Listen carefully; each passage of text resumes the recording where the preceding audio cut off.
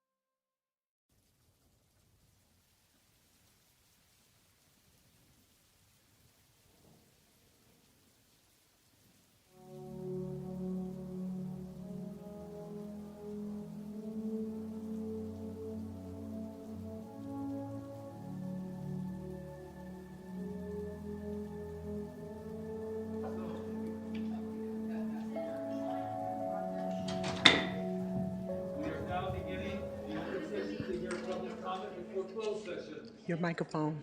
Microphone. Oh, let me try that again. We are now beginning the open session to hear public comments before closed session. Roll call. Councilmember Bonner. Here. Councilmember Robinson. Here. Councilmember Willis. Here. Councilmember Zepeda. Here. Mayor Martinez. Here. And for the record, Councilmember Jimenez and Vice Mayor McLaughlin will be absent. Thank you. Next item C. During closed session, the council will discuss the following items. Conference with legal counsel, existing litigation, Hanley's Hilltop Buick et al. Versus City of Richmond, Riggers Loft Wine Company versus City of Richmond et al., Hernandez versus Hodges, Wine Haven versus City of Richmond, Giddyville Rancheria of California et al. Versus United States of America et al., North Coast Rivers Alliance et al., Point Melody Alliance et al. Versus City of Richmond, and Eric Reason versus City of Richmond et al. Item C2, conference with legal counsel, anticipated litigation, and this is significant exposure. There are 2 cases. Item C3, conference with legal counsel, anticipated litigation, initiation of litigation. There's 1 case. Under C4, conference with labor negotiators, city designated representative is Dave Alshire, city attorney, unrepresented employee is city manager. Next is agency representative Sharon Taylor and Jack Hughes. Employee organizations include SEIU Local 1021 full-time unit and part-time unit, IFPTE Local 21 mid-level management unit and executive management unit, Richmond Police Officers Association, Richmond Police Management Association, IAFF Local 188, and Richmond Fire Management Association. Thank you. Now it's time for public comment before closed session. Are there any speakers? We do not have any requests to address the council. Okay, since there are no requests, closed session, our public comment is closed, and we will now adjourn to closed session.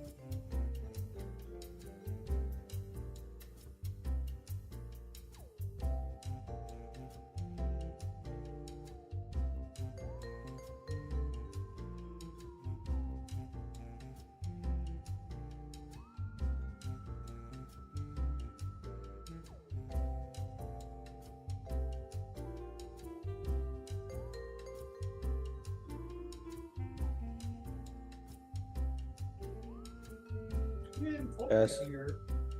No, I don't know what happened to it. I hear you. You can hear me. Oh.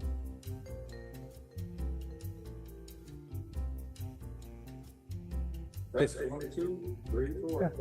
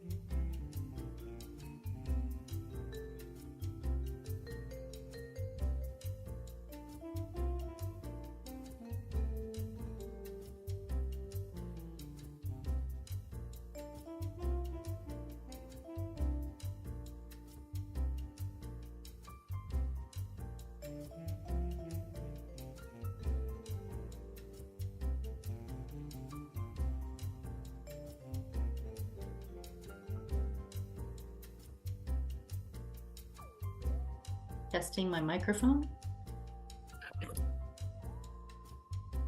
Can you hear me okay? Test, test, test. Can you hear me now? Yes, I can. Can you All hear right. me? I can't hear you in my headphones. Hmm. I can hear you on the other side. Go ahead and talk again. Good afternoon. Not coming on my headset. Okay, we can hear you. So what did you want to test? You just want to test in general? Yeah, just to make sure I'm there as a panelist. I have a district background that sometimes appears and sometimes doesn't, so I wanted to make sure I have that up. Okay. I'm trying to think of how I do that now. I think If I could go under video. Oh, here we go. Choose virtual background. Oh, I have it up. I have it up. Okay. You want to turn on your camera? Yeah.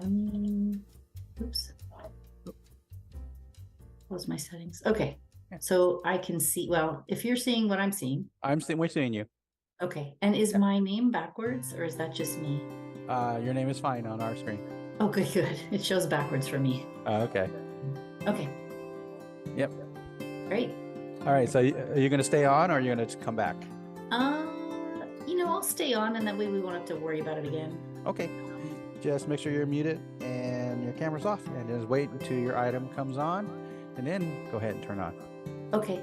And do you know, do I share my screen or does somebody else advance the slides? If you can do it, that'd be great. Did you want to advance your own slides? Doesn't matter to me. I have the same presentation, but I think we emailed it over to someone. So I can go either way. Yeah, we do have it. We do have it here. So would you prefer to run it yourself or? Sure.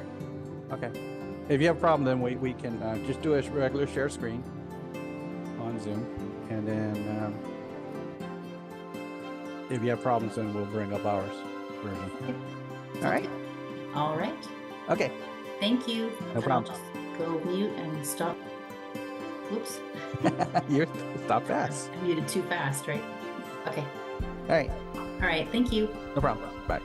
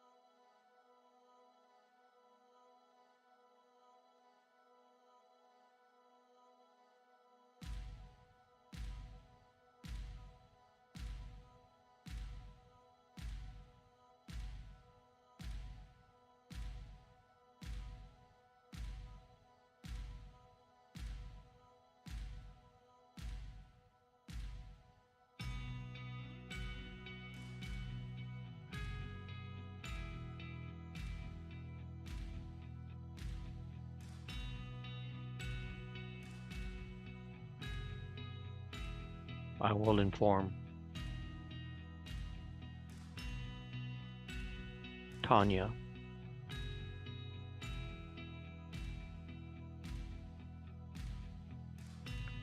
from CORE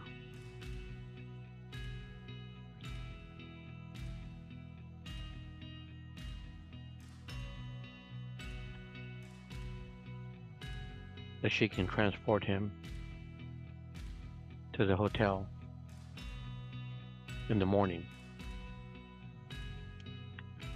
Thank you.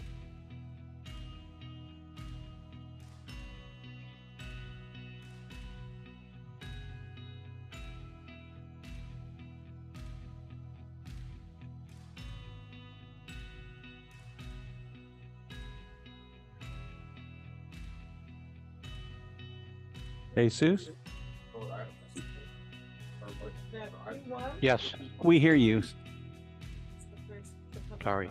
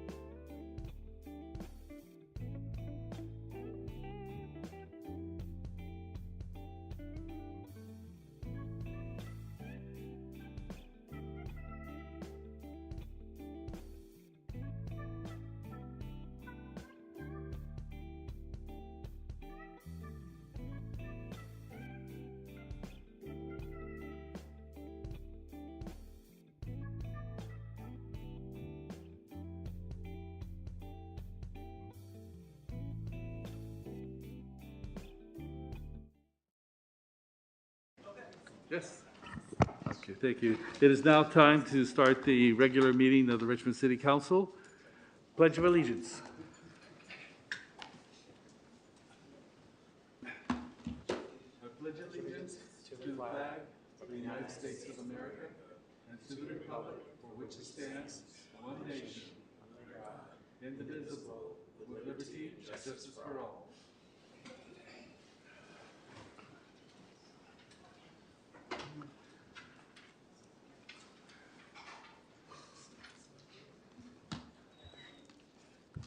Statement of Roll- conflict of interest.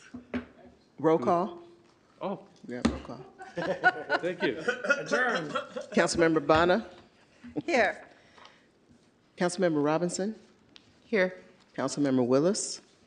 Here. Councilmember Zepeda? Here. Mayor Martinez? Here? And for the record, council members Jimenez and Vice Mayor McLaughlin will be absent the entire meeting. Next on the agenda is statement of conflict of interest. Are there any?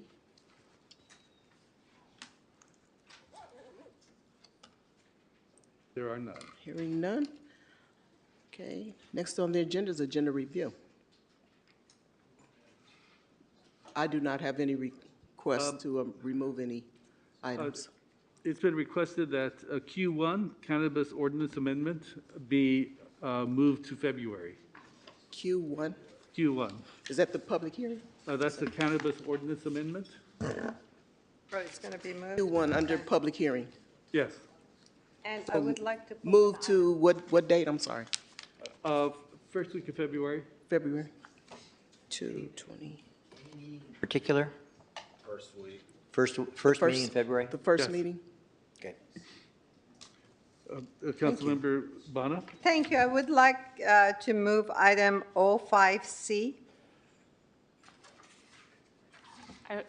Mayor, if we do not get to that item this evening, there's a possibility that infrastructure will continue to be damaged along the parkway that is potentially related to lights being out. I just talked to Lena, and she said. I know, it's I okay. talked to her, I said, based on inquiries that I've received from other council members, that we need to have the item heard this evening because we have competing requests amongst the council members. There's sorry. requests from other council members to protect the infrastructure along the parkway, and so we would like to have the item heard this evening. So it should be discussed then. So I'm just telling the mayor that if we don't discuss, if the item doesn't get heard this evening, that there may be a possibility that infrastructure will continue to be damaged along the parkway. Right, so, So as long as we hear it before the end of the night, so just say. Exactly. okay. So 05C has been pulled? Thank you. Anything else? If not, then we'll move on to the next item. Next item is a report from the city attorney of final decisions made during closed session.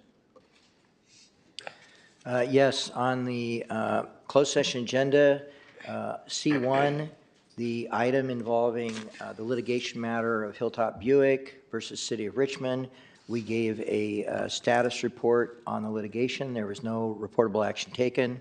The Riggers Wine Company versus Richmond, again, gave status report. There's no reportable action taken. Hernandez versus Hodges, we gave a report on settlement discussions concerning that item. There was no reportable action taken. Winehaven versus City of Richmond, that item was not discussed. The Giddyville matter was not discussed. The North Rivers Alliance litigation matter was not discussed. The litigation matter Reason versus City of Richmond, again, we had a settlement discussion concerning that matter. There was no reportable action taken. On C2, we had two cases of exposure to litigation. Those items were discussed. There was no reportable action. C3, which was anticipated and whether to initiate litigation in a matter, we gave a status report. There was no reportable action taken. And concerning the labor negotiations, the city manager contract was with an unrepresented employee was discussed. There was no reportable action taken. The litigation matters involving the employee organization, those items were not discussed. And that's the closed session report. Thank you. Next item? Our next item is a report from the city manager.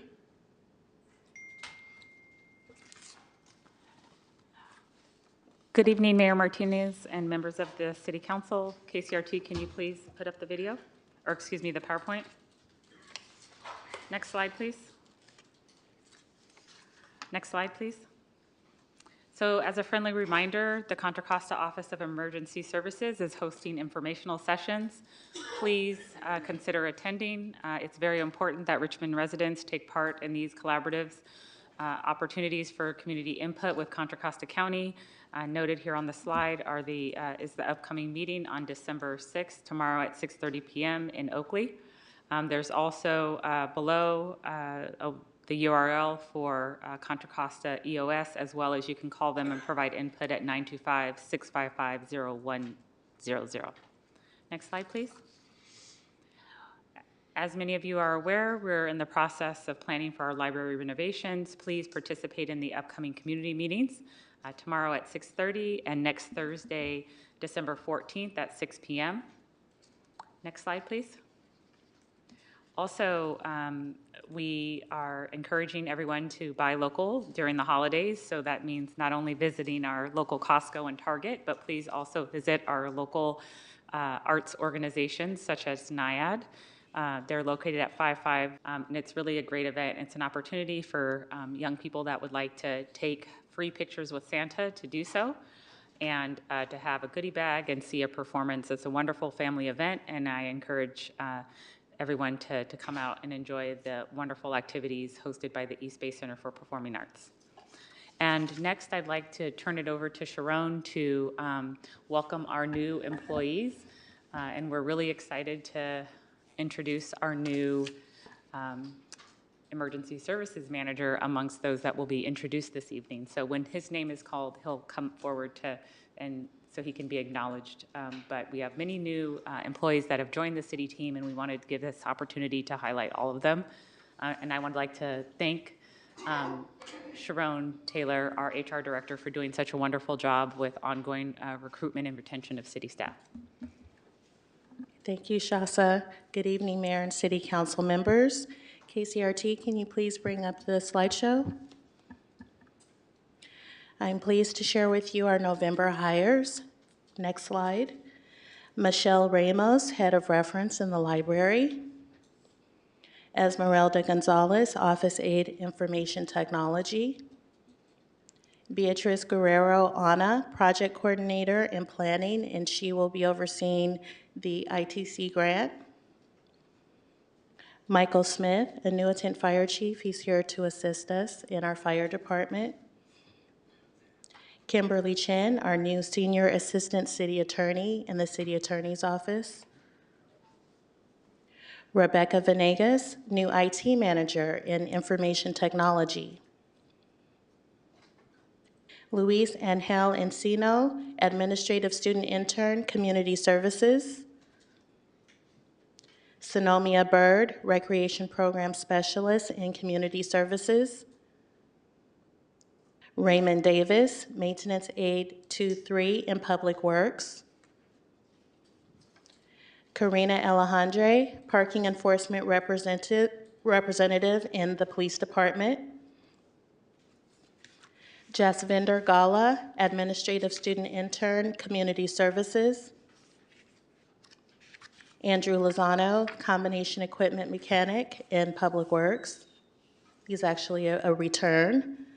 Austin Bass, Administrative Student Intern, Community Services. And I thank you for your time. I would also like to introduce you to our new Emergency Services Manager, Richard Diaz. He started with us yesterday, and we're very pleased that he's joined us. He'll be coming to the podium momentarily.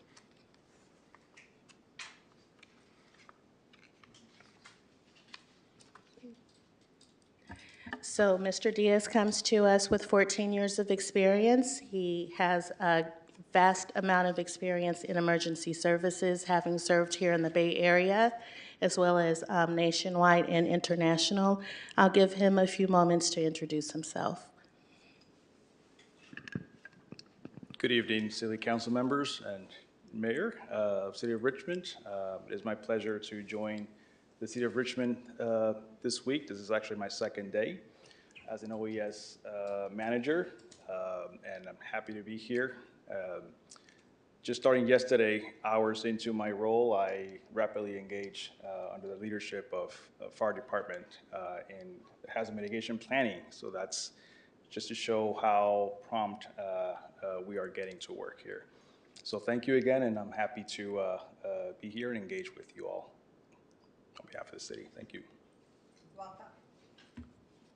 Thank you very much.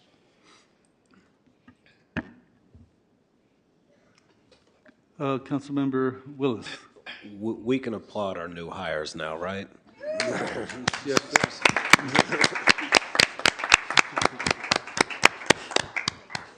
And I wish the rest of them had have come up so that we could have seen their faces, but all of you are welcome. Welcome to the family. You're going to make us even better than we are. Thank you. Our next item is reports of officers, referrals to staff, and general reports, including AB 123 reports. It's limited to 2 minutes per council member. Yes. Thank you, Mr. Mayor. Here is a current update for those of you who are in the Veolia wastewater district area, especially for those that are living in the Point Richmond area. You're right next door to the sewer. So as many of you have been probably getting notifications from them since yesterday, so over 27 hours ago, we just received the notification from Veolia letting us know what is happening at our waste treatment plant. The update there says the majority of the odors being experienced at the plant starting last night, December 4th, and carrying over to today are the results of taking a secondary clarifier offline to accommodate the contractor's construction work. They've begun draining the tank yesterday, and it's typical for there to be certain amounts of odor associated with the draining the tanks. Generally lasts until we can get the residual solids hosed off the tank. I'm just paraphrasing here, getting to the end. This is also going out on my emails here. The contractor that calibrates and services the instruments was on site today and indicated that they were having issues with the instruments. They believe that they should see an improvement in the perceived odors starting tonight. So we know that I'm working with staff in the mayor's office and trying to get a better response from Veolia because our residents deserve to be notified a lot quicker whenever something is happening. So that's the latest update so far. We'll keep you all appraised if something new comes up. Thank you. Anyone else? Councilmember Willis. Yeah, my reports mainly just come from feedback that I've been getting from resident stakeholders in my district, which, by the way, to city staff, I've seen y'all respond and stay on top of certain issues that come up. I know there's a lot of things that keep on rearing their head around the corner, but I still think it's important to uplift some of the more persisting issues so we don't, lose focus over some of the issues. And I know one thing that really came up today was 3 primary things. Human trafficking that is still very much been rampantly increasing around the 24th Street corridor and what that has done for traffic up and down 24th Street to where residents have even reported that they even get feedback from passerbyers on where are the sex workers at. And that's just kind of the perception that they're wanting to fight against, that this isn't a place where you can just do what you want, like we care about our community. So some of the things that I'm going to be meeting with different department heads about is figuring out strategies, building on what we already been dealing with on how are we addressing human trafficking in a humane way that isn't victimizing the victims. But that isn't punishing the victims. how are we coming up with creative ways to alleviate traffic in hot zone areas? Because we do have hot zone areas in the city, so if we know that those are where those hot spots are, using the data that we're compiling and that people have been reporting on to figure out creative strategies to alleviate some of those issues. And, you know, it's an ongoing issue citywide, but illegal dumping, especially when, you know, there's a group of folks that end up showing up in various areas, and then there's just a lot of trash that's left behind. Like, what are things that we're doing to alleviate that, discourage dumping, and getting folks to creatively care about the community spaces that they're occupying? So those are things that really came up. There has been a lot of work that has been done, but obviously the work still continues, and I just wanted to re-raise those issues up because they are things that residents have been extremely concerned about, and I want to shift this perception that nothing's going to happen when we can work on these issues and just keep on uplifting them as they come. So those are just the reports I wanted to, that I've been having in my district. Thank you. Thank you. Councilmember Bonner. Thank you. So because of Brown Act, we don't talk to each other outside that often, but I'm glad to hear my fellow council member and talking about the issue of human trafficking. So on my side, we've been talking about the gender-based violence, having the listening sessions, as I reported to you before, with survivors and service providers. And there are some key findings and summary. I haven't had time to summarize it and provide it to the council and to the public. But one conclusion is that it should be an ongoing effort, and especially we need to be able to hear the victims and survivors. So I'll update you next time about the plans for a task force on that issue. In addition, there's, you may have heard that your PG&E bill is going to go up by about $400 per year. PG&E told CPUC that they plan to underground 2,000 miles of their overhead lines, and CPUC said, go ahead, increase the rates. So what we're trying to do is, with the help of my fellow city council members and the mayor, doing a petition to CPUC and PG&E, asking them to underground very high voltage transmission lines in the very high fire hazard severity zone areas. And I'm going to go to the mayor's conference and get signatures from other mayors and council members in the Contra Costa County. Finally, I just wanted to thank our manager, HR director, for hiring new employees, especially EOS manager. We'll be meeting with him, and I already gave the good news to our fire department chiefs that I won't be bugging him as much anymore now that we have EOS manager. So we have somebody in charge for our request for public safety. And also thank Fire Chief and Fire Marshal and Public Works for installing the second fire danger sign, and we hope the next 2 and 3 will come up soon. Thank you very much. Oh, one more thing. I wanted to congratulate NIAD because SF MoMA has purchased 100 of their artworks. That's great. I think it's the first time a major museum is buying this type of artwork. It's something to be proud of, City of Richmond. That's worthy of a clap.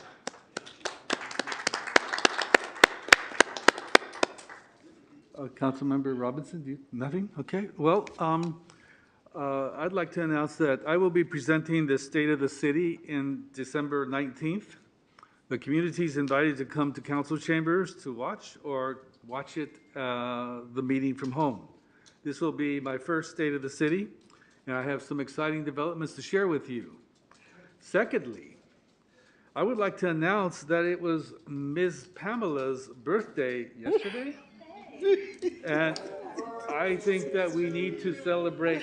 Happy birthday to you.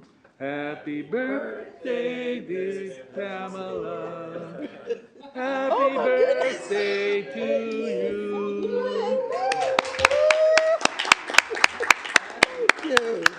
Thank you so much. Happy birthday. Oh, my goodness.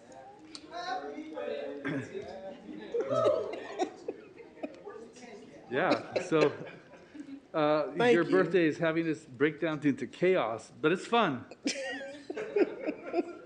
All right, next item.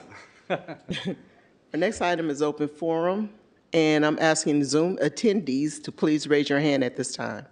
Open forum is a time to comment on items that remain on the consent calendar or items that are not on the agenda, and you will be limited to 2 minutes each. Let's see. So we have 4 speakers in-house. Mark Wasberg, Antoine Cloyd, Wesley Alexander, and the last speaker is Jamin Purcell.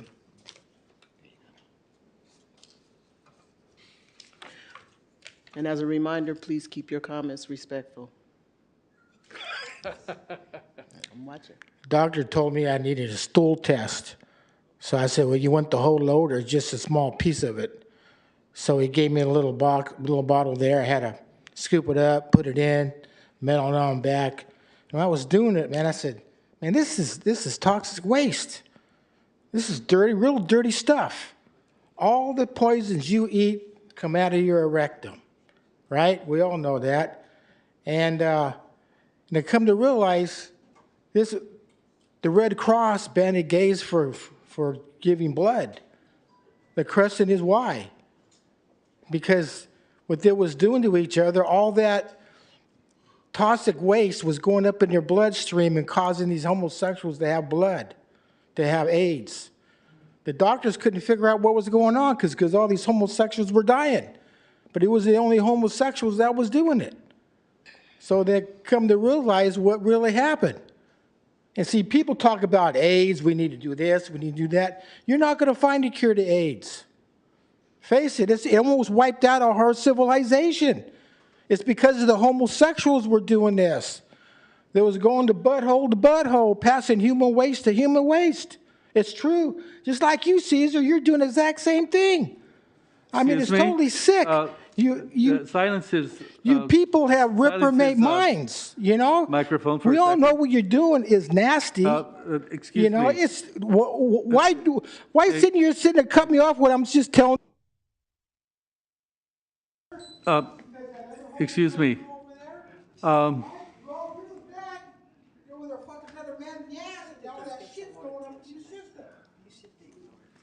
Yeah, he cannot make personal attacks.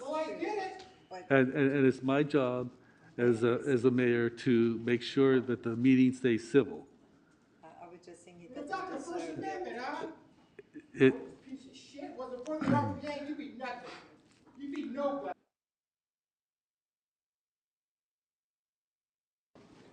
you can stop your personal attacks. What? Just remember something, Caesar. You Antoine Cloyd. because you fucking that guy in the ass. Yeah, my name is Antoine Cloyd. I'm a real Richmond resident. Caesar, I love you for who you are. I don't care how, they can't judge you for who you are. You are a Richmond resident. You fight for the people of Richmond.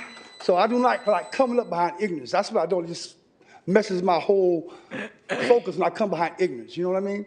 But I just stand just to say this to the city council. Our black footprint in Richmond is gone. Gone. It's not here anymore. Y'all need to fix that. You need to stop pushing up our black community up out of this town. Richmond was founded by the black folks that came through the shipyards, right? If you do your history on the backs of black folks, now you can, it's like looking for a dinosaur in this town. You know what I'm saying? Because there's no, only thing they doing is crime. At the end of the day, I'm gonna keep it real. Because the opportunities ain't there, the after-school programs ain't there, boys' clubs ain't there no more. There's nothing for our kids to do after 3 o'clock. Schools ain't got no programs. I mean, just look at it for real. Sometimes you gotta step out the picture and look at the picture frame so you see the whole picture. Our schools are suffering, for real. In our city, called Richmond. It ain't called Richmond because we broke. We spend more on lawyers than we do on our schools. Let's keep it real. If we would invest in our schools to these after-school programs the Cowboys, the Richmond Steelers, the cheerleader squads, they supposed to be here tonight on another item saying that, you know, crime is going crazy. Our police need money, right? They're working on half the numbers that they got. It don't make sense. Richmond ain't a bad place. You just got to put some money in it. You know, we got the highest tax bracket for a little city you ever want to see. We got Chevron sitting over there. They quit giving us money because we kept stressing. Your time has expired. Thank you very much. Wesley Alexander.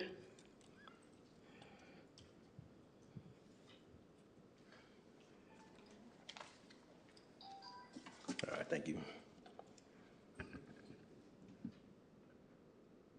You just turned it off.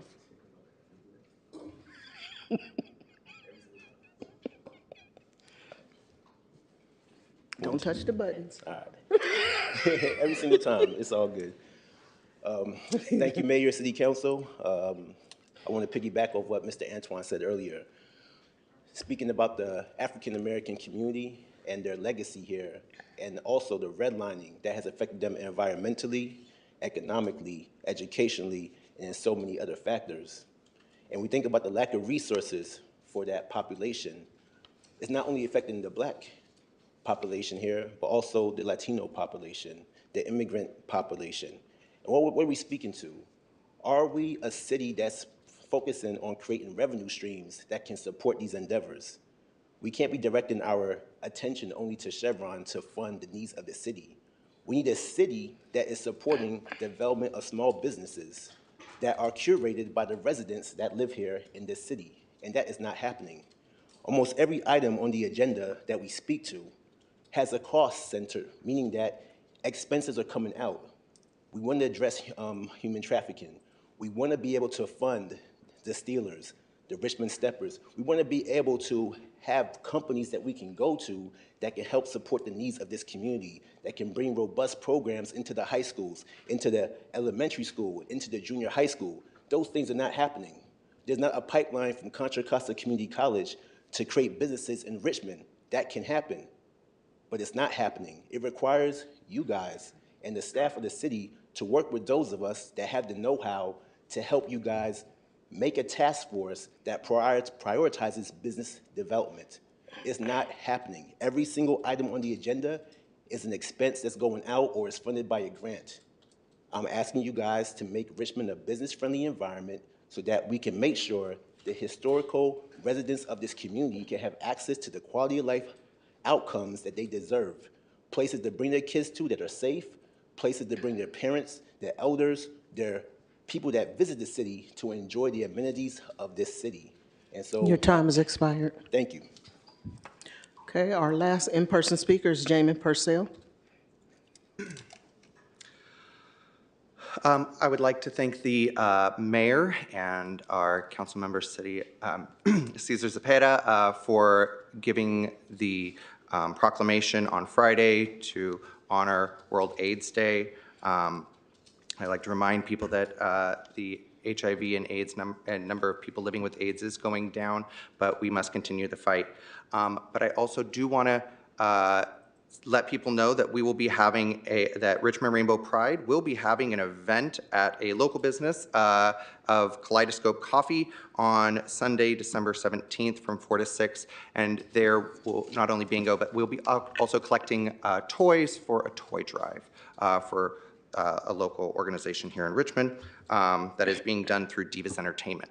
But I also would like to correct one thing, which is that actually LGBT people can donate blood as of August of this year. The Red Cross has been working on a study over the last 2 years and has been doing a lot of research to be able to ensure that the reasons why we had previously not allowed people to donate are now based off of individual choices, not broad sweeps of groups or individuals or targeting of people or people's identities. So I really want to correct that, you know, everybody should be giving blood. Everybody should be hopefully listed as an organ donor. As an organ donor myself, I really want to encourage us to be there for our community because there are many ways that we can be there, whether it's financially, whether it's giving toys, or whether it's giving the gift of life. And I hope that we remember that as we go forward into the holidays. Have a great day. Okay, now we'll move to our Zoom speakers. Okay, we have one speaker. We have Ruthie Deneen. Ruthie, you'll have 2 minutes to speak. You can go ahead and start. Hi, everyone. Thank you for having me here today. I just wanted to once again remind everybody that next Wednesday, December 13th, we'll have our Downtown Holiday Festival. Really important annual event at East Bay Center from 4 to 7:30. We'll have 2 shows of the Richmond Nutcracker, which is unique. It's our Richmond Nutcracker, just to remind everyone, at 5 o'clock and 6 p.m. And we'll have Santa Claus with goodie bags, giveaways, and photos. And our Richmond Nutcracker includes hip hop this year, a vocal ensemble, Mexican music and dance, traditional ballet, and of course our Iron Triangle Theater Ensemble.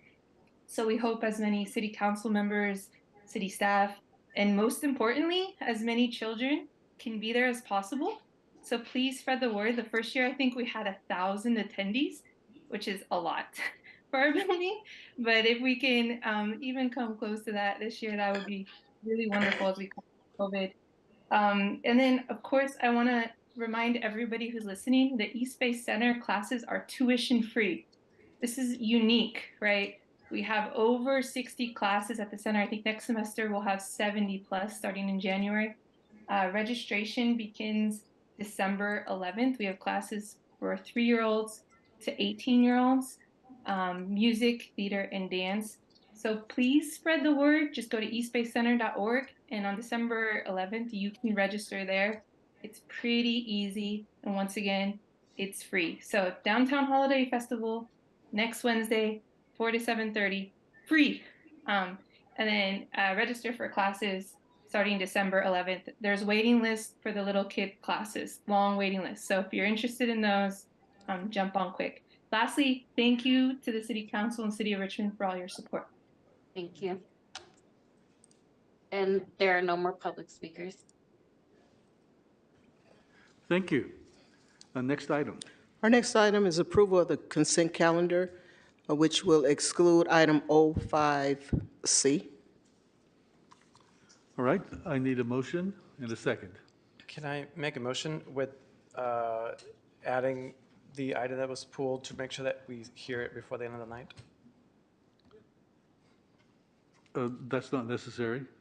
Okay, I just want to make sure that we don't carry it over to next. Well, we decide that at the end of the meeting by extending the meeting if necessary. Perfect, but as long as we do it, thank you, then that's the motion. Yes, Councilmember Willis.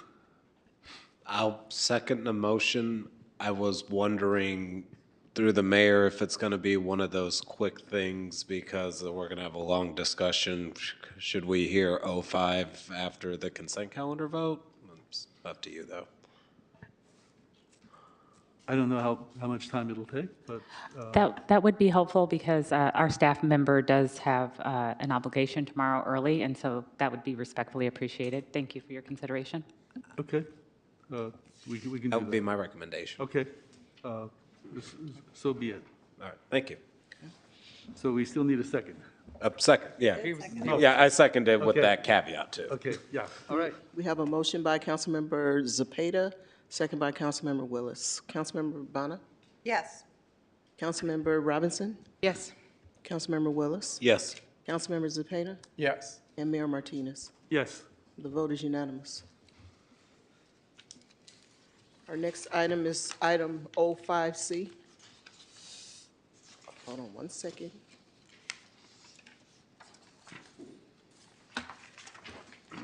Item 05C is to approve a contract with American Global Security in an amount not to exceed $353,524 to provide security guard services at the Castro encampment for up to 2 guards, 24 hours a day, 7 days a week, for a term beginning December 6th of 2023 and ending on June 30th of 2024. Good evening, Mayor, council members. Lena Velasco, Director of Community Development. With me this evening is Jesus Morales, Housing Manager.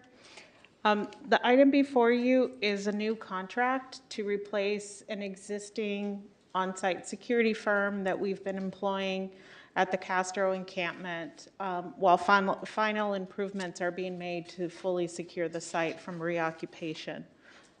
As the council may recall, we have successfully resolved the encampment that was a vehicle encampment at the site. We are still in the process of rehousing everybody that was relocated off the site. Some folks are still in temporary housing, but specifically the site will be restored to re-include the Bay Trail that used to traverse to the side.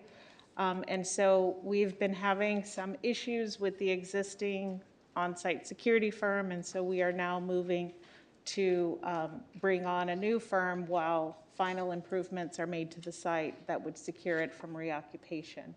And we're happy to answer any specific questions that the council may have. Lena, can you please just also highlight the funding source? Yes, the security has been funded and will continue as we're proposing to be funded by the Encampment Resolution Funding Grant.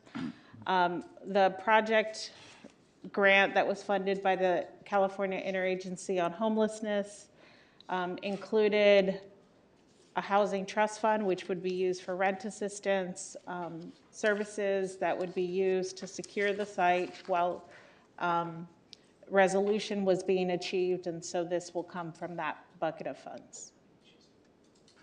So what I'm hearing is that this is for more than security, or is it only for security? This specific contract is to replace the existing security company and continue to provide the 24/7 security that we have. We are currently proposing to come back to the council with some final improvements. The council recently approved a contract with flock cameras. We are proposing to install, some of the work that is necessary to achieve that is restoring lights.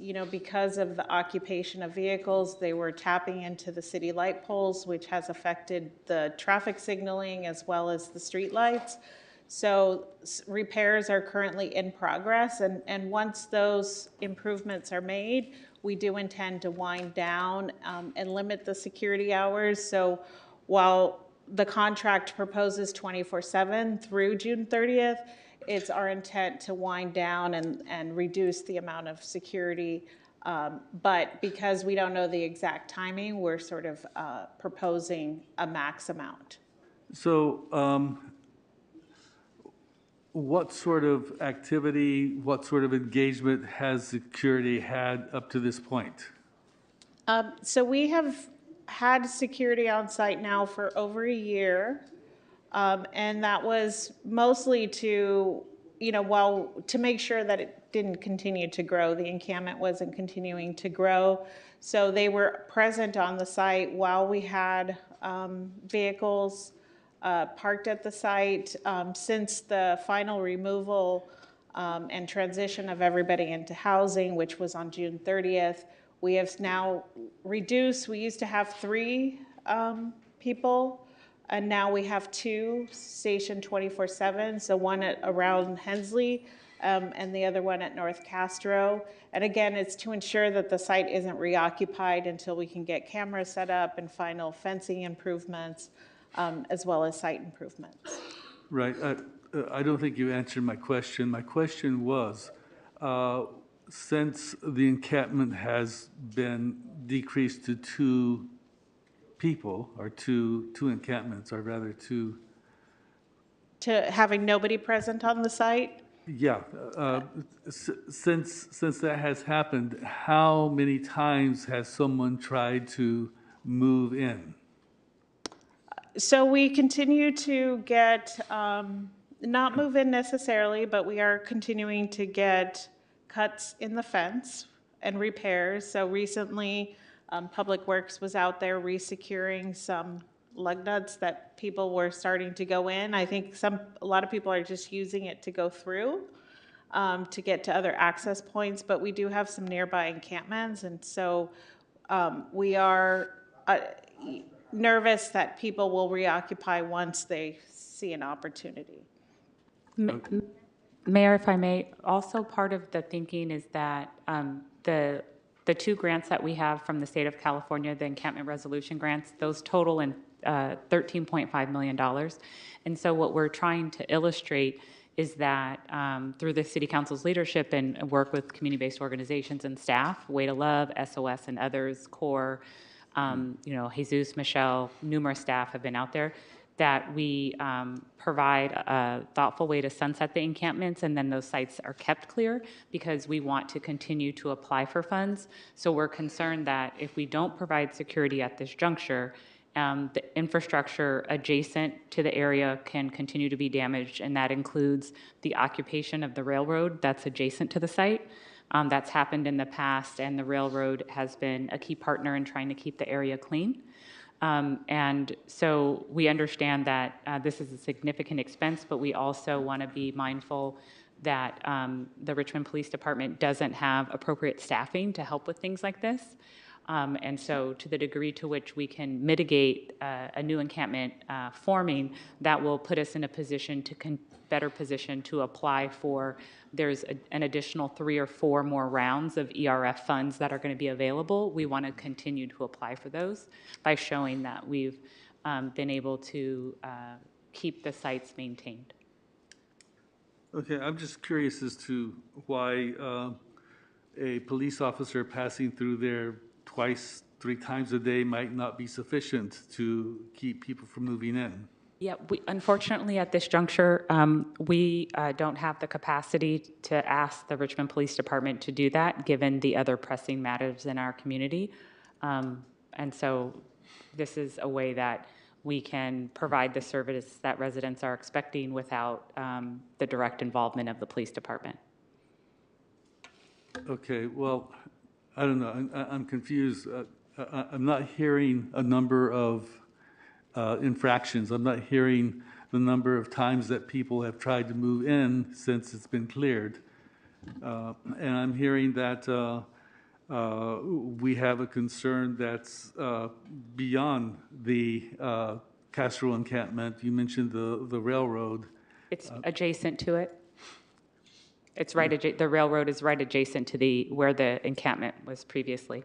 Right. So they're camping on the other side of the railroad? Generally, if the security is there, it helps defer and reduce activity in the area, which is the desired outcome. And Mayor, if I can add, I mean, I think one of the reasons we aren't seeing reoccupation is we do have 24/7 security. So we feel that that has contributed to the fact that the site has stayed,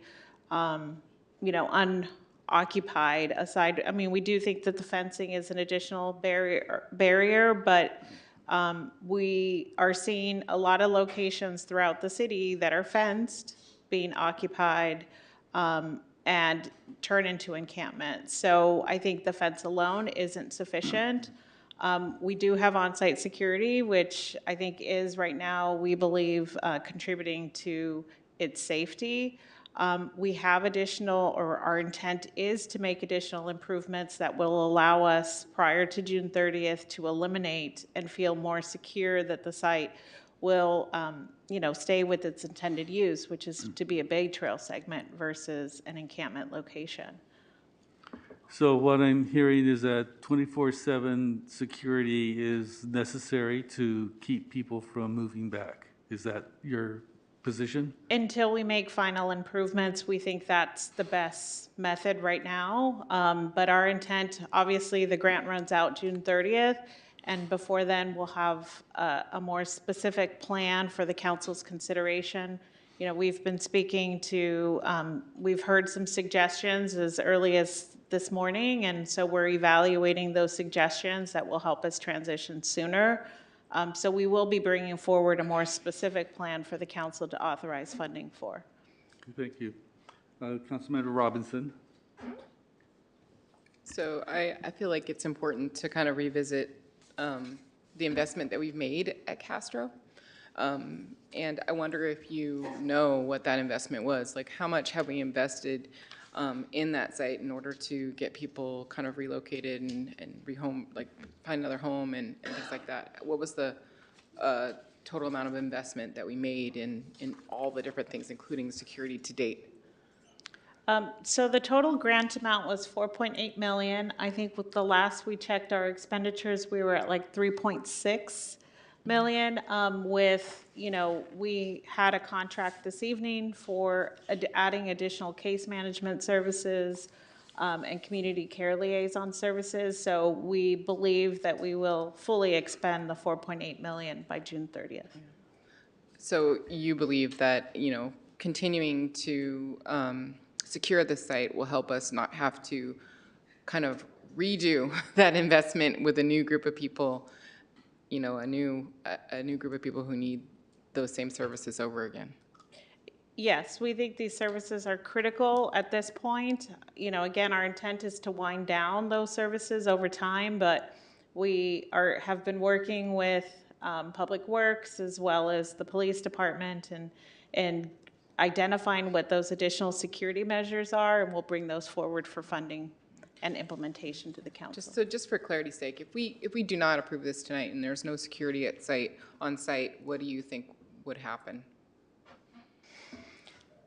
Certainly we'll start to get vandalism on the site, potentially some reoccupation of the site. And even if it's one or two people, right now our shelter beds are full. So relocation becomes very difficult. We have to offer services, and if there's no beds to offer, then, it has the potential to grow. And it may not be in the first week, 2 weeks, but we're moving into the holiday season and less people will be available, less staff will be on board. And so right now we're at a critical point.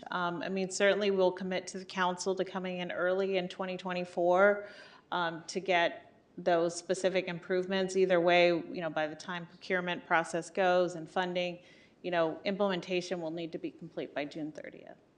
Thank you. I would also want to add that having the security there and the fencing that we've had, I think has really helped diminish the amount of illegal dumping that was happening at that location. We recently were able to put the swing gates at the entry to Castro Street, and so that prevents vehicles from entering to do the illegal dumping. And we also had a high number of stolen vehicles that not only were sometimes attributed to residents, but anybody just seeing that as an opportunity spot. That area has been very clean and clear ever since we've had the security there. And I believe having the security there, even now when it's empty, is important. We have had some reports or incidents where someone showed up to sort of habitate the place, but security was able to discourage them. Also recently, we were just informed by Public Works that someone had again tapped into one of the power poles to do illegal sourcing of electricity, and I believe they were actually running it across the track, which is very dangerous.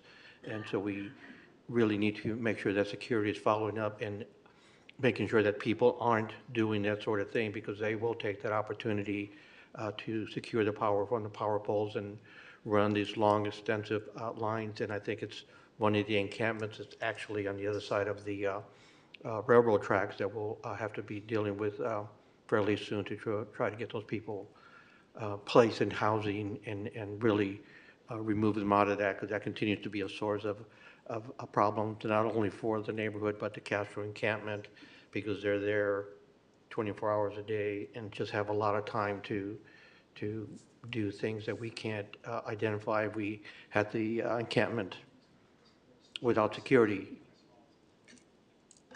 Also, there appears to be, I don't know if many of you have seen the university exit recently, but Caltrans has made a number of improvements there along the 80 freeway and at the exits and the off and on ramps.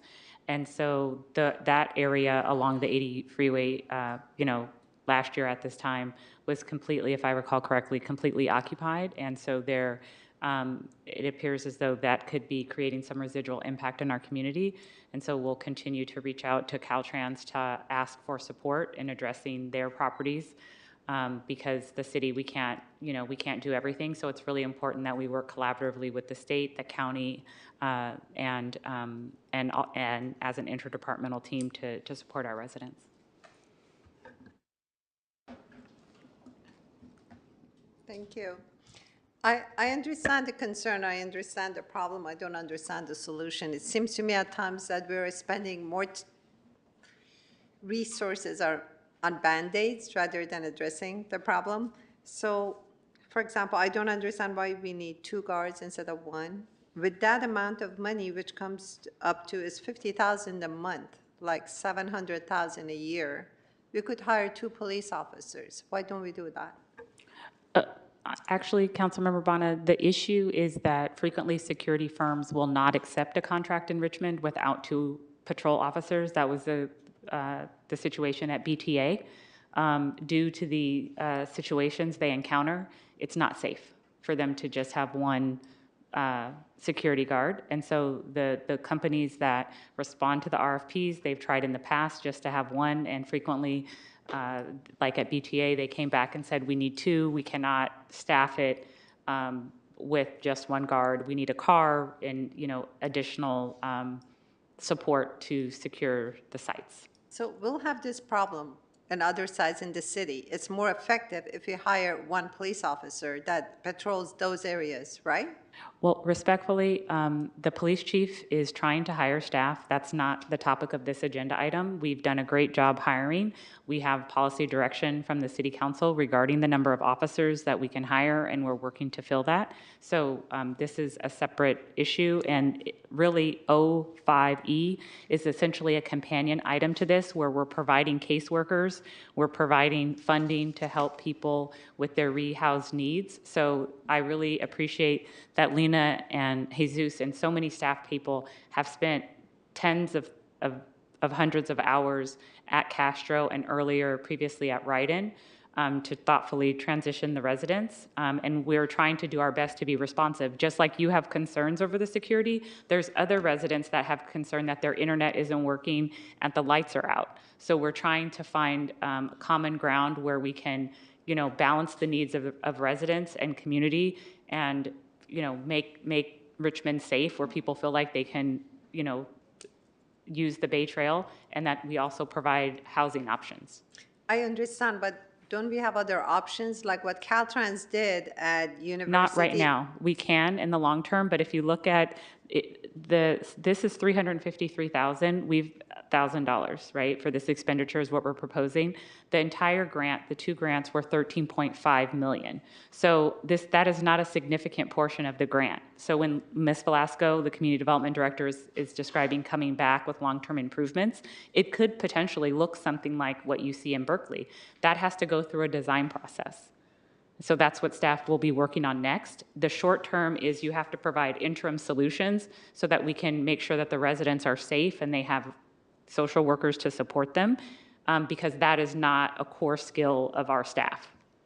And we have to maintain the site, and then we can come up with permanent solutions for the built environment. So we'll have a permanent solution by the time this period ends? Yes. Okay. Thank you. Yeah, and I think we're talking about different things. Right now, this item is only about the hiring of the guards and Castro. I'm curious, do we have any data on how much dumping was there before the encampment? Because it seems that the guards could actually pay for themselves by preventing dumping in that area.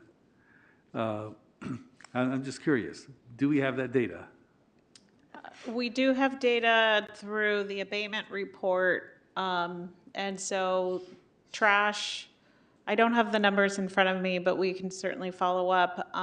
But, abatement was helping while the encampment was there, and as Jesus mentioned, we had a significant amount of stolen vehicles, stripped wiring that we would find on the site, in addition to a significant amount of illegal dumping, which has really been curbed.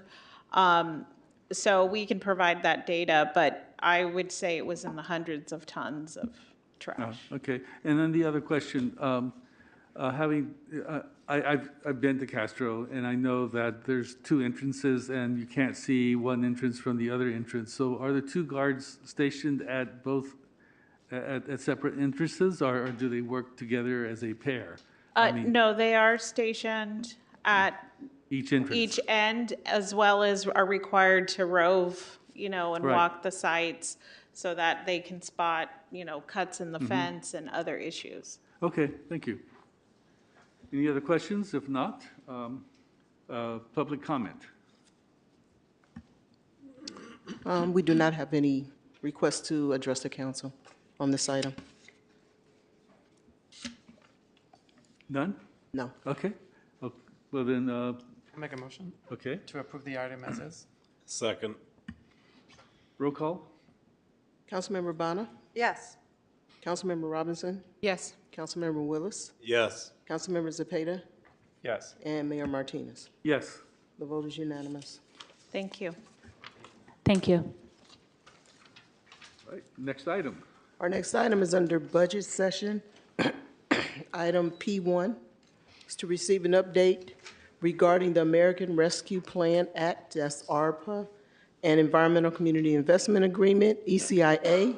Discuss recommendations to utilize ARPA and ECIA funds to offset identified shortfalls in capital projects and program projects aligned with the City Council's strategic goals, and adopt a resolution appropriating ARPA and ECIA to fund proposed expenditures. Thank you, Madam Clerk, Mayor Martinez, and members of the City Council. You should have before you at the dais a copy of the PowerPoint that we're going to go through. This is an updated version from what was included in eScribe, and it will be posted on the city's website tomorrow.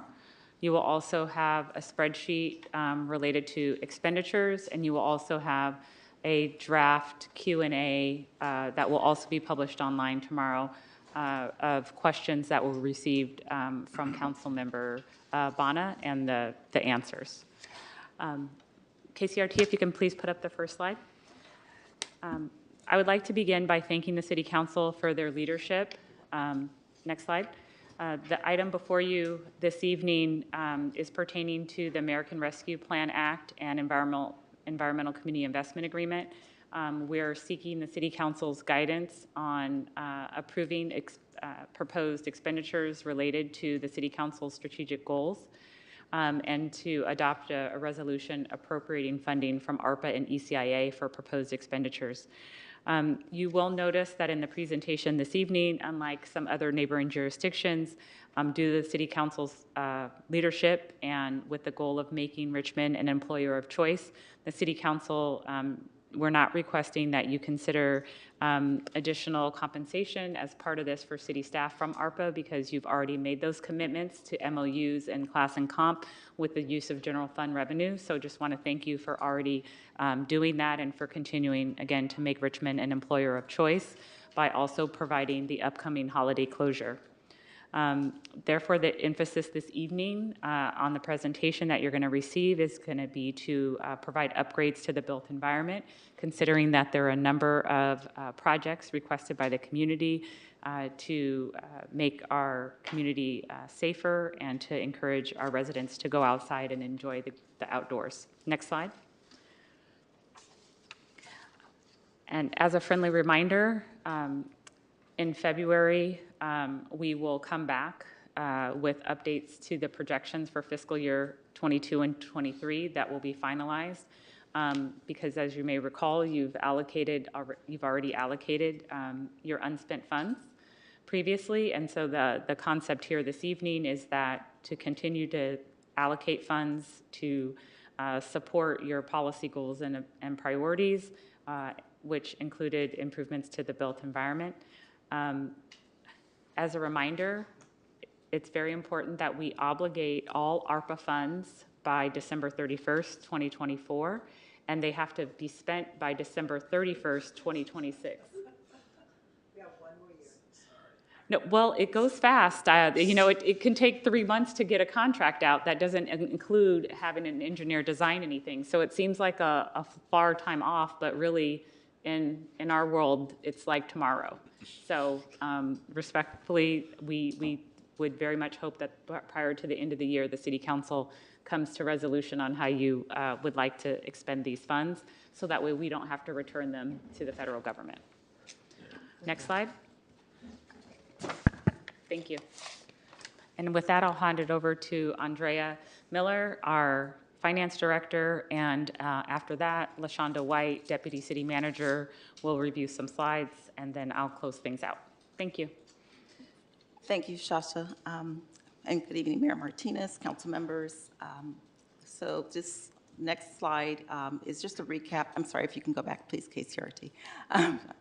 This slide just recaps the what the council approved at its November 7th meeting with the estimated year-end surplus and unspent funds, which was an estimated $14.3 million from revenues and excessive expenses. With the council's approval, we allocated additional $2.4 million to the city's reserves, leaving an amount of $11.9 million available. There was an additional 10% contribution to our other post-employment benefits, as well as an additional 10% to the CalPERS pension, leaving a remaining of $9.5 million that had been allocated to additional projects. Next slide, please. Again, at the November 7th meeting, the council did approve an appropriation of $5,460,000 to fiscal year 23-24 CIP anticipated shortfall. These were grant-funded projects that city staff anticipates that it can complete this current fiscal year. In addition, the council approved allocating to fiscal year 24-25 partial funding of $3,261,717 to additional CIP shortfalls. And again, these were all grant-funded projects which required additional matching funds. In addition, $520,000 was allocated to Stenmark Cottages, and $278,500 was allocated to the Richmond Fire Emergency Operations Center upgrades. Examples of additional unmet capital needs that staff has identified of about $8.6 million includes capital improvement shortfalls of another $6.3 million, which I'll go into greater detail on the next slide. $1 million allocated to Booker T. Anderson. I'm sorry, if you can go back, please, KCRT. Thank you.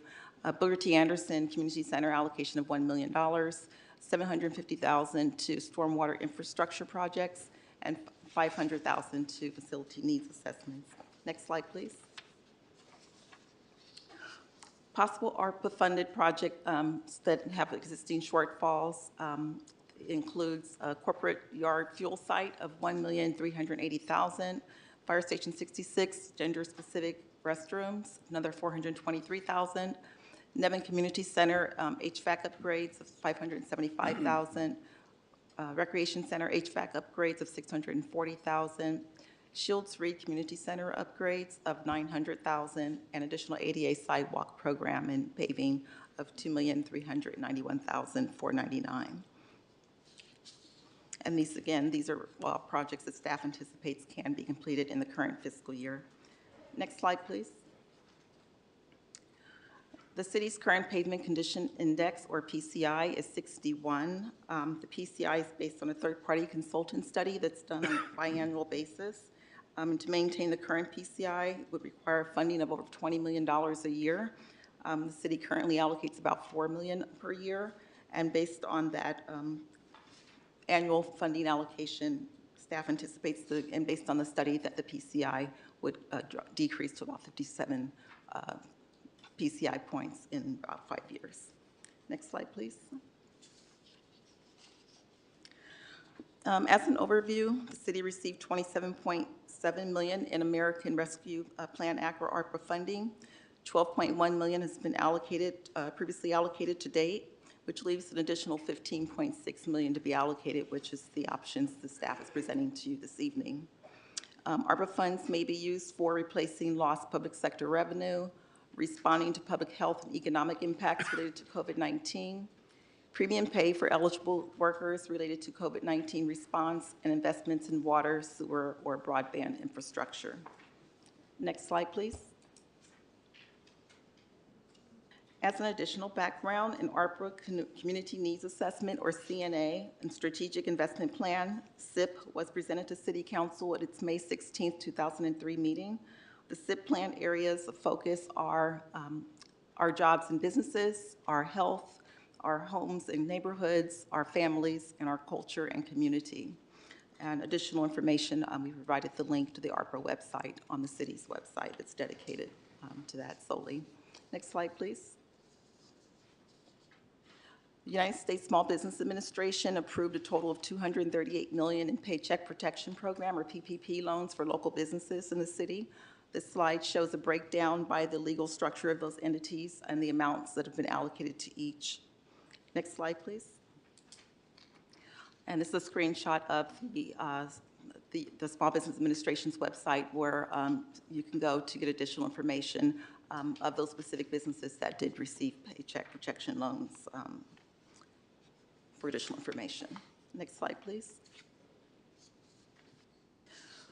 ARPA funding and possibilities, again, as I've already stated, it's about $15.6 million that we have to allocate.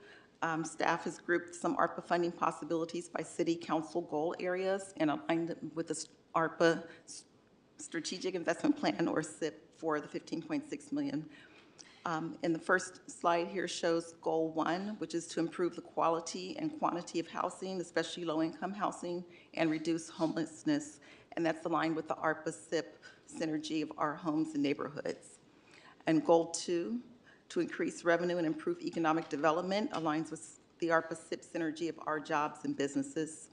Next slide, please.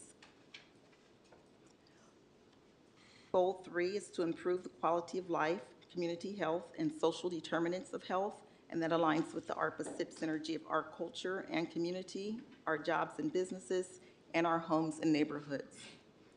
Goal 4 is to improve public safety, and that aligns with the ARPA SIP synergy of our culture and community. And we've also included ARPA goals 5 and 6, and no recommendations are included in those categories. So as you can see, there are more demand and supply of funds, and we've just included various ranges for council's consideration. Next slide, please.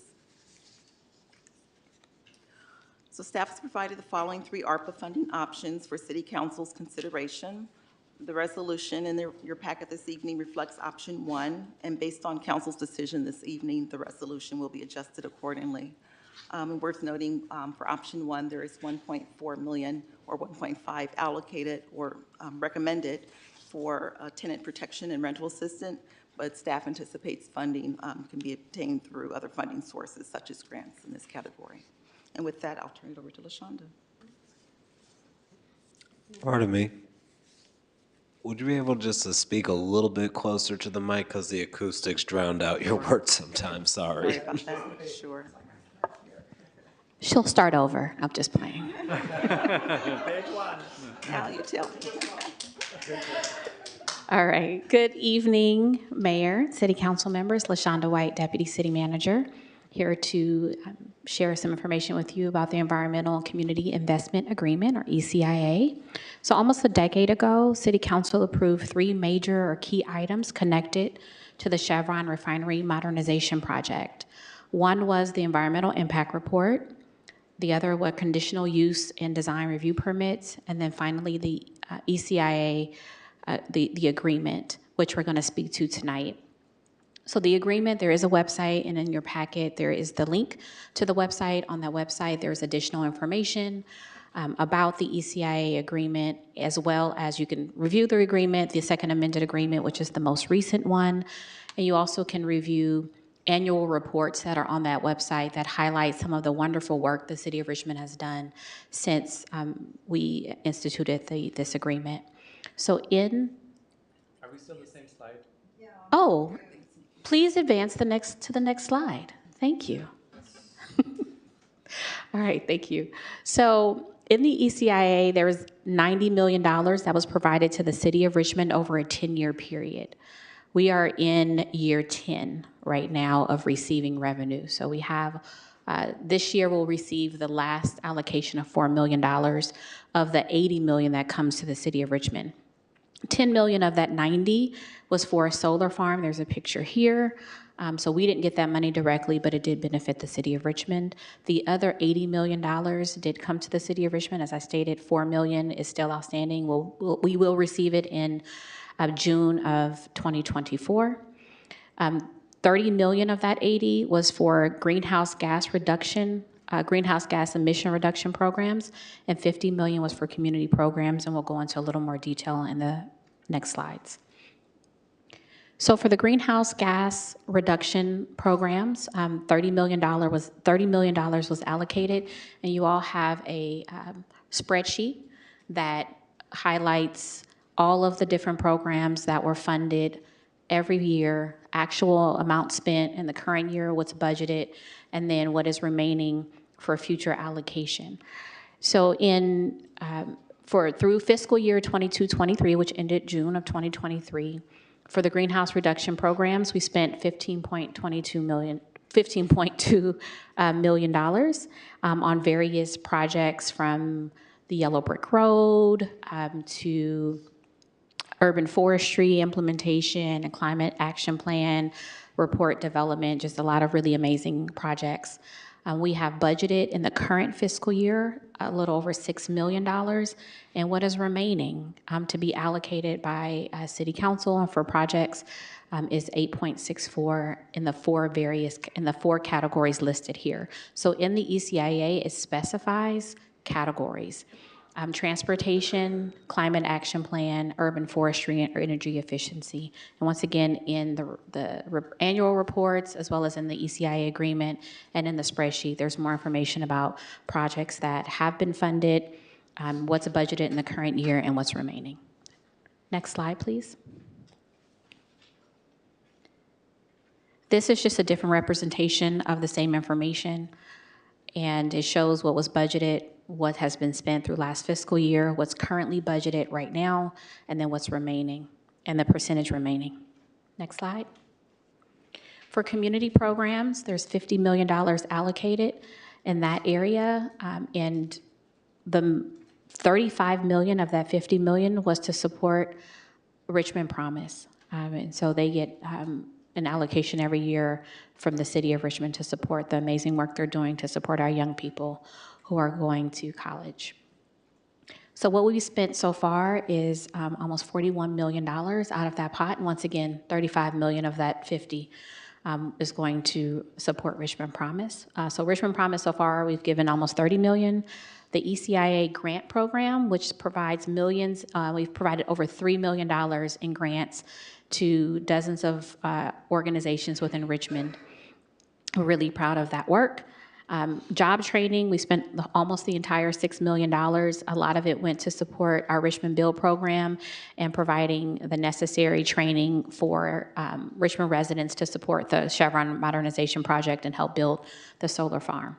We spent almost $1.3 million to support public safety, and that funding goes to support Office of Neighborhood Safety, Richmond Police Department, especially around the Explorers program, and then the Richmond Fire Department. And we spent almost $618,000 on the free internet program. In the current year, we have $3.7 million budgeted for various things. 2.3 of that $3 million is going to Richmond Promise. And then some funding is going, of course, to continue to support the ECIA grant program, and then public safety. Here's another representation of that same information that I shared, showing the percentage remaining. There is, as you can tell here, a smaller amount of money available in the community programs. Next slide, please. So as far as the recommendation from city staff around how to spend some of the ECIA funding, the recommendation is for $312,800 from the public safety category. And we're asking for $200,000 for renovations to the Richmond Fire Department boat, almost $38,000 for some fire personnel rescue training, and then $75,000 for mandated equipment replacement for fire. And that $312,000 comes out of what would be remaining in the public safety budget. Next slide, please. With that, I'll turn it back over to Ms. Miller. So our proposed next steps, is that okay? Our proposed next steps to work with specific city departments to implement programs and ensure funds are spent in alignment with the policies and within funding deadlines, to continue to monitor the existing capital projects and arising capital needs in the city and prioritize pursuing grant funding. We plan to return at mid-year and or during the fiscal year 2024-25 budget development process to discuss and receive direction on $14 million available to support various programs outlined in this ECIA. We plan to continue to support the priorities outlined in the ARPA Strategic Investment Plan without using ARPA funds, and provide City Council with the ongoing updates regarding funded programs and projects, and seek guidance as needed. Next slide. And with that, I will turn it over to Shasa. Thank you, LaShonda White and Andrea Miller. A reminder for the council what the recommended action is this evening. Next slide. And we want to open it up for questions. You can see we had a good time at the tree lighting with our recreation staff that did a great job hosting our community.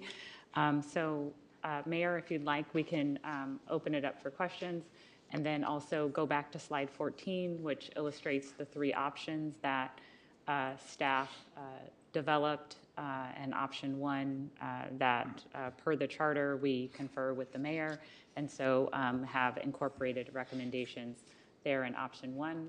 And so the objective this evening is for us to get your input and for you all to let us know if you'd like to move any funds around from this slide into different categories, or if there's an option that you prefer. Okay, Councilmember Robinson. Okay, so thank you so much. It's been a long time coming. We wanted to get these funds allocated and out the door. By and large, I feel like a lot of the things I'm seeing here are good. I am deeply concerned about the choice of allocation of funds to support businesses. When I read the ARPA report, it seemed to say quite clearly, our report that we did in terms of community needs, it seemed to say quite clearly that small businesses were in need of and wanted capacity building support. So support so that if another disaster happened, they could have the capacity to apply for things like the PPP grant, which a lot of smaller businesses in Richmond actually did not apply for because they did not have their things together, and the money was gone by the time they got their stuff together to be able to apply.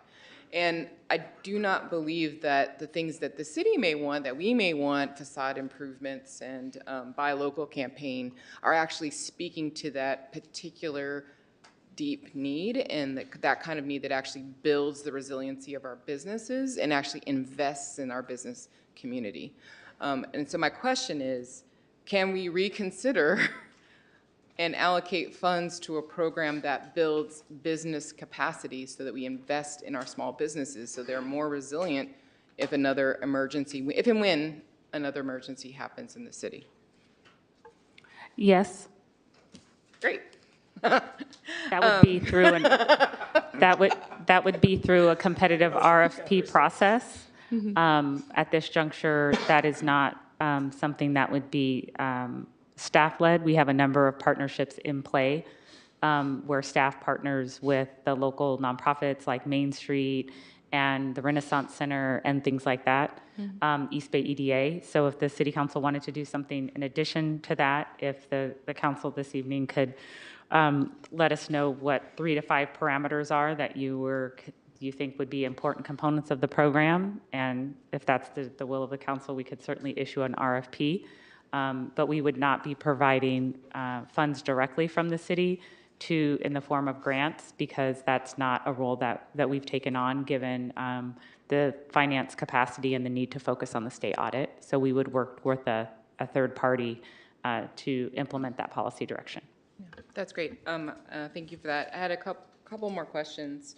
Another one is, another thing they explicitly point out as an ARPA goal is infrastructure improvements like stormwater. And so I know, kind of being on the internal ad hoc committee, that we have a lot of needs around improvement of stormwater facilities, and we're about to go into another, what's being called El Nino year, and we don't have a lot of these, infrastructure improvements in place. And this is something that isn't being prioritized in either option 1 or 3. I feel like this is another area where I wonder if we can prioritize that, especially because it is an explicit category named in ARPA as a good use of funds. Yes, if that's the will of the Council. Yeah. And then just finally, I wanted to point out that the art initiative that's being called kind of under public safety and everything's, my understanding is that initiative would be like an arts corridor. And in my mind, that's like another business investment. Like if you're creating an arts corridor, you're creating a corridor where people are going to be attracted to that corridor because they can expect a certain amount of cultural like activities and other things. That actually really supports businesses, and I feel like that's another investment. So I wonder if we can also kind of reclassify that as more of a business investment in our economic structure. And I would like to ask the council tonight to actually invest in that as well, because I feel like that builds the kind of resilience we need to be responsive to changes in economics and economic things. So can we change the way that we're thinking about that category and really think about it as an investment in our economy? Yes, and staff, I checked in with staff today. They, per the city council's previous direction, there is a draft RFP that staff are working to finalize for the art initiative / corridor. But that's currently unfunded, right? Like, No, your point is well taken, but Yeah. I was just saying that there is work being done, but I wanted to let council know, because they've previously given us direction to work on it, that we have been working on it. And my last final is the PCI. I was unclear. I know it was mentioned that we were not investing enough in the pavement index, and that we need to be investing much more, and it's going to continue to decline, worse and worse roads. But I'm not seeing. I'm missing where it is in this proposal. Is it included in the capital improvements shortfall, or is it just mentioned that it's something we need to do, but it's not actually included in these allocation recommendations? So on slide 6, where it says possible ARPA-funded CIP shortfall projects, that last bullet talks about ADA sidewalk program, citywide paving program, or other needed projects. And there's almost $4 million listed there. Okay. So it that is included where- there. It's included in that $6 million number. Yes. Okay, thank you. Right, welcome. so even after, if the council were to allocate the proposed expenditures for CIP projects, we will, in excess of the 6.3, we will continue to have a CIP shortfall, and on just for our paving alone, we should be spending $20 million a year for, to improve our paving. So just wanted to make sure that the council is aware of that, because we're investing approximately $5 million a year now. Even if we increase it to 7.4 almost, we're still going to have a paving index that's decreasing instead of increasing. And so wanted to let the council know that as we do, if there are any unspent funds when we come back to the council early next year, that may be an area that the council wants to strongly consider making additional investments. Thank you. I'm going to let some other people get questions. Councilmember Willis.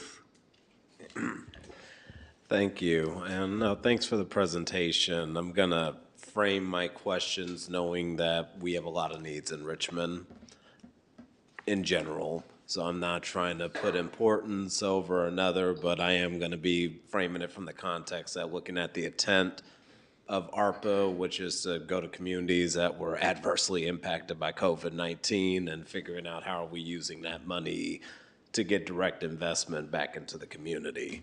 So that being said, I guess, you know, some of the stuff on the recommended spreadsheet I'm supportive of. Other ones I'm like, could we find another funding source sometime in the future?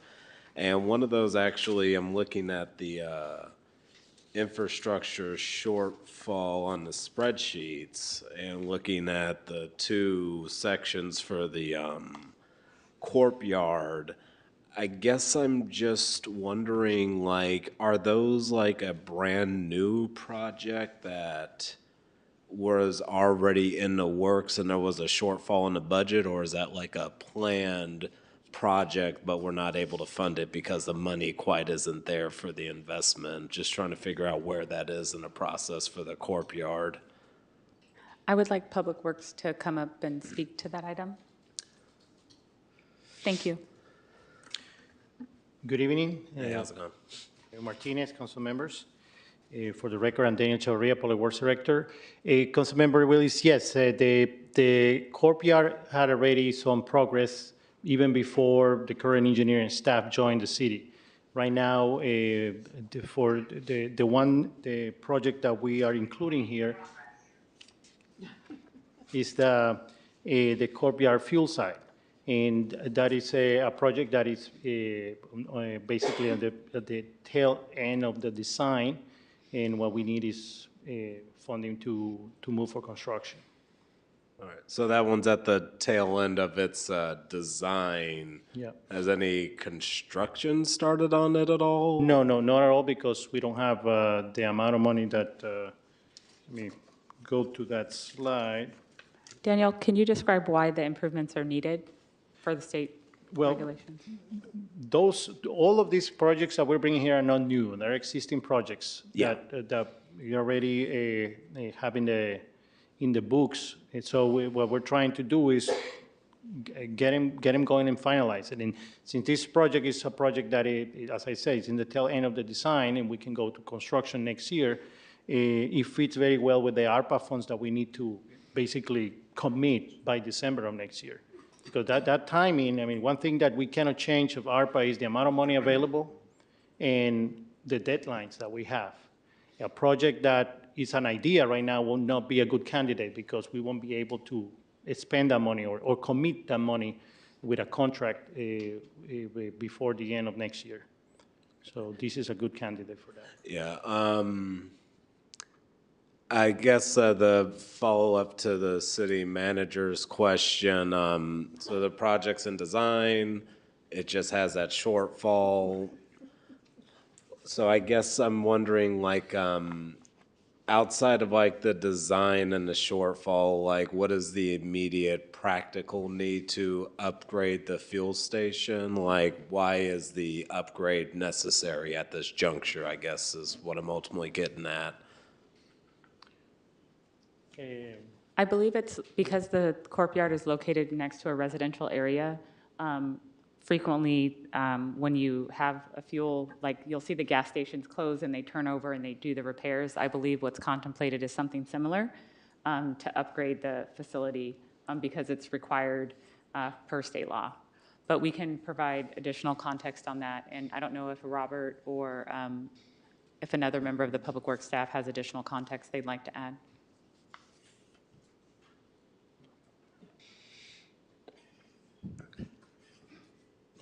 Okay. This is not Jeopardy or Wheel of Fortune. I mean, 3 and 2, I'm a full count here and I bring in my. Good evening, Mayor Martinez and members of City Council. Robert Armijo for the record, the city engineer. I can add, I think it was a very good discussion. What I can add is that there's some technological upgrades that need to happen to the site. Our current fueling station that we have that services city vehicles is aged. It needs some technological upgrades for tracking purposes of the fuel, for fuel containment and spills and other kind of safety type of improvements to bring it up to current standards. Those are the types of improvements that we're looking to make at the fuel station. If you need a more comprehensive listing of all the benefits that would come from this project, we can certainly provide that later. Okay. No, thank you. I've got a number of other questions related to that one now, but I guess how long have these upgrades been planned for? Like, when was that moment that we had this, for lack of a better term, coming to Jesus moment, saying this upgrade needs to happen now? Well, I think our director was speaking to that.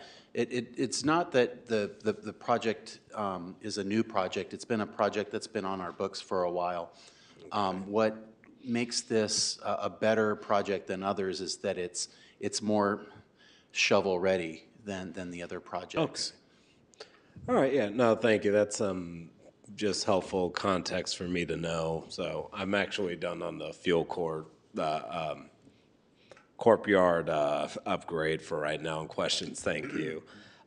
Final couple of questions, and I'll yield the floor if something Councilmember Robinson was already talking about, but I wanted to expand on a little bit more. I know recently, a couple months ago, we did pass a direction from the council to help create a arts district for the city of Richmond, and I've been trying to find it through all the agenda documents, the community survey that made like spending ARPA priority arts is one of the priorities, but I don't actually see that reflected on the spreadsheet, so I was wondering, okay, I mean, guess why isn't like arts reflected explicitly on the spreadsheet for recommendations on spending? My assumption going into this evening is that the council, we're going to probably move some dollars around. That was my assumption too, yeah, I guess. So that way, okay. So that way, and so we were trying to, we don't have a definitive cost yet because we haven't completed the RFP. Okay. So we don't have a definitive cost. And so, you know, that could also be looked at as noted as a business attraction and retention strategy. And so that's certainly something that we would encourage the city council to consider. We've noted there's that the opportunity is essentially there's more demand than we have funding. So we tried to list what we knew were things that we've heard from the council. And we understand that there's a desire to also support small businesses. Mm-hmm. And we do have some nonprofits that are already engaged in that effort. And so we could certainly ask our economic development staff to partner with the Economic Development Commission and those entities that service small businesses to issue an RFP to provide more services. Okay. All right, so the expectation was this is like the low-hanging fruit or priorities of what we see that we can accomplish now, but the discussion is seeing like where we're ultimately going to land. That's helpful context. And I guess my final question too is not just thinking about small businesses. Councilmember Robinson touched on that because that's what I was walking up having questions about. But I know in the past like month or so, some more emergent needs have been brought to my attention that we may want to consider for ARPA dollars. Is it possible for us to say, which I think I know the answer to this, I just want to reconfirm it, but is it possible for us to say like we want to see this amount dedicated to small business supportive services or art or yes. housing, but also just say we're setting it aside for this attention, but we're going to go out for requests for proposals or check in with our own infrastructure before an expenditure plan is created? Yes, that's what we would do. And so, for example, if you're looking at option one, I think the opportunity is, for example, right, there's a great demand for soccer fields, so we've included that. There's also been requests to expand YouthWorks, and as well as tenant protection and rental assistance, but we have done a lot of that with the ERF funds that we've received. So there could be, but I think it's important for the council to provide final policy direction, and then we will update the resolution to fit the guidance from the council. All right, I'm sure my 5 minutes are up, so I'll yield the floor. Thank you, everybody. Thank you. Councilmember Cepeda. Thank you, Mr. Mayor. Robert, more questions for you on the fuel side. I'll try to make it easy, but I don't know if it will be. We are trying to transition our fleet. So I don't see anything in here to help us transition our courtyard to be able to provide for the future of our fleets. A fuel site, I understand, is for today, an immediate need. Can we, instead of doing more fuel, which we're trying to get away from, can we start incorporating electric or hydrogen, or again, that future? Because this has been a conversation for the past couple of months, transitioning our fleet. So, Councilperson Cepeda, that's an excellent question, and it's certainly engineering isn't leading the electrification of the fleet. That's a real mouthful. But I believe our fleet and our deputy director over operations is also working on that, and I'll step aside and let Daniel speak to that a little bit more. So those plans are proceeding, and I think, you know, it's a wonderful question. It's something that we should certainly think about. You know, in the meantime, we still have to fuel our vehicles. We still have the need to have a state-of-the-art fueling facility so that staff can operate their vehicles and have a good fueling station. So it's still a need. It's still a project on the books, like we discussed before. It's the reason why this one is coming up is it's more shovel-ready than some of our other efforts, like electrification. But I'll step aside and let Daniel speak more to that effort. If I may, there is an interdepartmental team that has developed a draft RFP per the city council direction, and our expectation is that that can be partially funded with ECIA funds. And so that's why we were, since we don't have the exact cost for that yet, that would be something that could come back to the city council, and you could consider if you want to allocate ECIA funds for that. Well, the RFP already went out, right? So you know the answer. So we already have the funding for that. So this is more about planning the courtyard to electrify the courtyard to be ready for that. Right. So at this juncture, I wouldn't count on PG&E to have anything done by 2024, based on how things are going with some of the other developments in our community. And so I would be concerned about trying to tie any request for infrastructure related to ARPA and connecting that with PG&E. Okay. Anything else, Daniel? Well, yeah, I just want to add, as was already mentioned, the city council director staff previously this year, city staff issued a request for proposal, an RFP, for a zero-emission vehicle and infrastructure transition plan. So we received 6 proposals from 6 different firms, and in the month of December and January, we'll be evaluating a panel of different members will evaluate the proposals and bring to the city council sometime in February the recommendation to award these consultant services. This is the consultant services to develop this transition plan from where we are right now to a zero emission fleet and infrastructure. And definitely part of the infrastructure is going to be the courtyard. Now, this transition plan is being envisioned as a plan that is going to take at least 5 years, and from somewhere between 5 to 10 years. So we will know. I'm sorry, somewhere from now to up to maximum 10 years. So every year in this plan, we will have actions that we will bring to the city council. I mean, the plan will say how much we're going to need per year, and the city council in the end will adopt that plan and support that plan with every year budget. And let me ask a question. The current fuel site that we have, how much more lifespan do we have in that one? And how much more do we expect to gain out of this new investment? More than think in terms of trying to make the existing site up to or better in terms of more modern for fuel is safer. So it's to comply with current requirements, safety requirements. So it's more like it's a must. We have to in order to provide safety, right? And as we develop the plan and we transition to the zero-emission fleet and infrastructure. And alternatively, if the council doesn't want to fund this expenditure, we can get a cost to close it, and then we would just increase our cost to buy fuel, so we wouldn't be buying in bulk, and we would buy it from, which is a significant cost savings now because we buy in bulk and we have a contract, so we know what the rate is going to be.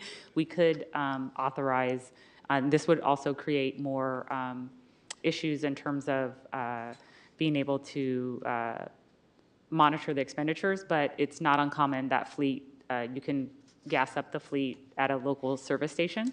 So if that's the direction the city council wants us to go in, we could certainly do that, but it would increase expenses. Okay, thank you. All right, no more on the fuel side here. Can you remind us, how much have we already invested in paving? I remember from last budget, I think we invested 4 million already, and we want to do 2.3 more. Invested in what, I'm sorry? In paving, Oh, paving. ADA access, ADA curb cuts and paving and streets. Yeah, the current budget is around $5 million for the paving program.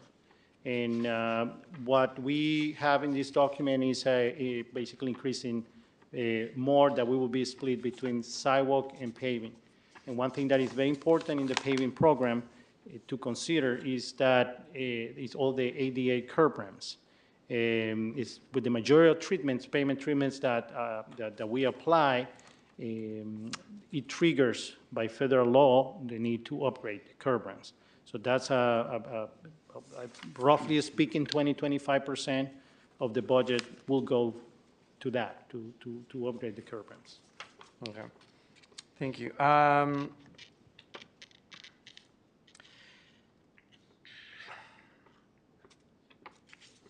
How much more, I didn't see anything in here, maybe I missed it, for lights, our lighting infrastructure around our city. And I don't know if you have this question, or this answer or not, but what do we need to do to invest in our lights? Well, the first thing, we need a accurate database of all the lightings we have. Same thing with all the trees we have, all the curb painting that we have, all the signs, all the traffic signals. That's an effort that we need to do. Is that something that we're currently working on? Is that something that we need to invest on? It's not in this document because what we're trying to manage or to come up with is a budget.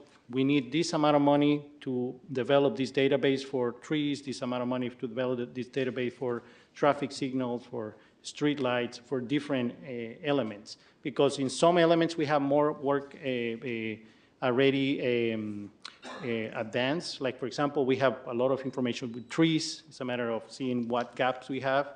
But with traffic signals, we have less information. So that's each of them is going to be a separate effort. And it would take a different amount of funds and a different amount of time. Okay. No more questions for now. Thank you so much. Thank you both. Thank you. Councilmember Bana. Thank you. So you may want to come back. Actually, I have more questions for you. I'm sorry. So Public Works are the stars bring a tonight. chair with you. So first question about that fuel site. It says we save money. Do we know how much money we save? And you said you need $5 million. Did I hear it correctly, to do all the paving that you want to do? No. 15 million and additional 15 million. additional annually to maintain the paving index. If you want to improve it, you need to be investing in excess of $20 million a year. Right now, your paving index is decreasing at an increasing rate. Okay.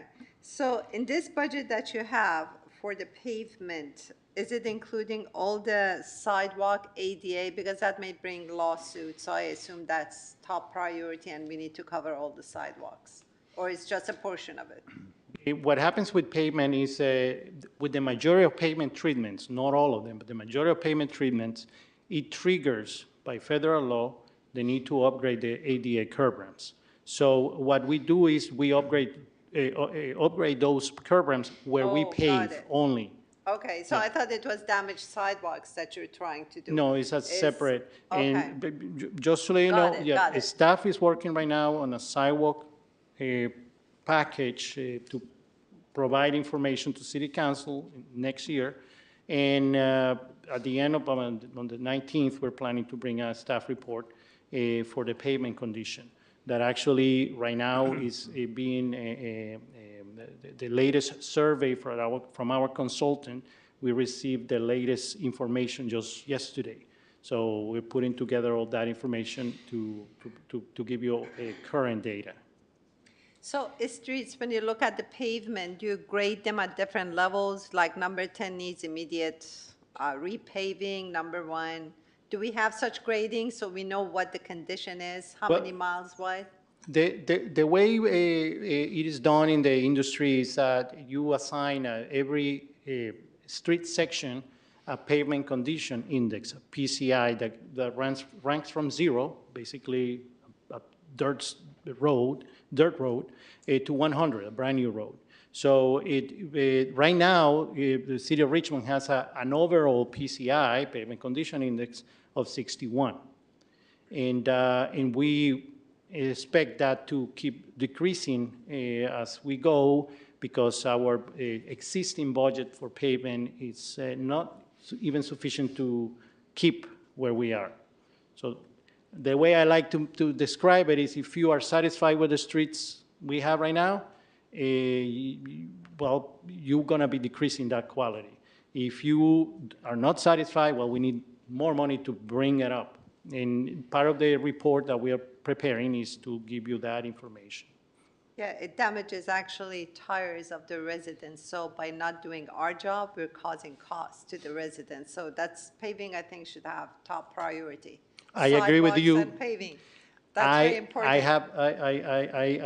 I'm actually, it's going to be one of the items that staff is bringing. I mean, it hasn't been brought up yet until now, but it's something that we wanted to bring to City Council like many months ago. Thank you. So my suggestion for the next budget round, whenever it is, if you bring a bit more specific data in terms of like how many miles, at what condition, we get a better sense of how urgent the need is, maybe the spending will increase. Let me see if I have more questions for you. No, I think that's all for you, but I have some questions for the city manager. Thank you very much. Yeah, back to the fuel side. I worked for Caltrans. We didn't have a fuel side. Caltrans had contract with specific gas stations that would get a discount. Maybe we can implement such a thing? I previously indicated if that's the direction of the city council, we can certainly do that. In the past, it's been cheaper because we, unlike some of our neighboring communities, we have police vehicles, fire vehicles, all of those types of vehicles. And so to the degree to which we have vehicles that are constantly in use, right, versus some areas, the vehicles are not constantly in use. So the long-term historical practice has been that we buy our fuel in bulk to try to achieve economies of scale and to be able to monitor what's being utilized. If the council wants to change it and have staff with access essentially to credit cards, so that it opens a whole nother issue to access fuel, then we could certainly do that. Or we can bring an item to city council to look at the pros and cons of each. But in the interim, what we're saying is that the existing facility, I'm not trying to be funny, but it looks, when you think about Standard Oil and like the old sort of things that you flip up and down, that's what it looks like at the gas station. It's not like when you go to Costco and you just put it in and hold, you flip it and then it just keeps going. Our system is very antiquated. So regardless, we need to upgrade it or we need to close it.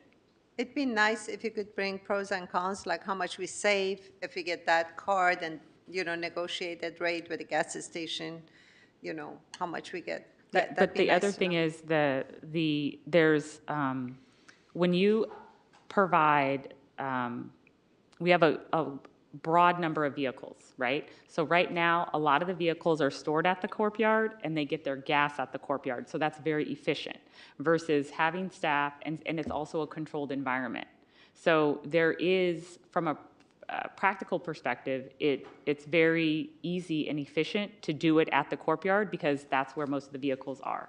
I see. And then there's another fueling station near the recreation center. So we're happy to look at other models, but I just want to make sure the council understands it will be less efficient than the current model, and staff time is our #1 expense. That's so true. The objective is to make it easier for staff and clean the environment. And so that's why historically we've advocated that we keep these things open, even though they, maybe people perceive it as suboptimal, but it reduces staff time, and that's your #1 expenditure.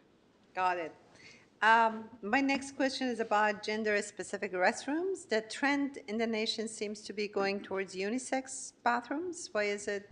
There has been. City Manager Curl, I'm sorry to interrupt, but before we moved on to that one subject, I did consult with staff, and they did remind me of one of the other benefits of the fuel site is also for emergency preparedness. So the existing fuel tank and storage that we have isn't actually sufficient for our for the period of days that we need to store fuel for emergency preparedness You have my purposes. vote for it then. Now, from now on, you have to say every time, Robert, emergency preparedness or wildfires, okay? With every sentence. Thank I you. apologize profusely for my interruption. Thank you, Robert. Okay, what was your question, Councilmember Bonner? Unisex bathroom. Why do we need Oh, gender-specific well, okay, bathroom? I don't know that during open session we should get into this, but I believe that historically there may have been a matter pertaining to litigation and bathrooms. Unfortunately, a lot of our city facilities are very old, and the restrooms need to be upgraded, not only at the fire stations, but also at numerous city facilities. And so that's why there's a line item for the facilities needs assessment in option 2. But we do need to upgrade bathrooms, and we need to comply if there was litigation. We have to comply with the terms of that litigation. So I'll confer with Shannon, and if necessary, I'll send you all a follow-up email that's attorney-client privilege regarding that. Okay, thank you. That's all. Oh, last question, sorry, I forgot. What is that 7.5 million for transportation? There's 7.8 for council direction. So that's No, there option was- 3. There was one item, transportation, 7.54 million. Oh, that's ECIA funding. That's what That's part of Ms. what's White went over. remaining. Do you want to reference the Excel spreadsheet? Oh, the Excel spreadsheet? Yes. You have an attachment at the dais, correct? If you all have this And spreadsheet. it's Yes. an 11 by 17 piece of paper. So the So it has all of the backup. Oh, okay, thank you. So there's a By the way, you green. provided answers to my questions, but my questions, I mean, it was 10 days ago. I wish you had. Our apologies. It's okay. Yeah, it would have been easier to read it ahead of time. I hardly can read Understand, it now. But understood. go ahead, please. This was attached on the documents. Yeah. No, I'm talking about the answers to my questions that they just handed down. So the transportation? Oh, okay, so on slide 16, we talk about the greenhouse gas reduction programs. 30 million was allocated over 10 years. Totally, in total, without including what is budgeted in the current year, there's remaining 8.64 total in that whole category. And there's 7.5 million remaining that is not currently, the majority of it is not currently allocated, is in the transportation section. So I don't know if there's a specific question there. And maybe you want to confer with Councilmember Zepeda because he's been percolating ideas pertaining to this line item. Okay, so we're not deciding about that today? No, Okay, just wanted to make sure. Thank you. thank you. I'm done for now. Thank you. If you want to go over your 5 minutes, go ahead. I'm joking. Go ahead. Just take it away from my comment period. All right. No, actually, I did have a question. This is just a general question. I don't have to get your steps in again. But just was curious, like, out of our, because of there being state laws, makes me wondering, like, when it comes to our fuel station, like, are there any potential grant opportunities we could apply for at the state? Or is there something we could look at our cost pool to do something? Because I'm asking this question knowing it needs to get done in some form or fashion. It's just about what pot of money it comes out of. So I'm just wondering, like, are there other opportunities to deal with that expenditure that isn't necessarily ARPA, like cost pool or grants or anything like that? We could certainly look into those options. If the council wanted to reduce that line item to expend those funds in another place, that's what we would do. But I think it's also important to note that we do not have adequate staffing right now in our Public Works Engineering section. And so one of the things that we're trying to do is clear up the pipeline of projects and close out as many as we can, so that way we can, for projects that do have a component that's grant funded, we would close those out because construction costs are increasing quickly, and then start focusing on continuing to apply for funds. So we're happy to move forward as directed by the council. Maybe we'll get another surprise surplus? But, okay, I'll just send my comments Anything is possible, but I think those days are I don't want to be pessimistic, but we've tried to be very judicious with our recommendations to council, and this next mid-year we do anticipate, because of increase in costs, inflation, and so forth, that we may have a slight bump, but then we would anticipate that it would begin to subside because we're filling so many positions. Councilmember Robinson. So just a question about option 1, the allocation for YouthWorks. I'm always a fan of YouthWorks. I love YouthWorks. I think it's a great program and a great thing that we do. I do worry about, I know these funds are kind of one-time funds, an investment in I think this is youth positions, but one of the concerns is that in order to properly support those youth so that they're successful in their placements, we need the staff that can actually support an increased caseload. And I'm wondering if this number incorporates the staffing needed to properly support the youth. That was my exact question too, so we do have an answer for that one. It is a great question. So yes, the request would be for additional staff members needed to do exactly what you're saying, is to support the young people that are currently on the wait list, to be able to be placed in jobs, to be able to support them sufficiently.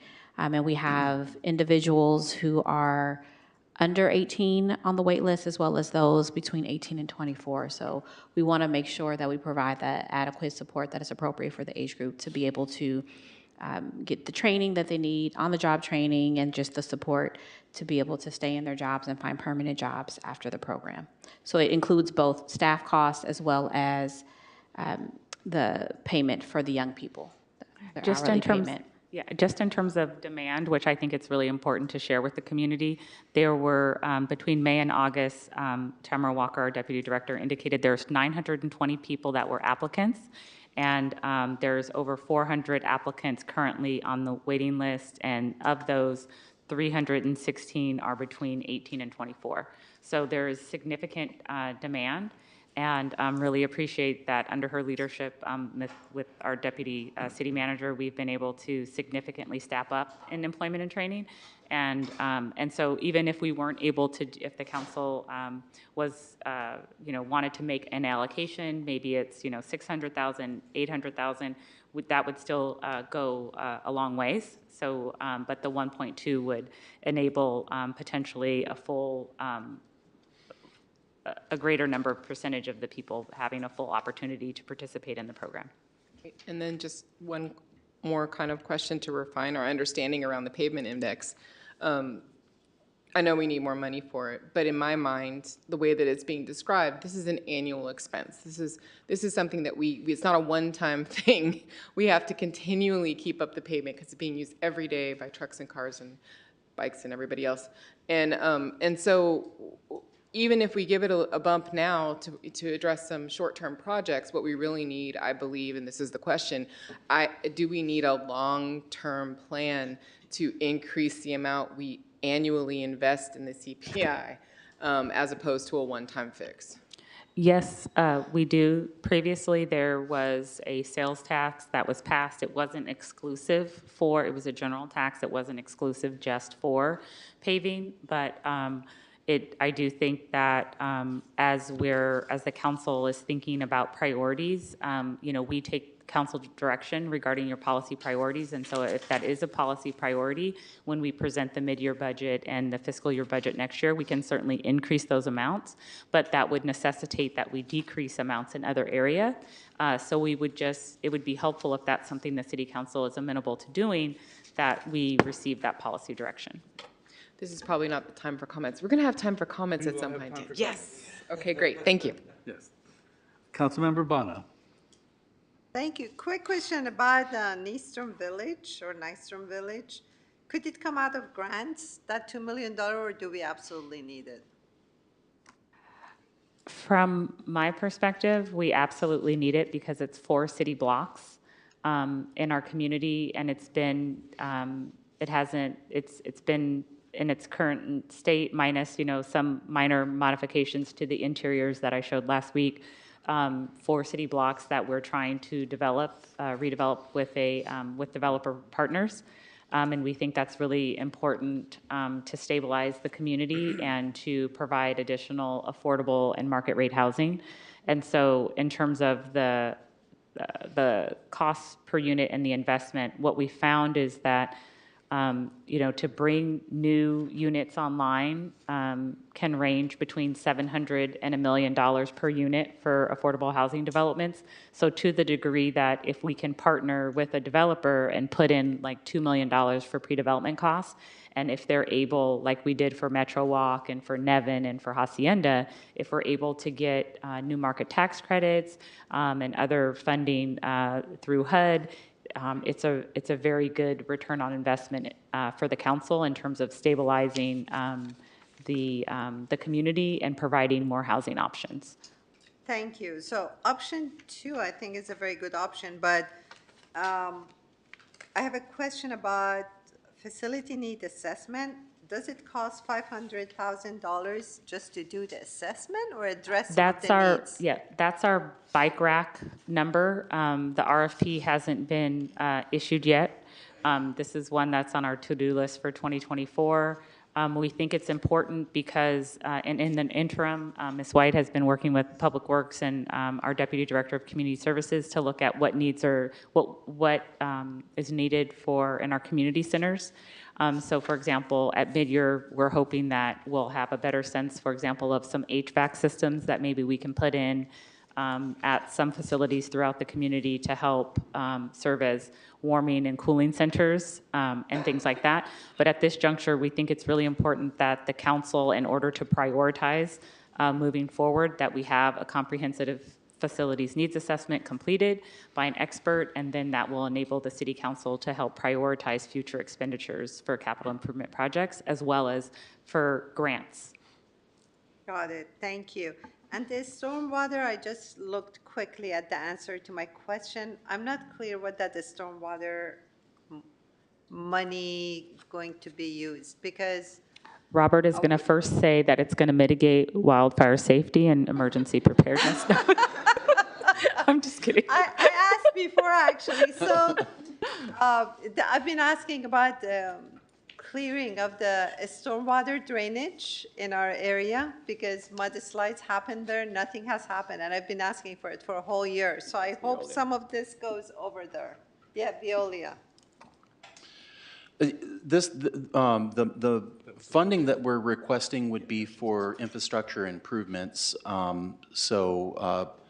That would be for funding, infrastructure, not the services necessarily that Veolia would provide. But we do have a list of potential projects that can be funded. There is a Hilltop Drive project that needs funding. Well, what is it that needs funding? Is it the storm drainage? What is it going to be done? I'm sorry? Yeah, I think it's spot repairs to repair the drainage collection system itself. I'm sorry, say it again? They're repairs and rehab that need to happen to the storm drainage collection system. Got it. Yeah. The existing system needs to be repaired.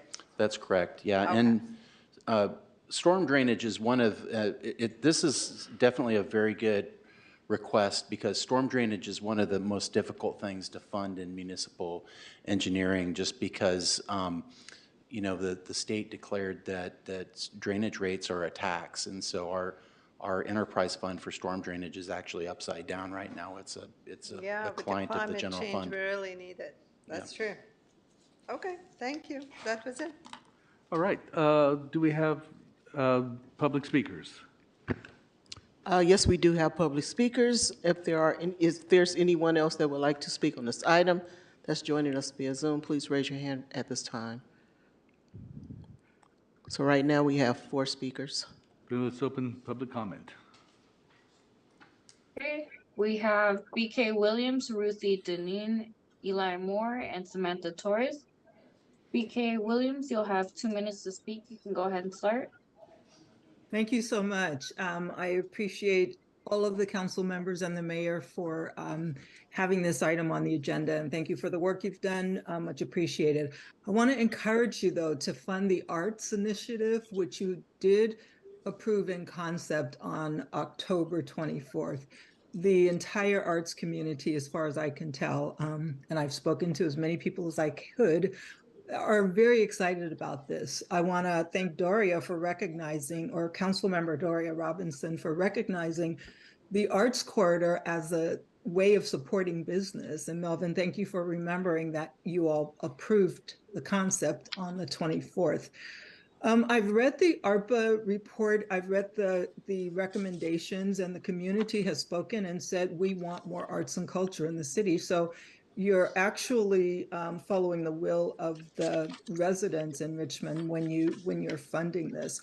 But I also listened to some other residents earlier in this meeting, and they talked about the business community in the city, and arts as an industry contributes over $1 trillion to the US economy. And in California, the arts industry accounts for about $261 billion. So we're talking about a large amount of money that can go through Richmond, certainly not 200 million or trillion or billion, but money. It's a way of generating revenue and excitement. We want to see Richmond as an arts designation, or a place that people come, they know what's happening here, and we're excited about that. And so I'm unfortunately, I don't see arts funded in any of the initiatives. I realize that you don't know the cost yet, but the recommendation from the assessment is 15% of the ARPA funds. So there's your guide. Thank you so much. Thank you. We do have one in-person speaker, Wesley Alexander. Please come forward.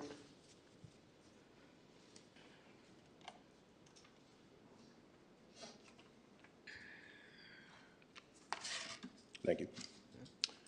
Thank you, thank you to the staff for your hard work in terms of compiling the information that you did propose in regard to budgets. Thank you to the City Council for the questions, and as well as acknowledging that there is a need to prioritize the businesses of this community.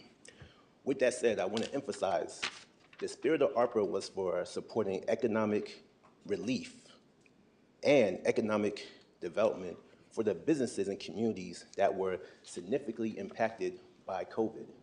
And there are a number of businesses that were in operation during the pandemic that were serving this community, providing guidance on PPP, on IDO, on helping people find mental health services, and helping people navigate the challenges that they were experiencing. And it is very disappointing that there wasn't a significant line item dedicated to supporting businesses and organizations that were in operation during the pandemic. And with that said, we understand that there's a possibility that you guys may earmark money to support those organizations, but it should not be pennies. It should not be penance. It should be something significant. We are talking about keeping people in operation. I'm speaking to entrepreneurs that are having to close their doors, and as a result, increasing the likelihood that they may be out of their homes.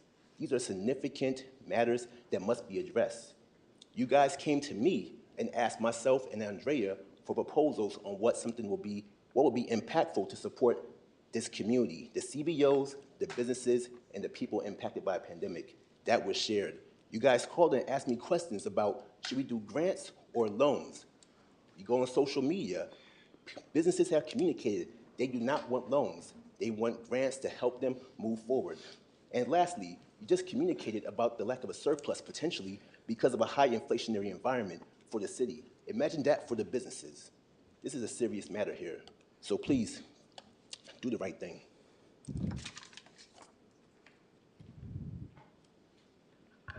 Okay. Going back to the Zoom speakers, I have Ruthie Deneen, Eli Moore, and Samantha Torres. Ruthie Deneen, you'll have 2 minutes to speak. You can go ahead and start. Hi, once again, I'm from East Bay Center for the Performing Arts. I'm a Latina pianist, composer, and a clinical social worker. I see how critically tied together community, art, mental health, and well-being are. Right now, we are seeing about a 20% exodus of artists from California. I'm absolutely positive this is much higher in the Bay Area. I'd like to give my strong support for more investment in arts and culture in Richmond. We critically need to uplift health, well-being, creativity, culture through art, performing arts, and visual art. This is what we do at East Bay Center, and other partners do as well. But we need much more, and our community deserves it. I hope you seriously consider further investment in this tonight through ARPA funds, through an arts corridor, and as we move forward. We have phenomenal artists here in Richmond, and we need to uplift their messages and their narratives through public art. Richmond deserves this, especially our young people that grow up here in Richmond and walk down our streets every day. Thank you so much for all you do. Thank you. The next speaker is Eli Moore. You'll have 2 minutes to speak. You can go ahead and start. Hello, Mayor, Council, City. I'd like to speak as a parent of small children. And I want to take you back to March 2021 when we were a year into the pandemic and kids were still doing Zoom school. And if you had a kid at that point, you'd look at them watching that screen for 6 hours to 7 hours a day and with this blank stare. And then now you look and you see these kids trying to relate to each other and having such a hard time coming out of that isolation and relating to each other that they just stand around each other looking at their screens. And I bring it up because I think that the real, to me, the real purpose or need related to ARPA and recovering from COVID has to be about supporting that generation of young people that went through that.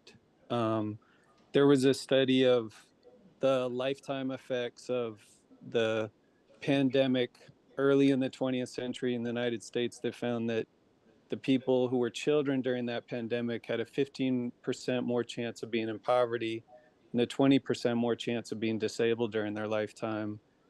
And I look at these proposed expenses and I just can't really understand how something like street pavement or fuel storage is more of a priority than addressing the social isolation that our young people have experienced. And I really hope that you will prioritize that. Thank you. Thank you. The next speaker is Samantha Torres. You'll have 2 minutes to speak. You can go ahead and start. Good evening, Council. My name is Samantha Torres. I'm resident of District 6, mother and coach of Richmond United Soccer Club soccer players, and a public health scientist. Thank you for prioritizing soccer fields in this fiscal year, but now is the time to step up. This body has failed to address a major cultural, social, and public health need for our Richmond youth, especially youth of color and immigrant youth, for decades.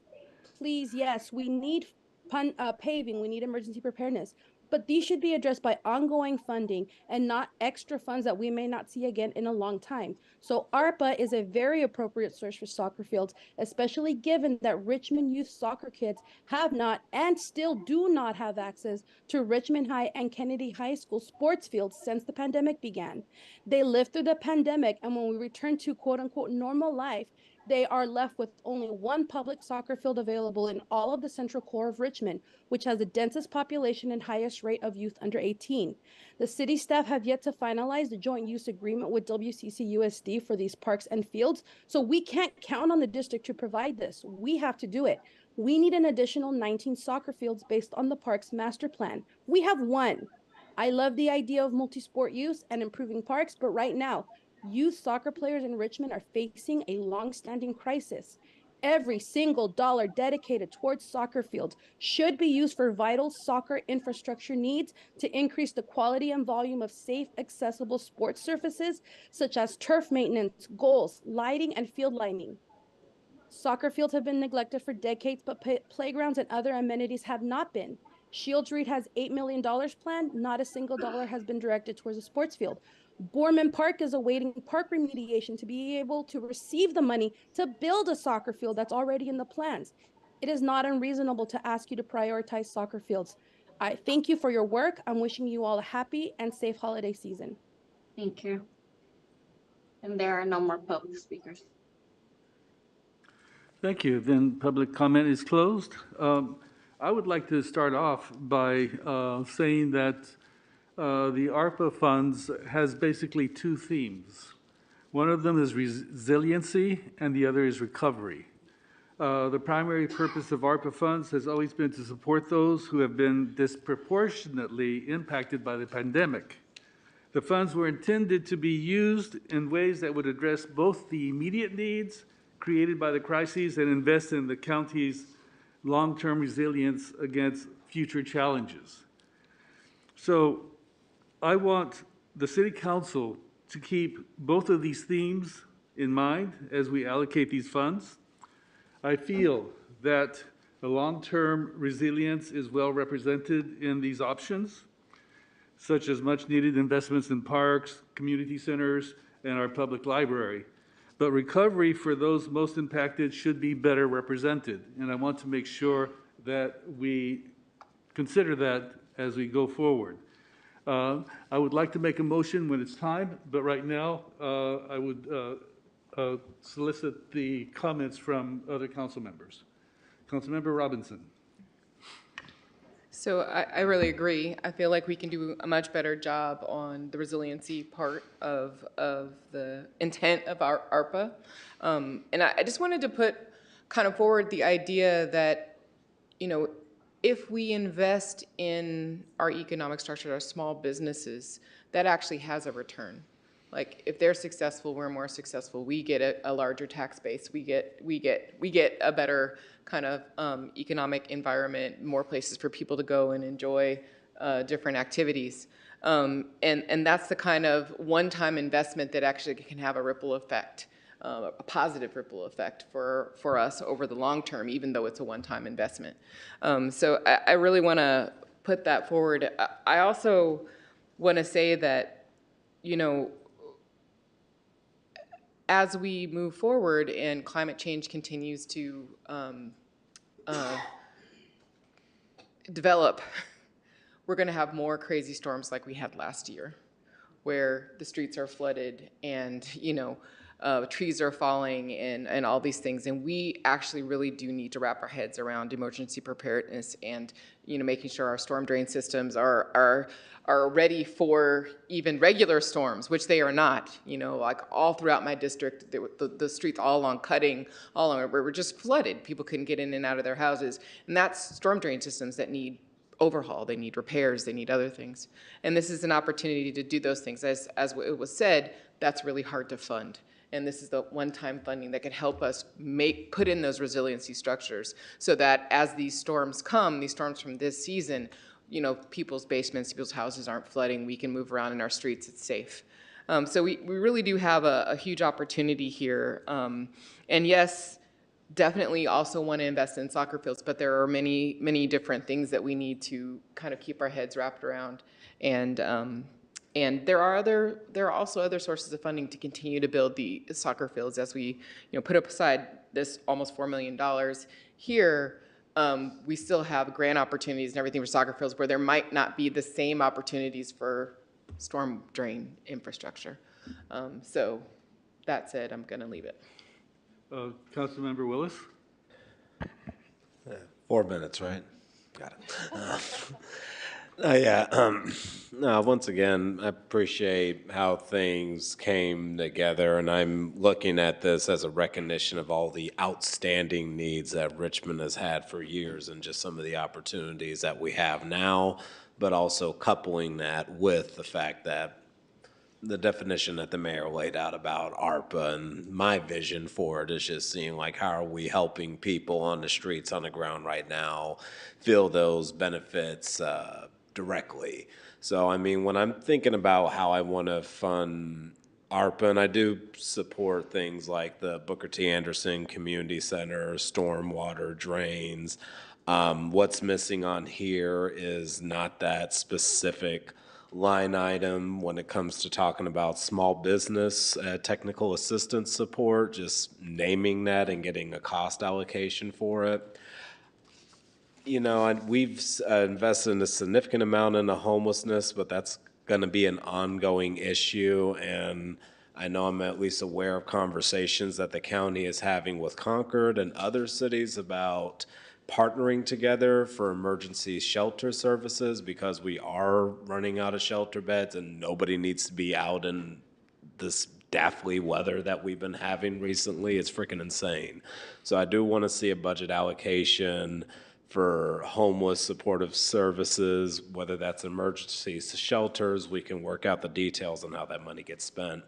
And the other things, I'm definitely on the line of homelessness, supportive of rental assistance. I would be supportive of that dollar figure increasing because with not only in Richmond, but just in this, everywhere, there's a tsunami of evictions happening. The attorneys that I work with describe it as a bloodbath when it comes to trying to protect tenants and keep people in their homes after the moratorium's wrapped up.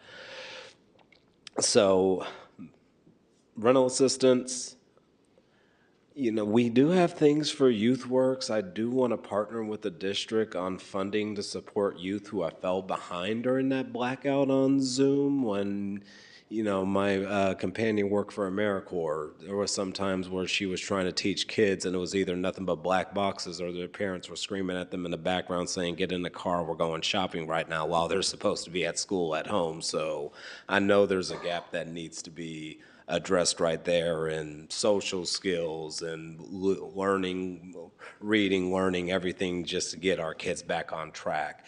And finally, but certainly not the last thing on my mind when it comes to this, is funding, and we can work with our Commission on Aging if this gets allocated, but funding for senior supportive services. During the Measure X and County Board of Supervisors meeting last week and subsequent Measure X meetings that have happened at the county level, that was a huge part of the discussion, is the lack of resources that are being allocated to our senior community, and that's a community that is growing more housing insecure and food insecure, and even during those meetings citing that that's even the increase in our homeless population too. So needing to really focus on the needs of our seniors in the communities and what needs are they missing right now is something I want to see ARPA to go towards. And yeah, for some of these, obviously, I was poking at a lot of the capital improvements, particularly the fuel station thing. I would just, if that's something that we're still going to consider, I just want to see an overall public benefit, even if that is saying, like, what are we saving by having our own fueling station in terms of time or monetarily? Because right now, all I see is upgrade fuel station, which I'm not against that. I'm just potentially against this money being used for that, but I just would like to see a cost savings and overall benefit to the community. But with that, those are just the comments I want to put out there for my desires on how this ARPA funding gets spent within this, and I just do appreciate all the hard work and analysis that went into compiling this information. So, back to you. Councilmember Bana. Thank you. I start from the end with the fuel station. So imagine there is a major earthquake, there is no power, gas stations don't work. We need to have our own fuel for our emergency responder vehicles, plus battery backup. So we can't take care of the city business. We cannot, just have emergency responders trapped, cannot get, so it's very important. The number one reason people pay taxes is public safety. That's the most important need I think needs to be addressed. So stormwater is a very good case, and infrastructure need assessment, because we need it for getting grants. I think that's important too. Facade improvement will help businesses. Soccer fields are absolutely necessary for young ones, for their mental health, for keeping them away from crime, for community building, for many reasons, for their physical health. However, I think small businesses deserve help, especially out of ARPA. But I don't think if a one-time, handout would be helpful. I think we need to have a system in place that continuously supporting businesses. My suggestion is for the city to work with the local bank and subsidize and to provide loans to small businesses, and the city subsidizes the interest. So they get close to interest-free loans, maybe 1-2% for the cost of administration. And the city pays the interest to the loan to improve businesses. So we can start the project with $500,000 maybe, and work with a community bank like Mechanics Bank to help businesses.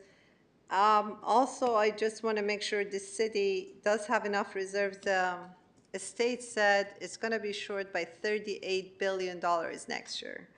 It means we won't get as many grants as we usually get, and we need to have our own reserves. So we need to be very careful with our spendings. Capital improvement is very important. And I support option 2, except for soccer field, instead of nearly 4 million, maybe we can cut like 500,000 to 900,000 or $1 million for helping small businesses with covering the interest for them for a year. And then every year we come up with the budget to cover that interest. I think we need to have continuous help and support for our small businesses. That's very important. Thank you. Good, thank you. Councilmember Cepeda. I just wanted to make sure that the council is aware that we. I'm sorry. I'm running this meeting, and I appreciate people going through the chair. So I ask for Councilmember Cepeda to speak, and after he speaks, you may speak. All right, thank you, Mr. Mayor. I want to pause for a second and thank staff for applying for the ARPA funds, because I want to remind everyone that ARPA was not given to the city of Richmond just because we're the greatest city ever. It was given because staff applied for it. Many cities across the nation did not get it. Other agencies did not get it because they failed to apply for it. So this didn't just come. So we're here today because of your great work in the previous years. So thank you for that. I want to acknowledge that. Also, ARPA was given through a lot of different sections. This one was for the city to help itself through infrastructure and other stuff that we know. Small businesses could have also applied for it, and other individuals could have applied for it as well. So I want to just put that out there. For me, also, it's important for storm drains, as I'll echo what my other colleagues have said. We have storm drain damages all over the city. There is one storm drain in Parchester that we're trying to figure out why the storm drain is about 1.5 feet above the street level. So somebody figured that somehow or other water was going to flow upwards and into the storm drain, and we haven't fixed it. So Parchester gets flooded every year. We know this is going to happen because water does not flow upwards.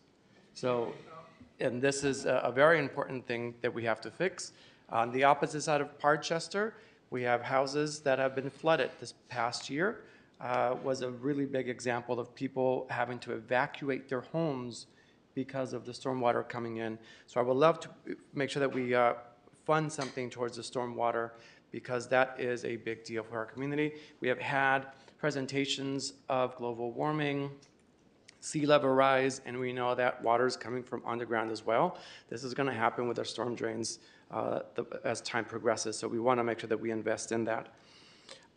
Small businesses are very important, and I agree, Councilman Robinson, you put it very well, that they are a way of being able to invest back into the community. So for every dollar we invest in that, we're probably getting a dollar back that we can further invest back into our community. So I do hope that we have some money put aside for our small businesses.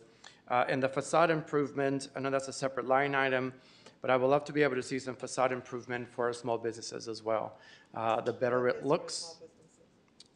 Yes, but that's a different line item. So in case it doesn't get into its own line item, that make sure that we prioritize facade improvements within the small business allocation, if we allocate anything towards it, because fixing their front door makes it more appealing to individuals that come in, and potentially giving them more of their tax dollars, or more of their dollars, which will in return be more of our tax dollars for us. So small businesses, storm drains are very important into this conversation. This is a one-time funding, and we want to make sure that we use it properly.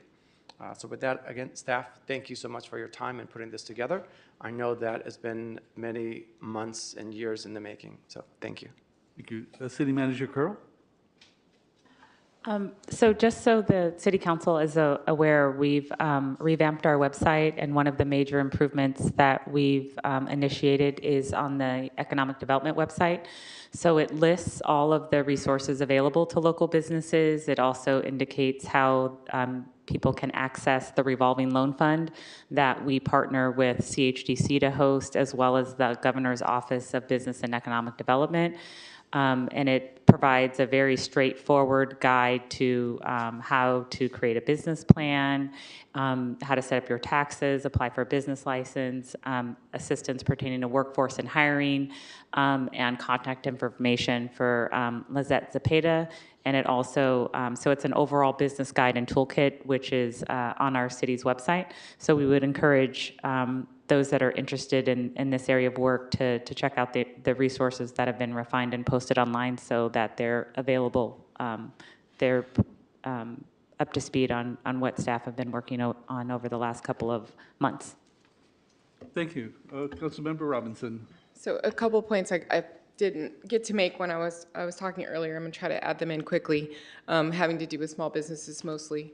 And that is, we saw through the PPP program that most of the businesses that were able to access those were actually larger businesses with larger gross receipts, larger corporations, and the smaller businesses that were under 250,000 gross receipts, or in those realms, or run by people, disadvantaged communities, members of disadvantaged communities, minorities, and whatever, did not access the PPP program in large numbers. Right, they were the ones that didn't make those deadlines before the money ran out, and some of the reasons why they didn't is because they didn't have some of the infrastructure they needed to be quick and responsive to be able to get in their applications. They didn't have the electronic accounting system. They were doing things on paper, or they didn't have, great internet access and things like that. And so, it's great to do facade improvements. I feel like that should be an ongoing thing that the city is working on in the Economic Development Department.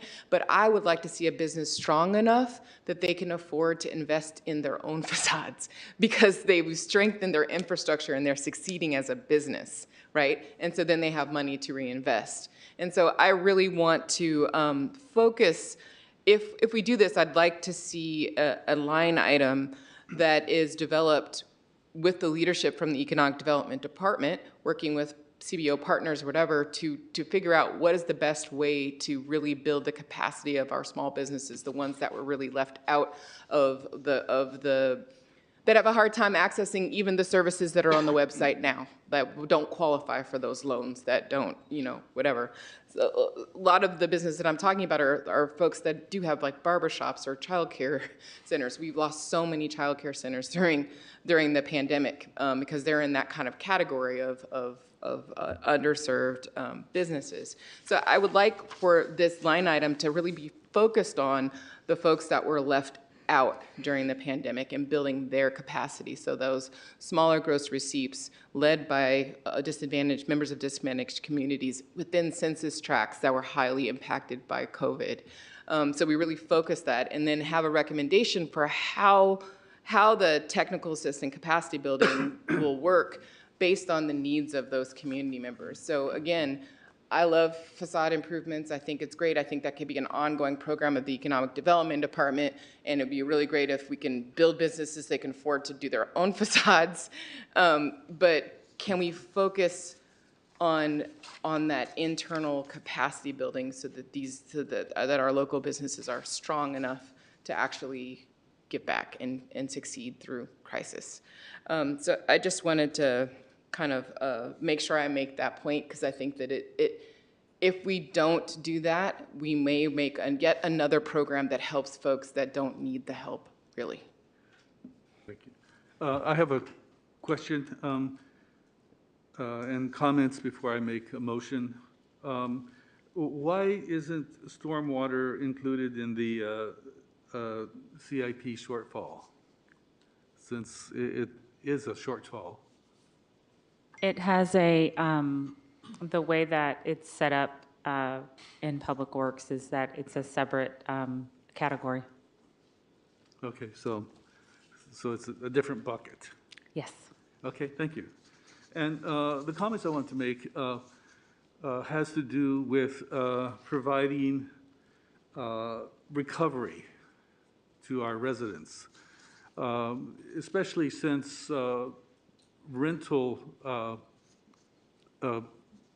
aids have stopped, and there's been a tsunami of evictions because of it. So I feel that rental assistance is still needed, and it's clearly both a racial and an economic justice issue. There's a report that says of the California COVID-19 rent relief, there were 3,747 applicants, and of them, 46% were African American. So, and the other thing is that with the soccer fields, I know that that's not only for soccer fields, but it's also for other park and recreation facilities. And I wanted to make sure that when we allocate money towards soccer fields, that it's not just for soccer fields, but that the money's distributed among all of the communities, and it's also distributed to facilities that need repair, such as the basketball courts outside of Parchester Village. So with that, this is my motion. I suggest that we adopt all staff recommendations for ECIA expenditures and adopt option 1 of the RPA allocations with the following amendments. Reduce CIP shortfall funding from $5.8 million to $3 million, and use the remaining $2.8 million for $1.5 million to small business support. When we do this, I want to make sure that we use the city's definition of small businesses versus via Measure U of business with less than 250K in gross receipts. Location within a qualified census tract. A San Francisco Chronicle analysis of census tracts throughout the Bay Area found that businesses located in lower income and communities of color were less likely to receive PPP loans than most affluent areas. Also, impacted industries such as barbershops, hair salons, childcare. HR&A report references retail, healthcare, arts and recreation as hard-hit industries that received relatively low volume of PPP loans as compared to their pandemic employment losses. And also businesses that have not already received assistance from federal governments. So along with the $1.25 million to small business support, I want an additional $500,000 to rental assistance from what's already recommended in option 1. So that would make it a total of 2 million. And I would like to have 500,000 towards unhoused support. That's my motion. Can I propose a friendly amendment to that? I'm sorry, I have a question about that. Mayor, can you repeat the expenditures so we can make sure the numbers Yes. tie when you have a moment? I have it written down, and I can give it out to you, but I will repeat it again. Okay, thank you. That way we can make sure the resolution is Okay, proper. so CIP shortfall funding from 5.8 to 3 million. The remaining 2.8 million goes to 1.25 million to small business support, 500,000 to rental assistance from what's already recommended, so that takes it up to a total of 2 million, and 500,000 towards unhoused support. Can I propose an amendment? Yes. So if we're focusing on option one, correct? Yes. In option one, it does not have an allocation for stormwater, and it does not have an allocation for the arts corridor. I'd like to add those two to the allocation. I'm unsure of where the money could come from, and I think that I would be fine with deferring to staff for making a recommendation for which categories the money could come from, but I think that those are important additions. And then finally, I think it would be good to collapse the title of soccer fields, parks, and trail and public restrooms into one category, so that it's clear that we want to use the money allocated here for soccer fields, but also other park improvements as the mayor had mentioned. So, Mayor, did you say 1.25 for small business, 500,000 for rental assistance, and 500,000 for unhoused? Correct. Okay, so that's 2.25, correct? And then we're reducing, but you had 2.8, right? So what did you want to allocate? So I would like to, if it's amenable, I would like to include the stormwater allocation, which is not included currently in option one, and the arts corridor, like at least some funding for that. Right now, it's totally unfunded. And I think the minimum recommendation was $250K. And then the last thing was just to collapse the two categories of soccer fields, parks, and trail public restrooms, so that pot of money could be used for soccer fields, yes, majority, and there are other improvements that need to be made that serve, all of our communities. Okay, so then I believe then that would, in terms of the math, then if you had, that would leave $300,000 that you could allocate to the arts program, if I'm understanding correctly. What would be helpful is if, while council continues to discuss, we can type it up on the board, so then, on a slide, and then we can share it. So would that be helpful? Yeah, that would be very helpful. Mayor Martinez, is that amendment acceptable to you? Yes, that is acceptable. Pardon me? No, it does, 2.8, if you, here. Yeah. Let's have a 5-minute break, Mr. Mayor. While you put it up, we're going to take a 5-minute break, because I need one. Sounds great. So this is from right here, this 5.8 would go down to 3 million, so we'd have 2.8 remaining. Yep, so this is the 2.8 remaining. Okay.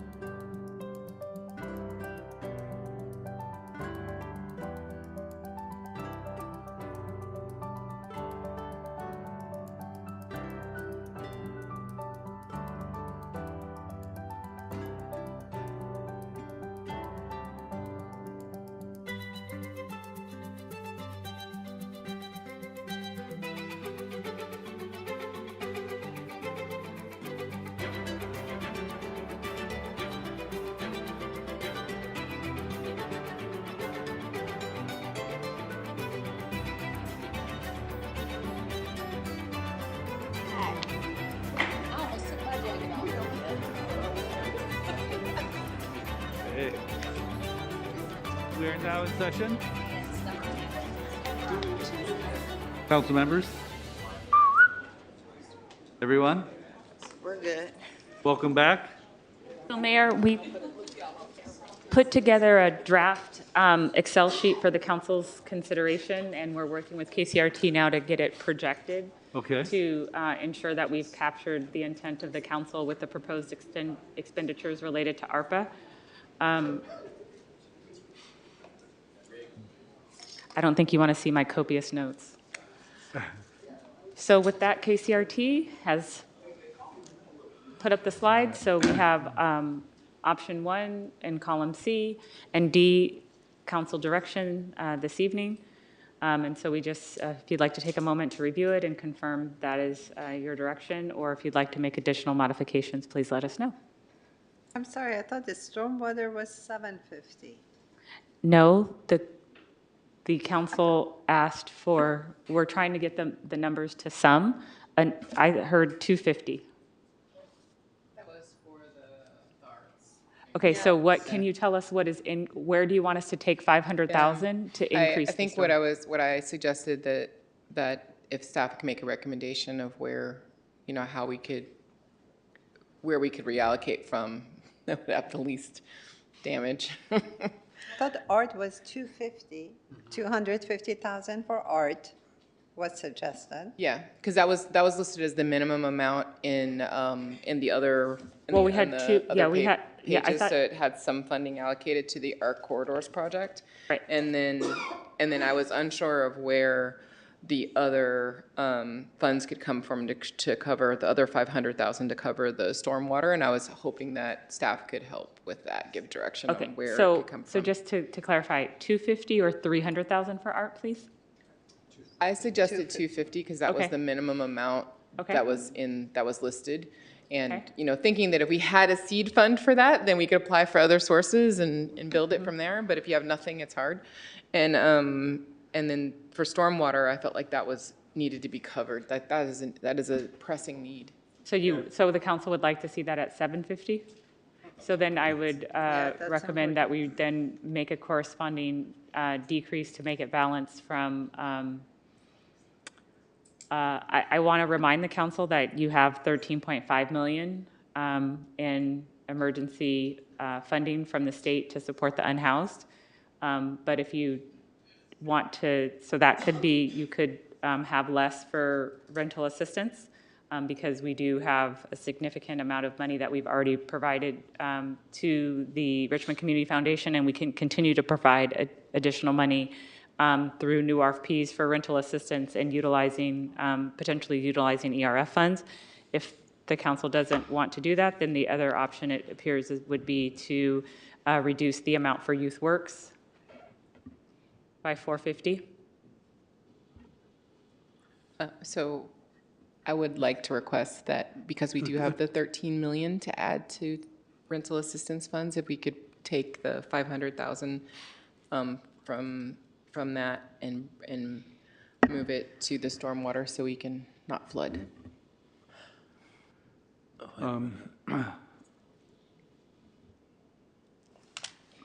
I heard something slightly different. Okay. I heard you said we do have some state emergency, put this down.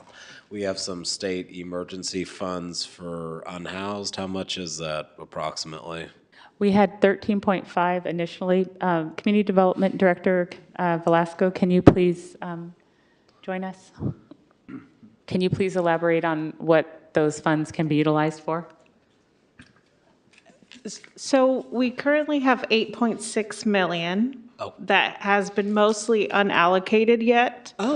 And that is ERF round 2. And the expenditure deadline will be June 30th, 2025.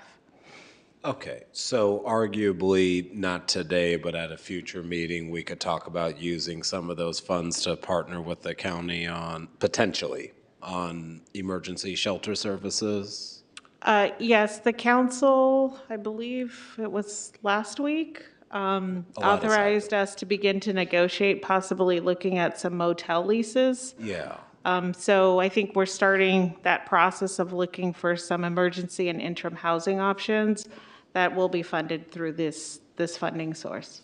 So, all right, because I know that's there, so what I was hearing your suggestion was take the 500,000 from unhoused and put it towards storm drains in that case? Is that what I was? Yes, because we have, we currently have resources to support those efforts, and our experience thus far in working with unhoused is that sometimes, frequently, there's a desire not to go into a shelter, and so that's why we've asked for authorization to negotiate for blocks of hotel leases, because we are hoping that the unhoused will be willing to take those accommodations, because they have different rules. All right, yeah, well, I mean, okay. Versus being with the county system, there's different parameters for those programs. Okay, yeah, so we wouldn't have to touch rental assistance. We could lean on the funding for the separate pot of money specifically geared towards unhoused and not necessarily use ARPA money for that allocation? Correct, because we were very fortunate in receiving 2 grants totaling $13.5 million. So that could be moved to the, I know I just said this, but that could be moved to storm drains instead of that. Okay. Does that sound good with you, Councilmember Robinson, what you were saying? All right, cool, yay. Okay. If So it's can a you will of make the council, I will accept. I'm confused. The numbers don't show it. We're We're going to moving show you one unhoused, moment, please. Up Oh, yeah, to sorry. storm drains. And now we're leaving 50,000 on the unhoused, or we're moving the 50,000 somewhere else? 500,000. We could, what would be helpful is if we could put the 500,000, the 50,000 that's remaining into the, we were going to make a new line item for soccer field / restrooms / park upgrades. If we could add 50,000 to that category, which is essentially adding line 15 and 16 together. So then potentially we can try to adjust and deal with some of the additional park requests. For example, the basketball courts that were requested. Mr. Mayor? So you're collapsing soccer fields and restrooms, And adding 50,000? so that makes it 30, okay, 4,150? Can I ask you a question about the small Yes. business item? So is it possible that out of a small business support, we allocate some to cover the interest rate for starting loans to small businesses? We can, at this juncture, we have not had an opportunity to have a conversation with CHDC to see if they would be amenable to that, but we can certainly contact them and find out if they're amenable to that. We're not in a position where we can restart a new loan program. This is an existing loan program that the city used to host when we had a staff member that had a background in banking and in loans to small businesses. And so since that program has been transferred, what our recommendation would be is that the council, that direct staff to work with CHDC to implement that policy request. And that policy could only be in effect for the time that ARPA funds Right, but we would need to have conversations with, because we're not sure what the costs would be associated with that. So I don't, at this juncture, I cannot definitively say what we should potentially earmark for that. So if the council wants to provide a number. I would not accept that. Pardon me? I will not accept that. May I as an amendment. My goal is to work with a local bank.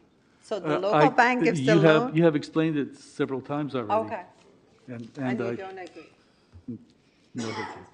Mayor, have we captured from the conversation thus far, before we move on, does the council direction column D, is it representative of what the discussion has been? Have we accurately captured it now?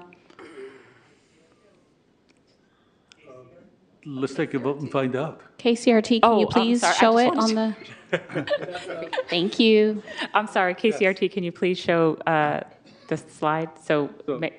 Okay, Column so, D to be specific.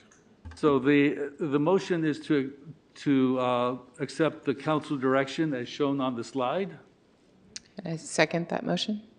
Okay, I made a motion, Councilmember Robinson Seconded. Roll Okay, call. Are we ready? Councilmember Bonner? Yes. Councilmember Robinson? Yes. Councilmember Willis?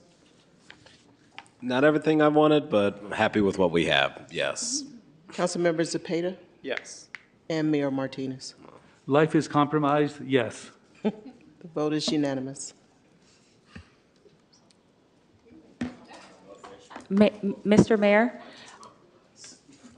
Mr. Mayor? Yes, ma'am. Just for the good of the administrative order, because this is federal funding, and for ARPA, I'd just like to have either the mayor or the clerk or myself could read into the administrative record the okay. council direction. All right. Council direction is 3,000 for CIP shortfall. I'm sorry, 3 million. 3 million and no cents, especially from me. 3 million for CIP shortfall, 1 million for Booker T. Anderson, 750,000 for storm water, 2 million for Nystrom Village, 1,984,233 for rent assistance, 250,000 for the art project, 1,200 for Youth Works. I'm sorry, 1,200,000 for Youth Works, and 1,250,000 for small business support, and 4,200,000 for soccer restrooms and parks. Thank you. Roll call. Oh, that was it? We already voted? Yeah, we voted for it. That's right. Well, Just wanted to double check. Like, we gotta do it redundancy again. is always good. Yes, thank you. Okay, next item. Next item under new business is the presentation from East Bay Municipal Utility District regarding the galvanized requiring replacement program. And we have Mona Favorite-Hill, Susan Teefee, and Yanad Burrell from East Bay Mud, and they are ready for their presentation.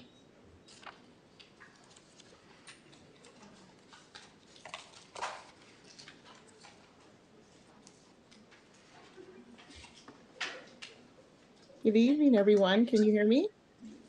Yes. Wonderful. Good evening. Good evening, Mayor and the City Council members. I am Yanad Burrell, Community Affairs for East Bay Mud. And before we go into our presentation, I'd like to give you a little bit of context on the presentation. As you know, Richmond was the epicenter for the defense industry in the East Bay during World War II. That included building housing for defensive workers as well. For these homes built between 1941 and 1945, East Bay Mud had to install lead pipes because steel and copper were unavailable at that time. We have long since replaced the lead lines with copper, but now the Environmental Protection Agency has access to go back and check the lines connected to those homes to see if there's any residual lead through galvanized pipes. Our presentation will share more details about these pipes, how we are checking the connections, and how we will reach out to residents should we find any old connections. Also, Excuse we me? want to My apologies. Can the presentation be projected to the screen? Real quick point of order too. I don't think we read this item into the record before we jumped into it. I'm falling behind. I'm sorry. Oh, Where? That's Ms. Burrell. Presentation will say East Bay Mud. there's a slide presentation. Were you going to show that? yes, as soon as I'm finished with Okay, the intro. we got it now. Thank you. Sorry. Thank you. So our presentation will share more details about these pipes, how we are checking the connections, and how we will reach out to residents should we find any old connections. Also, we want to make sure East Bay Mud customers are informed about how the lines are being checked so they can identify our contractors specifically. We want to do everything we can to reduce the risk of people using this program to scam residents or enter their homes. Now I will turn it over to Susan Teefee, our manager of water quality, to give the presentation. Thank you, Susan. Thanks, Yanad. Can you see the presentation? I can't see it. No, we can't see, now we see it, but it's only Okay. on the beginning page. Yeah, so, there we There. go. Okay, so I'll have about, I think there's 17 slides here, and I'll just, I'll go through them relatively quickly. But feel free to stop me if I go too quickly. It's a complicated subject, and I just want to say thank you for letting us make this presentation. I'm going to talk a little bit about these service lines and a little bit about why we're here, how we got to where we are today, and these new federal requirements that are prompting us to do this. I'm going to talk a little bit about which homes are affected and how lead testing works, and then kind of action items from here, next steps. So next slide, please. The service line is a small pipe that carries water from our large pipe. East Bay Mud has large pipes under the street, and it's what connects the large pipes to individual homes and businesses. So this diagram here kind of shows the big pipe under the street, and then this is usually the way they're configured. A small pipe runs from the main under the street into a meter box, and then from the meter box it goes into the home. Next slide. So this is zooming in a little bit. The pipe under the street on the street side of the meter belongs to East Bay Mud. That's what we call the public side. And then the private side is from the meter box into the home. And that is owned by the property owner. Next slide. And like we talked about a little bit before, this really happened as a result of the shortage of materials during World War II. As we all know, there were thousands of homes that were built during that time to house defense workers, to support the shipyards and the Army and Navy bases, that were located in the East Bay. It was that period between 1942 actually and 1945 that we installed lead service lines because we weren't able to get copper or steel. Those were all used for the war effort. And we've since removed all of those service lines. Next slide. This map here shows, it's kind of a heat map. So the red are the more dense concentrations and the green are the less dense concentrations, but they pretty much are where you would expect they are based on where the shipyards are, the Navy bases, and the new homes that were built during those time periods. The highest concentrations are in Oakland, Richmond, San Leandro, San Lorenzo, and San Pablo. Next slide. This table shows a little bit more detail, basically everything that was on that map. This is the number of former lead service line locations by city. And then it also, in an effort to save materials, a lot of those lines were branched. So there'd be one public side, one lead service line that served multiple water meters or multiple homes. So what that means is there's about 10,000 customers that were formerly connected to these lead service lines. Next slide.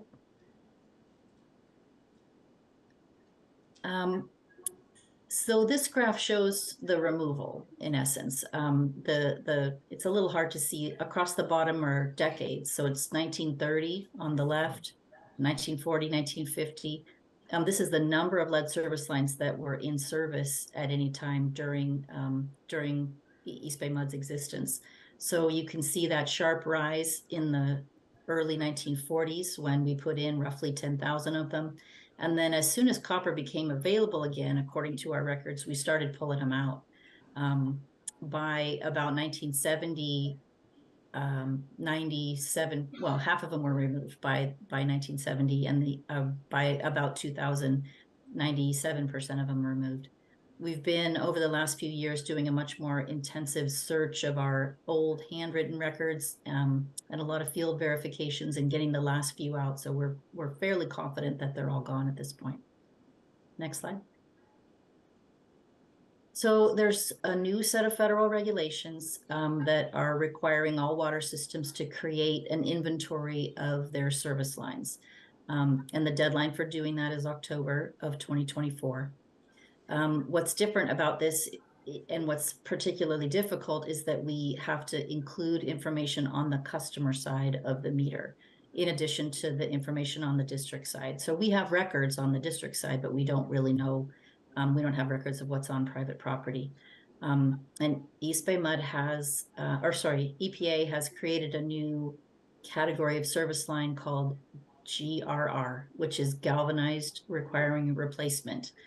And I'll talk a little bit more about that, but basically the definition that EPA is using is that GRR is a galvanized line that is or ever was connected to a lead service line. Next slide. So what does that mean for us? It means that despite having removed all of those lead service lines, we still have requirements under the new federal regulation. So those GRRs, those galvanized service lines, have to be identified, and we have to notify those customers that they are connected to a line that used to be connected to a lead service line. And in that notification that we have to do, there's mandatory language about the health risks of lead, and that has to be included in the letter. Next slide. So a galvanized line is basically an iron or steel pipe that has a protective zinc coating on the outside. Once the zinc is gone, then the iron can begin to corrode.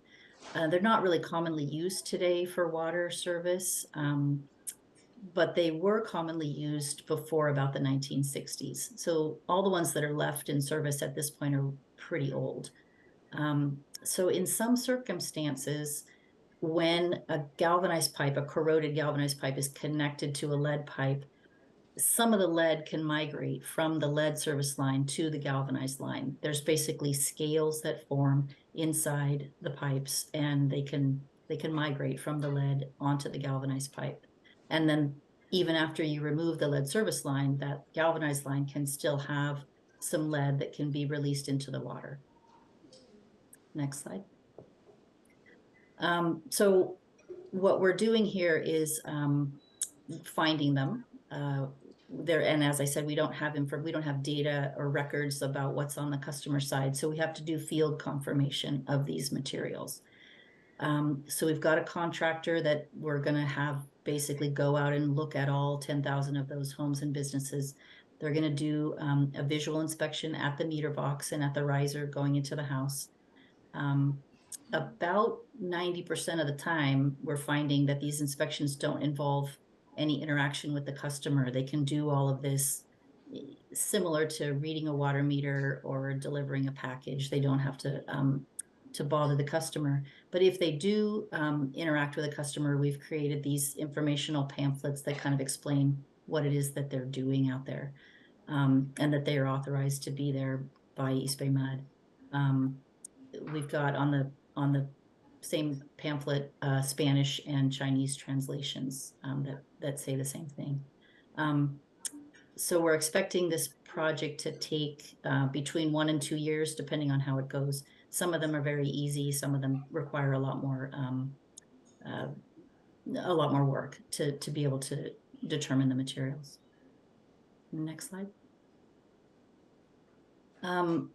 So as I said, we have to notify these customers, and this blue box on this slide is the mandatory language that has to be included in the letter. Lead is toxic and its health effects are significant. And if it is there, we want to take it seriously and minimize customers' risk. But as I'll talk about in just a minute, we don't believe that this is a significant public health issue. We have to do these notifications within 30 days of completion of the inventory, which means we have to finish them by November of 2024. It's looking like about half of these are galvanized lines that we're inspecting. So we'll be sending out about 5,000 letters to customers. And we don't want to do that all at once. We want to try to spread that out to the extent that we can over the time period, so our staff and our laboratory don't get overwhelmed. We're also required to notify them again annually until that GRR is replaced. We also have to do event-based notification, which basically means anytime we disturb the line, if we replace the water meter or we shut off the water main to do a repair, we have to notify those customers as well. But it's important to remember that these GRRs are part of the homeowner's property, so they're the homeowner's responsibility. Our obligation at this point under the law is to notify the customers. But it's the homeowner's responsibility to do something about it if there's something that needs to be done.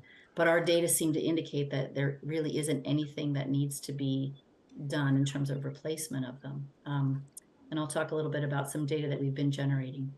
Next slide. I think that's on the next slide. If I may interrupt, if it's the homeowner's responsibility, what would be the cost of replacing the lead pipes? It varies a lot from house to house, but it's not cheap. Thousands of dollars. You know, it's basically digging up the line and replacing it with a suitable replacement material, usually copper, sometimes plastic. Rule of thumb, around 10,000, generally speaking, in the Bay Area. But again, it varies a lot depending on the length and depth and everything else. And is there any kind of program that might help lower income people accomplish this task? No, not that we have. So there is money in the well, several different programs on the federal level to replace actual lead service lines. But there isn't to replace these GRRs, and not in this situation where the lead has been removed so long ago. There just isn't. Thank you. Yeah, we've tested a lot of customer kitchen taps, basically in-home tap samples over the last quite a few years, actually, since around the 1990s when lead started really being regulated at the federal level. This graph here is a little complicated, but it's a way of showing a couple thousand data points. So we've got a lot of data in our water, and basically it indicates that this isn't really a significant public health issue. And I'll kind of walk through this. So these are box and whisker plots, which are basically a way of grouping a bunch of data to show the quartiles. So the top of the box is 75th percentile, and the bottom of the box is the 25th percentile. So it's a whole lot of data shown in a little box. This first box is actual lead service lines. Before we took them out, we had on this graph about 112 of them that we were able to sample. This is a sample of water from the customers' homes under kind of a worst case condition. So it's a first draw sample. So the water sat stagnant, usually overnight for at least 6 hours, where the water's in contact with the pipe, and then we sample that water for lead. These lines across here, the red line is the current action level, which is a federal term for kind of the maximum allowable concentration of 15 parts per billion. The kind of yellow line is what EPA is calling a trigger level. They're actually going to probably lower the action level down to 10 ppb in some upcoming changes that they're making. And then the green line is the detection limit for reporting purposes. And that's really what a regular lab can analyze for reliably, 5 parts per billion. If you're below 5, unless you've taken your sample to a really good lab, like our lab can really look at very low numbers, they're basically undetectable. So as we move to the right on this graph, they get to be sort of lower and lower. They're a little hard to see, but the gray bar I want to point out here, the third one, those are customers that don't necessarily even have lead. These are just random customers at East Bay Mud that have called and requested a lead test under our what we call our lead sample voucher program. So there's 1,700 of those, and the bulk of that data, 90% of those samples are less than 1 part per billion. And then the ones to the right are either galvanized lines that have a little short connector piece that is actually lead, and then on the district side, and then the last 2 bars are these GRRs that I'm talking about here. So we don't have a lot of them tested yet. We've kind of just started on that program, but it's looking like their numbers are even lower. So it's a lot of data here, I realize, but it's fairly consistent data that we're finding that there just isn't lead that's coming off of these galvanized lines. And you can see also on this graph some dots that are occasionally significantly higher than the rest, and those are almost always linked to debris that's caught in the aerator or old corroded faucets. Next slide. So what can a customer do if they get one of these letters? Call us and we'll test the water. That's you can't smell lead or taste it, but you can analyze for it and we will do that for any customer for free. Most faucets have a little aerator on them. It's got a little screen. Sometimes if the galvanized pipes are corroding, bits of material can get caught in the aerator. It's relatively easy to take that off and either clean it or replace it. Like I said earlier, the lead tends to be highest when the water has sat in contact with the pipe for a long period of time. So first thing in the morning, you can flush that water out and not drink the very first draw of water that comes out in the morning. You can wash dishes, do laundry, use that water in some other way, take a shower, and then after it's fully flushed, you can take a sample of water and keep that in the fridge for drinking later on in the day if it does turn out that the lead is elevated. If the lead turns out to be high, if you run a test and the lead concentration is high, there are filters that can remove lead really reliably. Lead's not a problem for bathing or washing. It doesn't come in through your skin, and boiling doesn't remove lead. You really have to, if it is there, you need to take it out with a certified pitcher. If you do have and we'll help, because we investigate this with customers. If we see a lead result that's high in the initial test, we'll work with the customer to try to figure out where it's coming from. And usually we can take samples from different faucets in the house, and one faucet turns out to be the culprit, and we can recommend replacing that particular faucet, and the other ones are fine, or just don't drink from that faucet. And if a customer is really concerned about the galvanized lines, they can be replaced. There are other materials that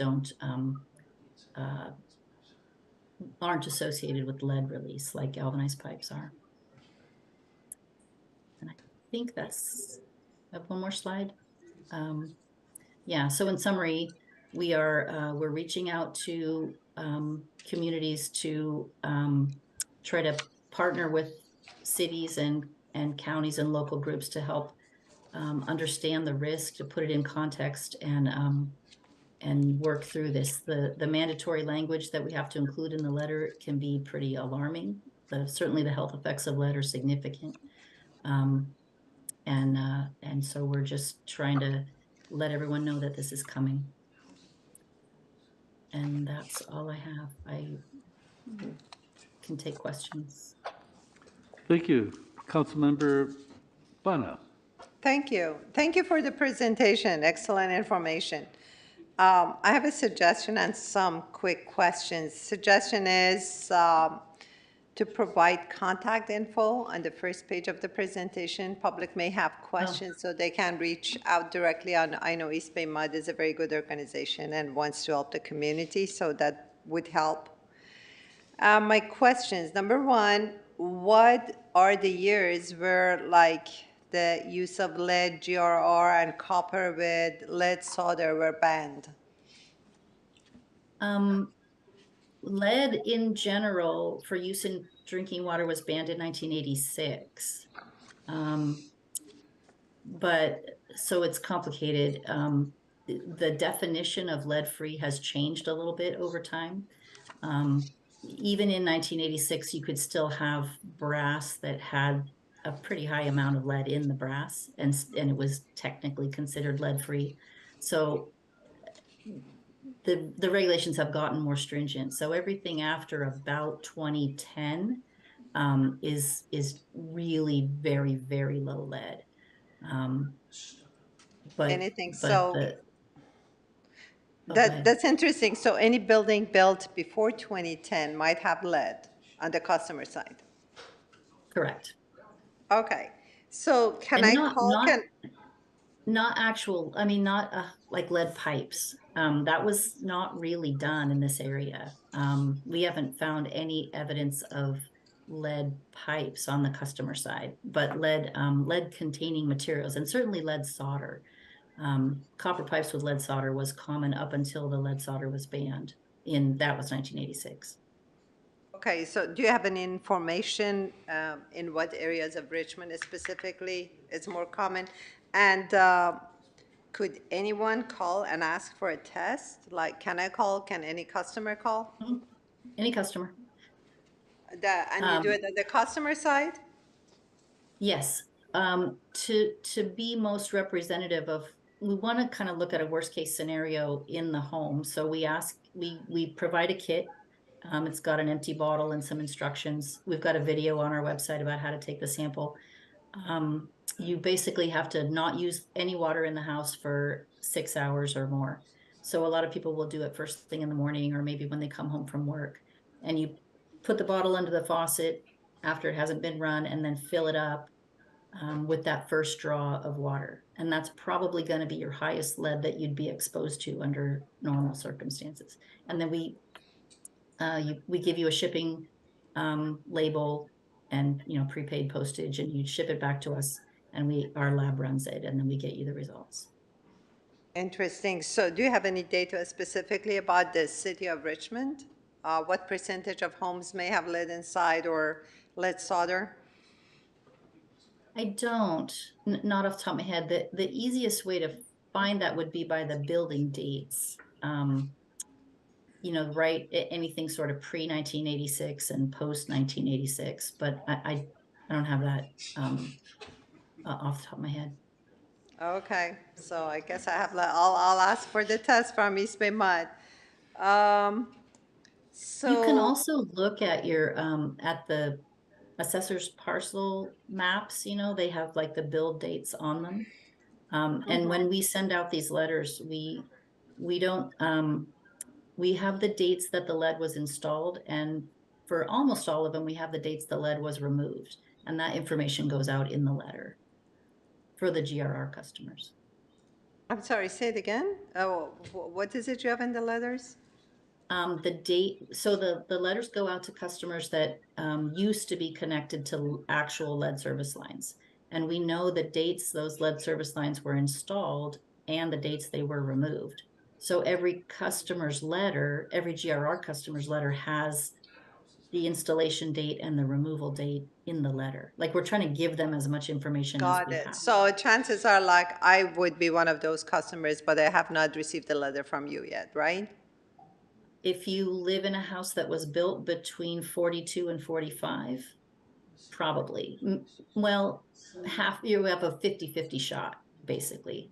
Because if you have a copper service line or a plastic service line from the meter to your house, you won't get one of these letters. Okay, thank you. And you said 5,000 letters. Are they going to go out in Richmond or? No. All customers of East Bay Mud? Yes. All over Yeah, all over the service area. Okay. And you're not aware of any grants that may be available to customers of low income to deal with the issue? We have a program for low-income customers that we can use to help replace faucets. We have a program for low-income customers that can help fix leaks. Like we have sort of a contract with a company that can have a plumber come in and repair, under our what do you call it, the water conservation program. Low-income customers are eligible for that, and we included the replacement of a old faucet that's leaching lead, as part of that program as well.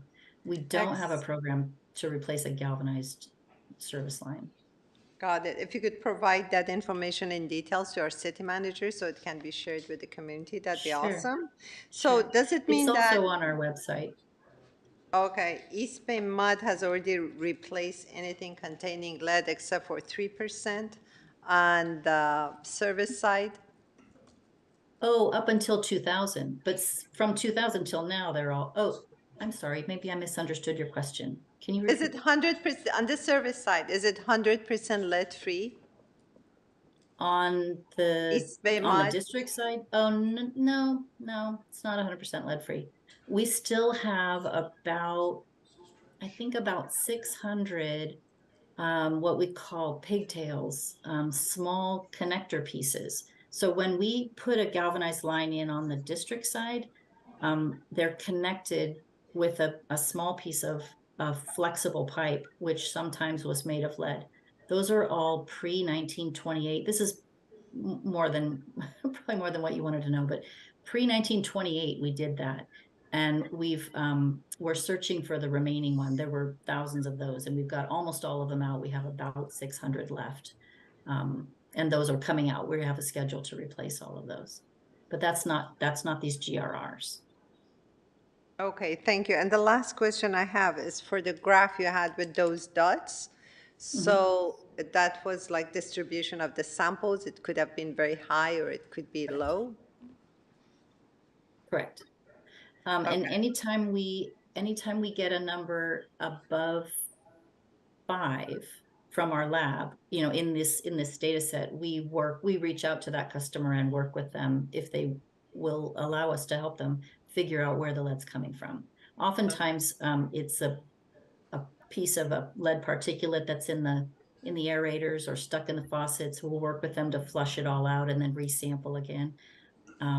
So we don't just give someone a lead result that's high like that without helping them figure out, where the lead's coming from. Thank you. There's no lead in the water coming in, it's got to be coming from somewhere. A post-final question. So lead is hazardous to children under 5 or anyone? Like a person like me, should I worry about lead? Yes. I mean, you shouldn't be, it's not good for you, even if you're an adult. It's especially bad for children, but it's not good for adults either. There are cardiovascular effects. There are other adverse health effects, even in adults. Thank you.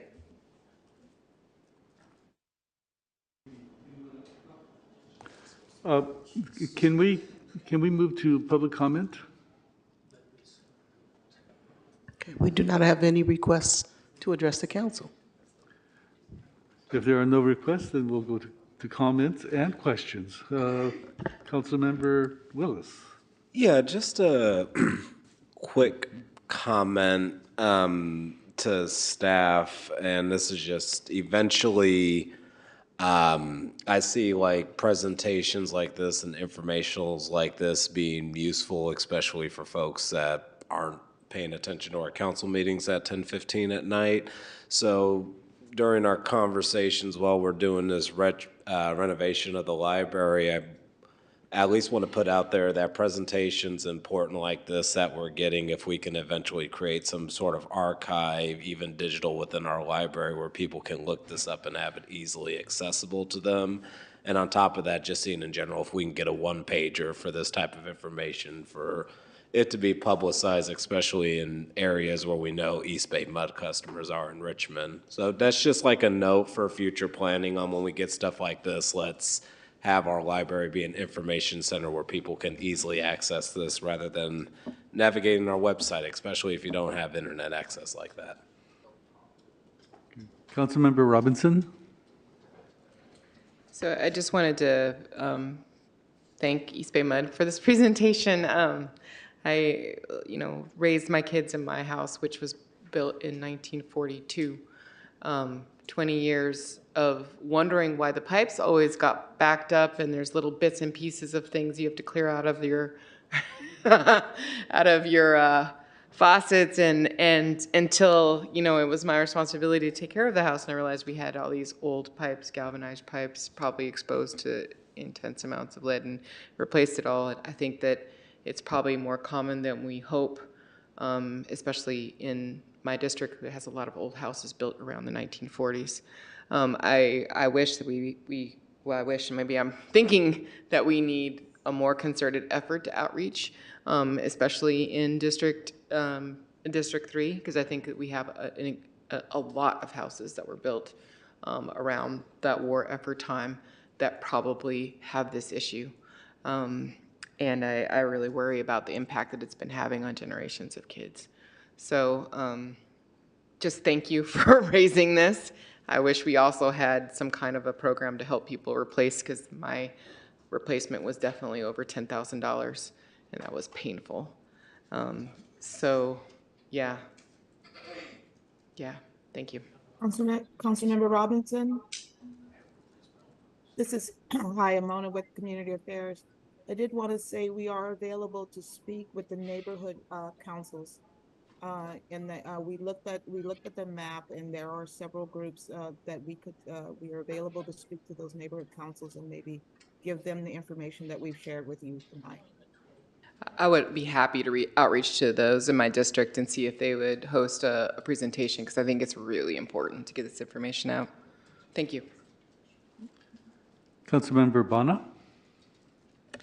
Thank you. I think this is a very important issue, and we need to think about what we can do. When my children were young, they were blood tested for lead because we were living in very old buildings.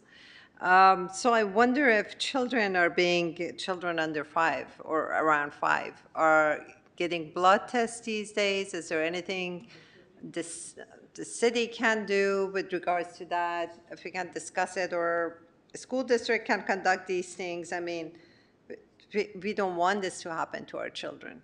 So are there any programs going on? I don't know about Contra Costa County in particular. I know that Alameda County has a lead poisoning prevention program.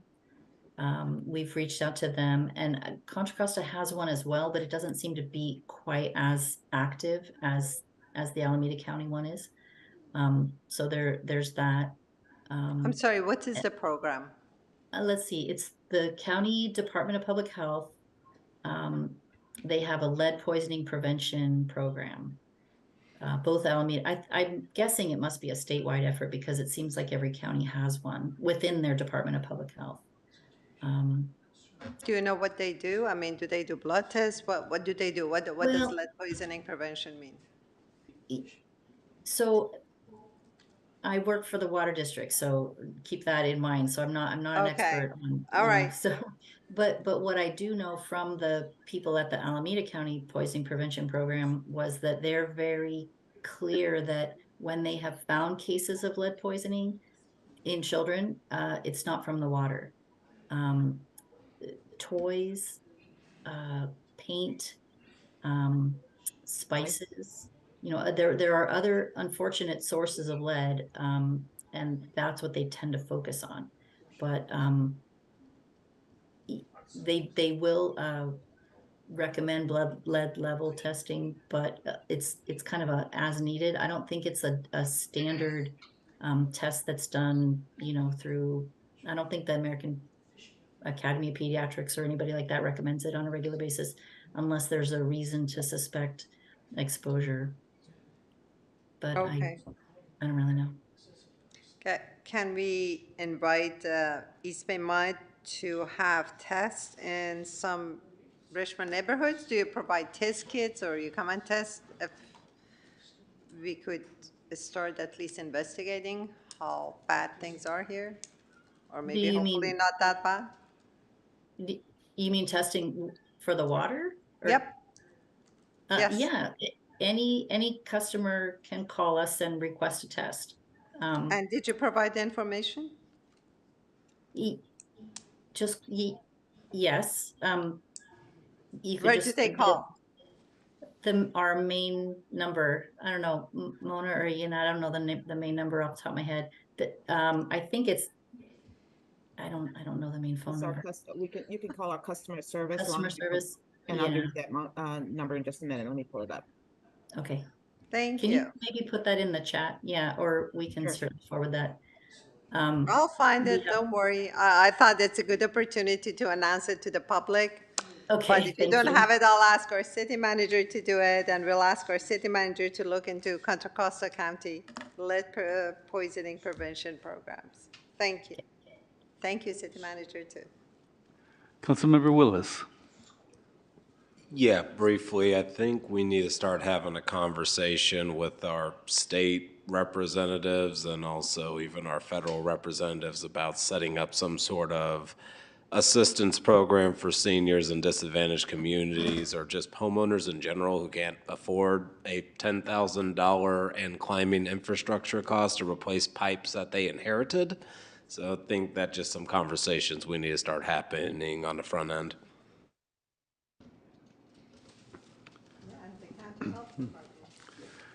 And just out of curiosity, how effective are the water filters that people buy and put on their faucets?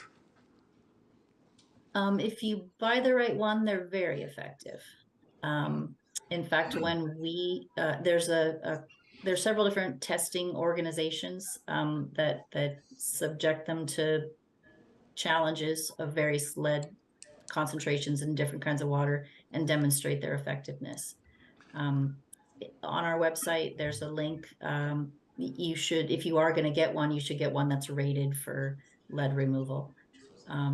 When we do disturb a lead line, like when we find these short pigtail sections, we provide filters to the customers for the duration of the work, because when we disturb it like that, certainly lead does get dislodged and can become elevated until the work is done and it's all flushed out. So we research, which ones work, which ones have been tested and demonstrated to remove lead. There's a organization called NSF, National Sanitation Foundation, and they test all different kinds of filters and rate them, for their lead removal. There's a link on our website. We have a lead page and a galvanized pipe page on our website that has all that information on it. Okay, But thank you. it's important not to just assume. There's a lot that claim that they do that don't. I guess that's pretty standard. There's a lot of people trying to sell things that don't necessarily do what they say they're going to do.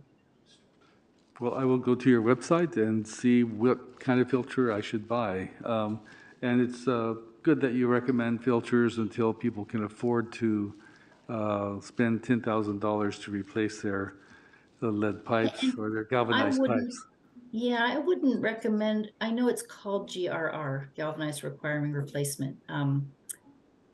And probably they should have been replaced back in the day when we replaced the lead lines.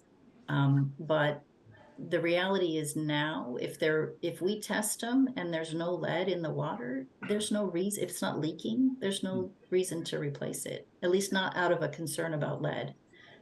If it is leaching lead, then of course it should be replaced. But we haven't seen that happen. All the ones that we've tested so far, the lead has been quite low or non-detect.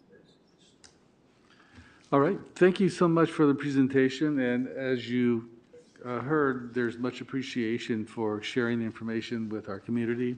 So if there are no other questions, we'll let you go on your way. And once again, thank you so much. So we can move on to our next item.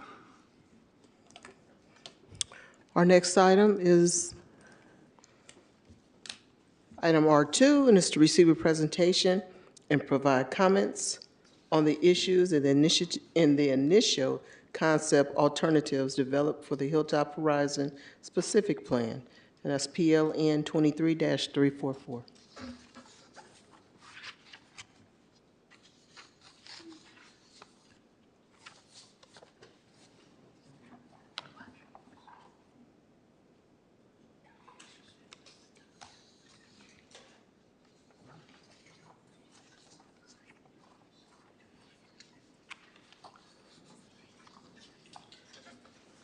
If I can get KCRT's assist, can the council see the presentation? No. Oh. Here we go, now we do. Okay.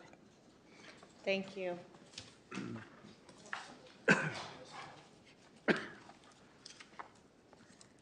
So good evening, Mayor Martinez, council members, and members of the public. I'm Lena Velasco, the Director of Community Development for the city. With me this evening, I'm joined by Beverly Choi of Environmental Science Associates, Woody Hansen from Site Lab, Chelsea Guerrero from Bay Area Economics, who will be assisting in the presentation and available to answer questions.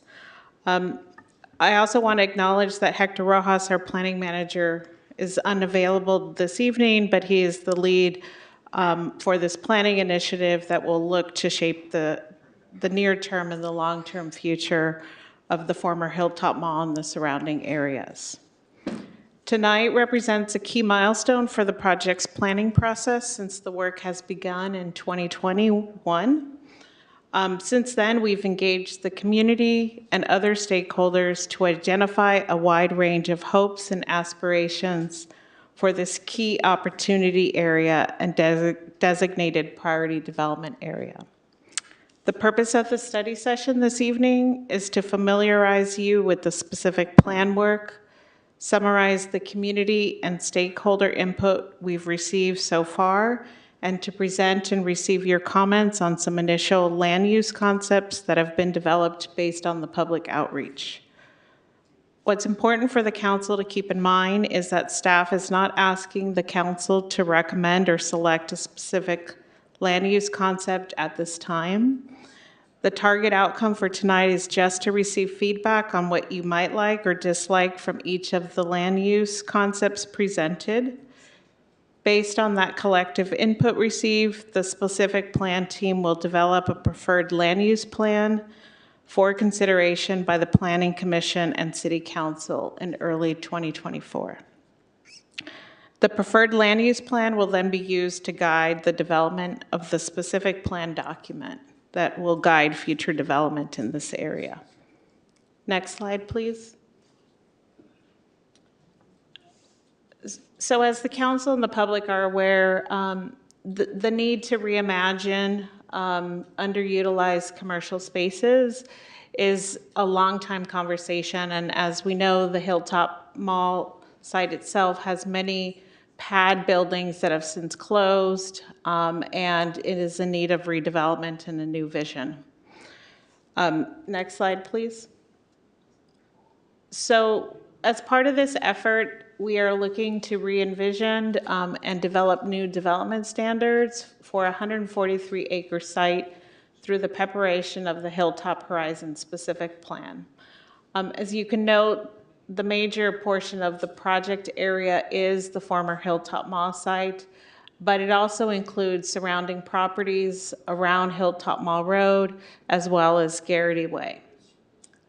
The idea here is to promote the transformation of the plan from a low-intensity, auto-oriented retail center to a higher-intensity mixed-use designation that will not only serve the immediate neighborhood, but also Richmond residents in the region as a whole. Next slide, please.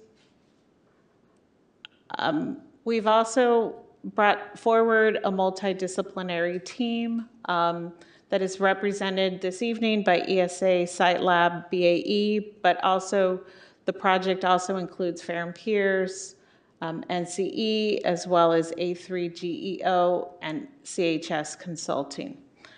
There is one slide that was missed, so if I can get KCRT to go back to the second slide, that would be helpful. Just in terms of some context for this evening that we would like the council to keep in mind is that although the COVID-19 pandemic has ended, it has had lasting implications for urban planning everywhere around the world. Hybrid work appears to be here to stay. We're eating more takeout. Movie theaters and concerts haven't fully come back yet, and we're spending more, but a lot of that spending is not happening at brick and mortar shops. It is happening online. These types of changes impact land uses that can be realized in the short, mid, and longer term. We also want the council to realize that in the recently adopted sixth cycle housing element, that we do need to consider balancing land uses in the area. For the current housing element cycle covering 2023 to 2031, the city must target production of over 3,600 units. 42% of this allocation is meant for above moderate income housing, but 25% is allocated for extremely low and very low income households. So affordability housing is a key consideration of all opportunity areas, including Hilltop. I'm totally confused. If I can have KCRT go back to slide 2, that would be helpful. In addition, the existing general plan vision for the Hilltop area should be kept in mind. The general plan designates the Hilltop area as a future activity center intended to be pedestrian and transit-friendly community hubs characterized by mixed use and higher intensity development capable of... I'm sorry, are we on the right slide? Yes. Okay. So I'm on the third bullet. Okay. Meant to be characterized by mixed use and higher intensity development capable of generating revenue, also creating jobs while providing services and amenities to residents and visitors alike. We would also like the council to keep in mind that the mall site accounts for about 55% of the plan area. Therefore, we encourage that your comments extend beyond just the mall site. This work, we're pleased to share that it's mostly grant funded. We have 2 large grants, one from the state under LEAP, which is the local early action planning grants, as well as from MTC for the PDA planning grants, which is our priority development areas. Some final context to consider is that the change in the mall's ownership, we started the endeavor to develop a specific plan with the previous owner. However, in 2020, Prologis did purchase the mall site, and their initial plans showed various arrangements of mostly employment industrial uses and some retail and housing. However, they've recently partnered with Signature Development Group to prepare more refined concepts that better align with the feedback they've received, both through the city's specific planning process as well as their own separate community outreach. The mall landowner land use concepts will be shared tonight together with the city's initial concepts. Again, it's important to know that we're not pushing any one concept this evening. We're just really here to listen to what you like of each and what you may dislike. So with that, if we can move to slide 6, and I will pass it over to Beverly. Great, thank you so much, Lena. Can everyone hear me? Seeing some nods, great. Good evening, Mayor, City Council members, members of the community. I'm Beverly Choi with ESA. Really pleased to be here, and tonight I'm going to walk us through the presentation.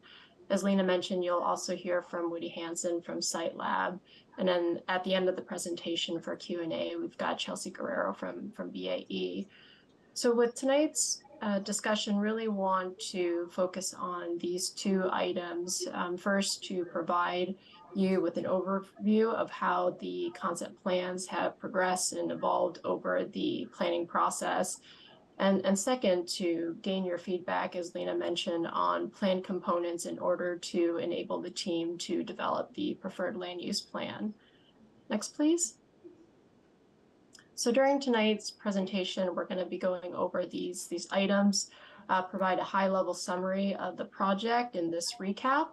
We'll spend a majority of our time going over the concept alternatives, again, how the plans have progressed, and then get your feedback.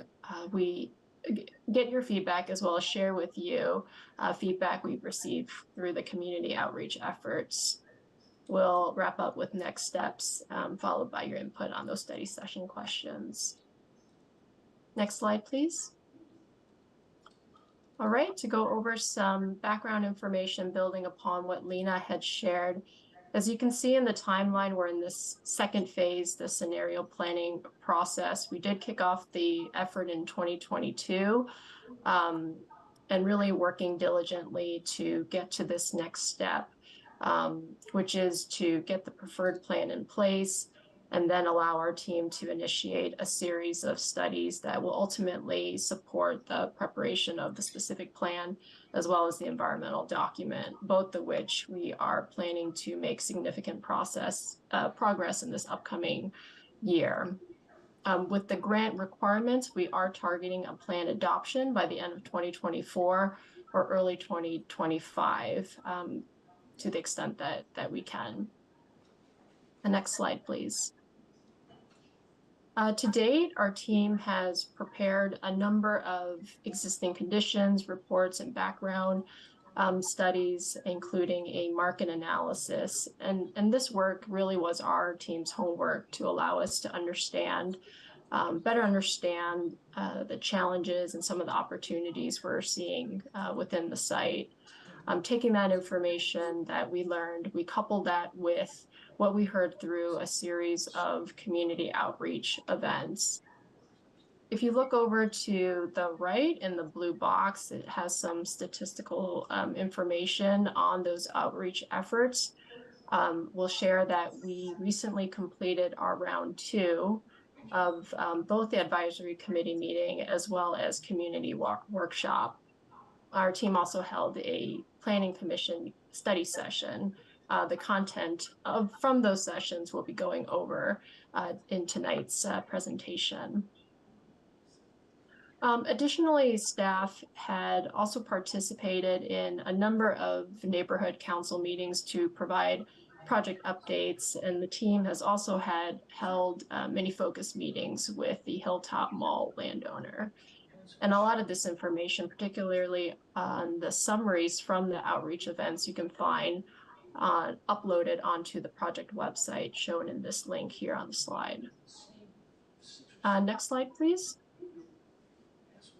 So this list presented here really represents some of those main themes that have come up both from our analyses as well as the outreach conversations that we've had to date. As you can see in this list, there was a really strong emphasis on attracting new businesses, having more entertainment opportunities, a need for more housing, having land uses that stimulate the economy and the planned area, having a mixed-use project, promoting safety, job opportunities, creating a resilient community, and really enhancing mobility for all users. And so with that context, I'm going to pass it off to Woody from Site Lab, who's going to walk us through the concept plan progression and where the alternatives are today. Woody? Thanks, Bev. Can everyone hear me okay? Great. Good evening, Mayor and Council members. Thank you for the time. I'm Woody Hansen with Site Lab Urban Studio, as Bev mentioned, and we are contributing to the urban design component of the specific plan. So next slide, please.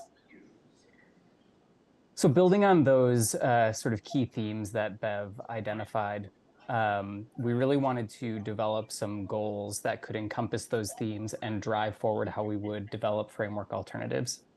So the first thing that really resonated from the various themes that were brought forward through stakeholder engagement and surveys was that folks are excited about a growing neighborhood and a destination. That means a mix of uses, new land uses that aren't there today, and new entertainment opportunities.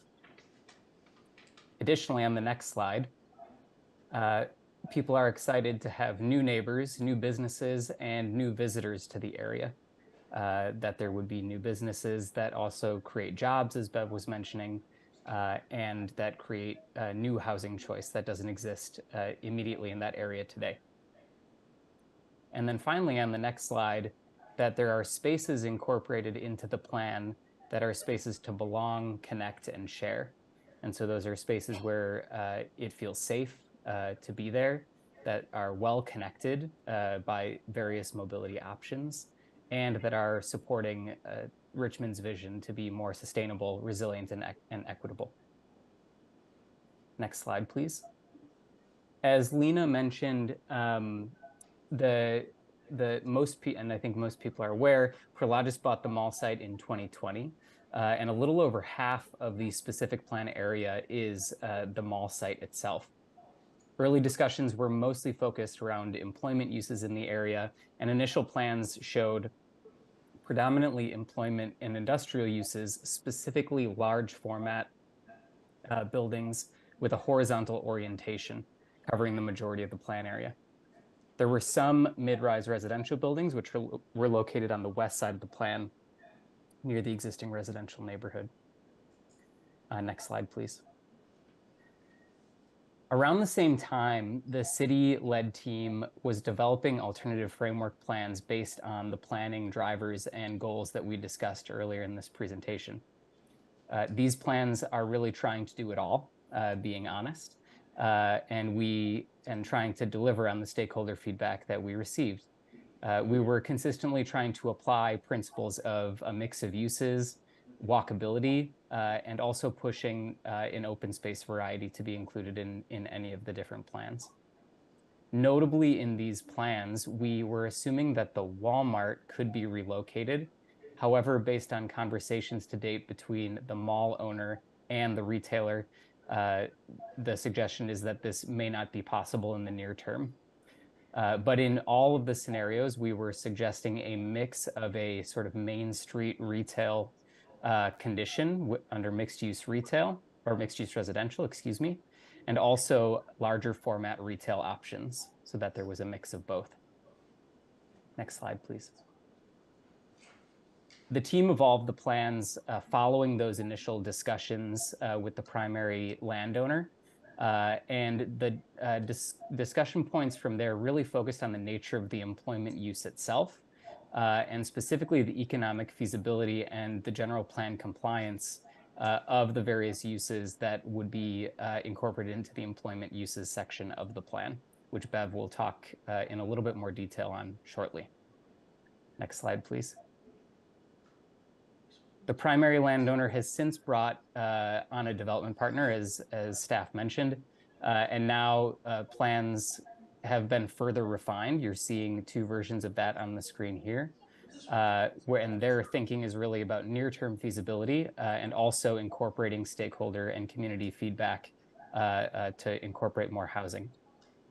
There's been significant progress in the conversations that we've had, as was mentioned, and the synchronizing of our conversations have been productive both on the land use front and understanding the feasibility of what can be built here in the near term. On the next slide, we wanted to identify a couple of consistencies that we're seeing come forward from the conversations we've had with the landowner, and we feel are important for the future of the specific plan area as a whole.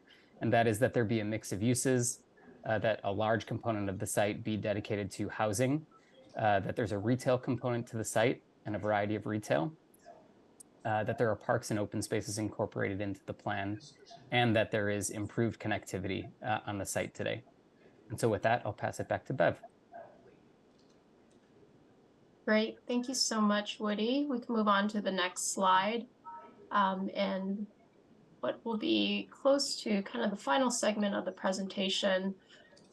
During the last round of outreach events, our team had asked several polling questions. One question presented here was to understand how quickly people wanted to see change in the Hilltop Horizon plan area. Over on the right-hand side, you can see some of the feedback we received on this question. Within the survey and the advisory committee meeting, Majority of the respondents were receptive to a near-term timeline, or that 0 to 5 year time frame. Input was 100% for near-term change from the workshop participants. When we spoke with the Planning Commission during the study session, they did identify a medium term, that 6 to 10 year time frame, which they thought would be more realistic in order to create a holistic plan that could achieve some of the goals that Woody described, and really create a plan that is as flexible as possible to respond to market changes. So for tonight's first study question to council will be, how quickly do you want to see change in the Hilltop Horizon plan area? And this question is going to be important as we dig a little bit deeper on some of the use details in this presentation.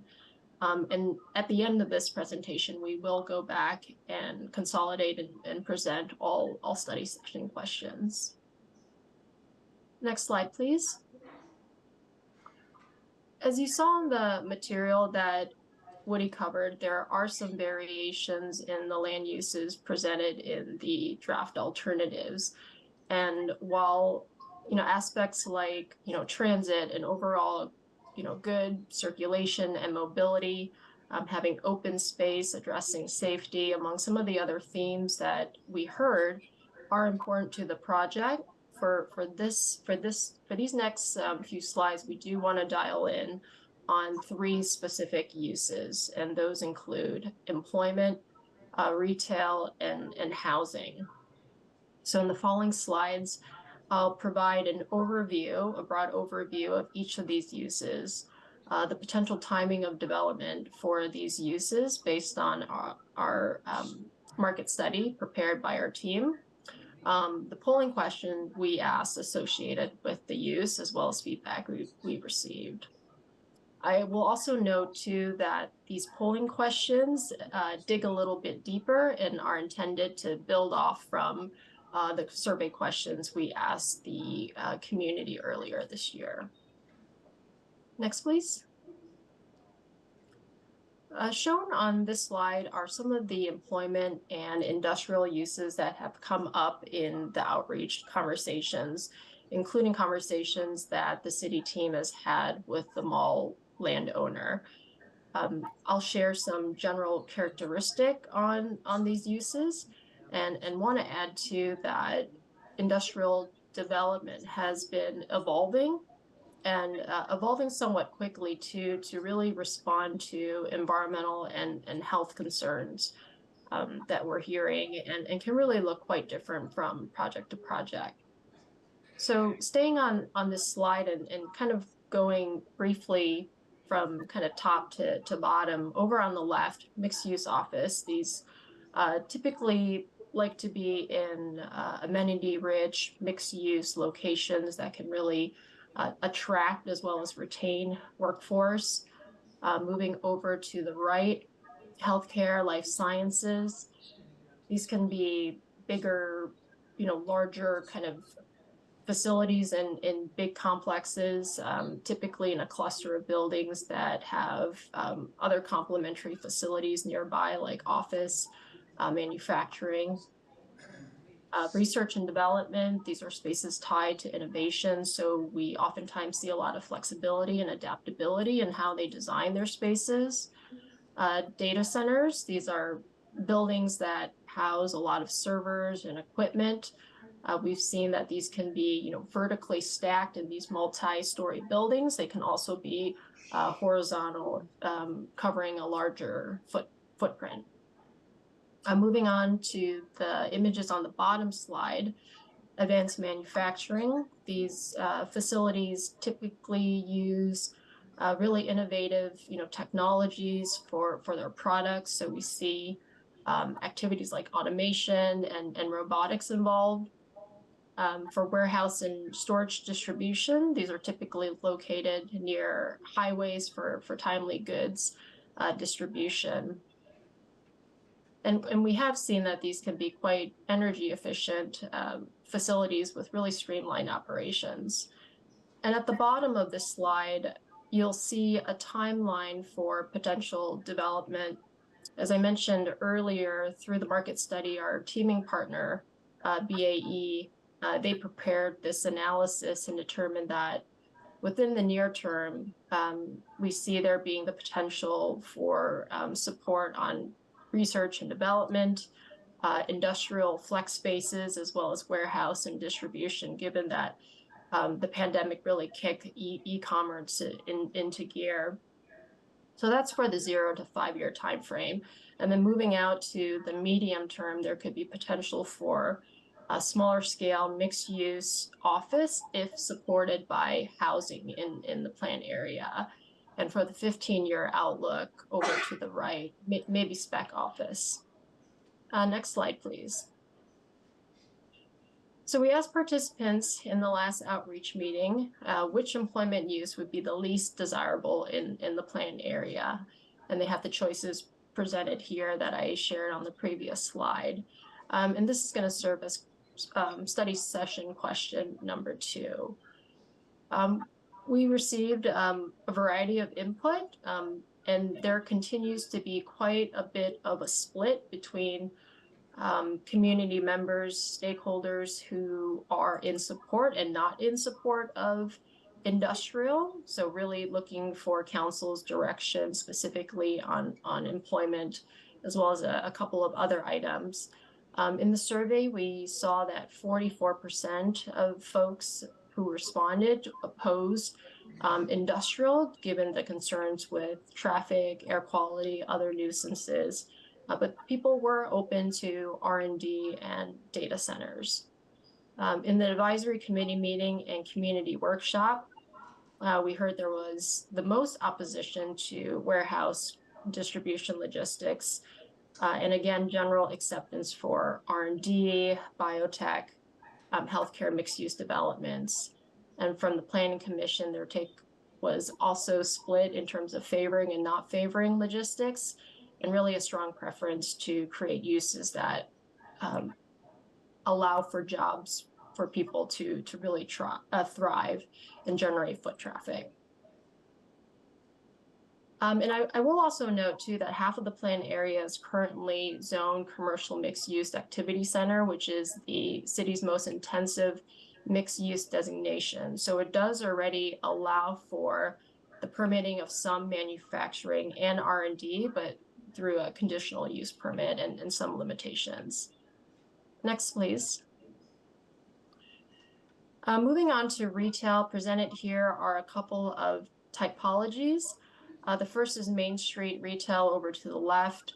These are smaller retail developments catered towards pedestrians in what is typically a very walkable, more intimate environment. In the middle, there's larger floor plate retail. These are your kind of big boxes, your Costco, your Targets, Home Depot. And depending on your setting, these can be built in a couple of different kind of prototypes. And then the third column is both, a project that can really allow for both the small and the larger floor plate retailers. And the imagery pulled for on the third column is from Bay Street over in Emeryville, which has come up a number of times through the community, being a good precedent for that. In terms of the potential timing for development in the near term, we understand that Prologis and Costco have been in conversations. So large floor plate retail could be possible. In the near term, some smaller scale retail could be possible, again, if supported by more housing in the planned area. In the longer term, perhaps more smaller scale retail, maybe regional entertainment, but this would really require a strong residential critical mass. Next slide, please. All right, this is going to be the third study session question, which is what style of new retail development would be most desirable for the Hilltop planned area. We heard that people want a walkable environment. Folks are favoring restaurants and cafes. places to walk to from their communities. And I'm going to try to kind of more quickly summarize the feedback that we've heard, maybe in the interest of time. Happy to circle back on any of these details during the discussion portion. Next, please. For housing, and this is the last topic for tonight, wanted to better understand what kind of housing would be desirable. So presented here are housing at different density ranges, and the images shown kind of depict what those densities could look like. Regarding the potential timing of development, again, through the team's market analysis, we saw that there is a demand for sale housing in Richmond when developed with amenities, and there is a perception of safety. In the medium term, a possibility for multifamily rental. In the longer term, potential to see higher density housing, and we're talking about the housing that's 40 units per acre and above. Next, please. So for the housing questions, we split into two parts because there are two zones within the plan area. We'll focus first on the area zone CM5, which is shown in purple on the map. And within this area, the current allowable density is 40 units, which is the minimum, to 150 units per acre as the maximum. Study session question 4A is, would you support a reduction to the density minimum at the CM5 zone in the Hilltop Plan area in order to spur residential development and other types of development in the plan area? Excuse me? Yes. We are nearing the end of our time, and we need to extend the meeting if we want to finish this item. So I'll make a motion to extend until is this the last item? I seconded. yes, this is the last Until item. 11:30? To the end of this item. Well, it could be past 11:30. So Until 11:30 or sooner. And then we'll extend again and suspend the rules. Perfect. 11:30. Yes, thank you. I second. Second. Okay, roll call? Councilmember Bonner? Yes. Councilmember Robinson? Yes. Councilmember Willis? Yes. Councilmember Zepeda? Yes. And Mayor Martinez. Yes. The vote is unanimous. You may continue. Appreciate it. If we can go back to slide 28, please. Was just wrapping up to share that in general, there was support with the percentages shown here on the slide from the community supporting a reduction to the density minimum within the area shown in purple. People were very much in support of seeing a mix of housing at different densities. Next, please. And I'm very close to the end. Great, thank you. Study session question 4B is one that focuses on the remaining plan area, which has a density maximum of 50 dwelling units per acre. And the question here is if you would support an increase to this density maximum in order to spur residential development and other types of development in the plan area. And again, with the percentages shown here, 67%, 50% of folks who we talked to were in favor of this increase.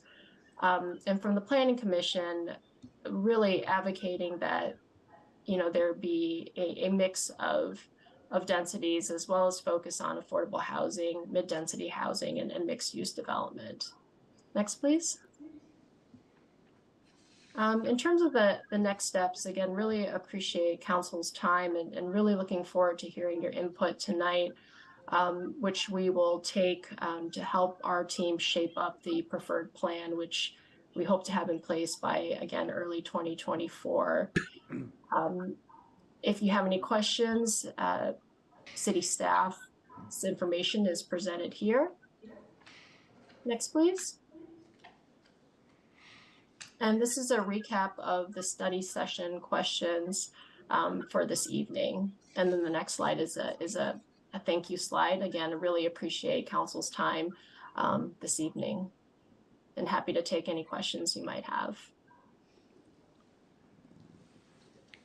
Any, Councilmember Willis. No, thank you for the presentation. I guess my immediate question, because I don't want to necessarily rush this, is after this meeting, like, what are some of the next steps that are going to happen? Like, is it going to go back to Planning Commission, further community input? So I think what we're going to do with the consultant team is consolidate all of the information we received from the community meeting, the Planning Commission, and the council this evening, and develop new concept plan that addresses the comments, achieves sort of those projected policy goals that we had early, and then come back to the Planning Commission with the preferred plan, which will then provide a recommendation to the City Council for your consideration. So I think we're going to do some refinement before we do public study or another presentation. Yeah, thank you, because part of that question comes from, I want to give those questions some thoughts. I don't want to just say something for the sake of saying something because we're here and rushing it. So I'm just wondering if we can still have public comment. I mean, this is obviously up to the rest of the council, but still have public comment, but still either at our next council meeting or the first council meeting in January, actually just say, all right, just to review, we just did this presentation. Here's the questions that we left off on. What is the council's feedback? That way we can actually, speaking for me, I can give more of a comprehensive answer on some of those questions, because right now I would rush through some of the things that I picked, but I know something will come up after this meeting. So that's why I want to understand like what the timeline is, and potentially could we have a longer discussion about answering some of these questions at a sooner future meeting. So that's all I have for right now. Councilmember Bono. Thank you. Thank you. I'm not as sweet as Melvin. Okay, first of all, before I ask my questions, I would like to ask the city clerk, please, to have presenters and provide their contact information on the first page, and also use slide numbers so we can refer to the slides. They're there. Bottom left. This is slide 41. Oh, okay. I cannot see that. Too small, almost transparent. You're right, but maybe large bold. Okay. So, Lena, you talked about grants, 2 grants. Can you explain what they were? Yes, one grant was from the California Department of Housing and Community Development for LEAP. Study? Yes, that supported this study. The local early action planning grants, that was, I believe, $500,000. There's an MTC Priority Development Area Planning Grant for $750,000 for a total of $1.25 million. So both together fund this? Correct. Okay. So I'm going to tell you what the community thinks. I know you work very hard, but the feedback I received from the community, first of all, they're frustrated. Why is it taking so long? Then it seems like there are 2 parallel developments, one by the city, one by the developer. And nobody understands why the city has to come up with a new concept plan instead of asking the developer to do it and then bring it to the city so we can. So all these are very confusing, and people want the project to be implemented, developed as soon as possible. So I'm asking you, please, whatever you can do to expedite it. The community would very much appreciate that. A couple of things is in terms of feedback. People would love to see, the freeways have separated communities. This provides an awesome opportunity for both sides of the freeway to be connected through a green path like Greenway, biking, walking, so making Hilltop Mall a destination for people living on the other side of freeway, you know, to go shopping, I don't know, exploring, entertainment, whatever is going to be there, making it fun. And the sooner it is, you know, the more property tax we get from them. And I hope, and I'm almost sure that we can ask Caltrans for help, you know, because it's the freeway that's disconnecting. So with an overpass for bikes over the freeway, that'd be awesome. I have some questions from, I think Tiffany was, I forget the name, sorry, but about, where was it? The number of years it takes for development of different things. There were 3 scales. I mean, in terms of the building, it's the same time, so I'm confused by the concept of development, why it takes like 5 years, 15 years, 20 years, depending on the size of business. Really, it's sometimes market conditions and, you know, what is the demand for? So if the idea was to create a retail-heavy mixed-use district, well, retail right now is struggling in terms of brick and mortar, and so that now, to achieve that may take some introduction of housing that would need to be built first to provide those opportunities. So I think what we were trying to demonstrate is there's some land uses that are strong and thriving, and those can be built in the shorter term, and others that will take some time to attract the resources and maybe the density that's needed to really generate those support for those. I didn't get that. Does it mean that, like, if we build it, it's going to take that long to fill it with businesses, or? No, I mean, I think concept. it's more getting the money and the market conditions to say we will, if we build this, we're going to make money off of it, right? So right now, there's not a lot of retail stores that are being built without having sufficient rooftops or disposable income to generate, you know, demand for retail. So right now, we don't have that concentration of housing that has a strong demand, so we may have to build some housing first to generate a demand for more retail, if that's the desired land uses. Same with a big hospital, or if we were to build that, it takes time to bring the financing and the planning for those types of activities. But why would, what the developer is here, but why should we be worried about it? Why don't we leave it up to them, the owner and developer? You can, accept that, you know, you have the land use zoning powers, not the developer. So I think as you're looking at achieving community goals and objectives, you're in the driver's seat in terms of you, through the general plan process, are identifying what land uses are needed. And so the developer can come with the proposal asking you to seek changes to those things. But what they've done at this point is they said, we understand you're going through this process. We want to be engaged in the process, and, you know, with the goal that there can be some alignment so that they can follow through with the development proposal. So I think we're getting closer, but there's still some areas where I think we need some additional direction and feedback in order to see if we can achieve true alignment so that we can have development quickly.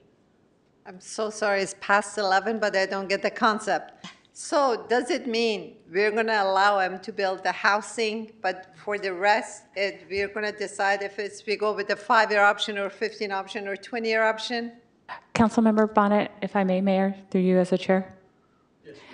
Okay, so Councilmember Bonnet, I believe one of the key things that staff is trying to convey this evening is that part of what is in the City Council's purview is land use designations. And so as a council member, just like when we just went through this ARPA allocation or budget, it's one of your primary opportunities as a council member is to provide guidance. and set policy pertaining to land use. And so that's why staff is seeking your input in this process, is because as a council member, you provide the final input pertaining to land use designations. And it's very important that we have the council's input as we move forward with this specific plan, so that way as the alternatives are updated, they take into consideration your feedback and what you're hearing from constituents.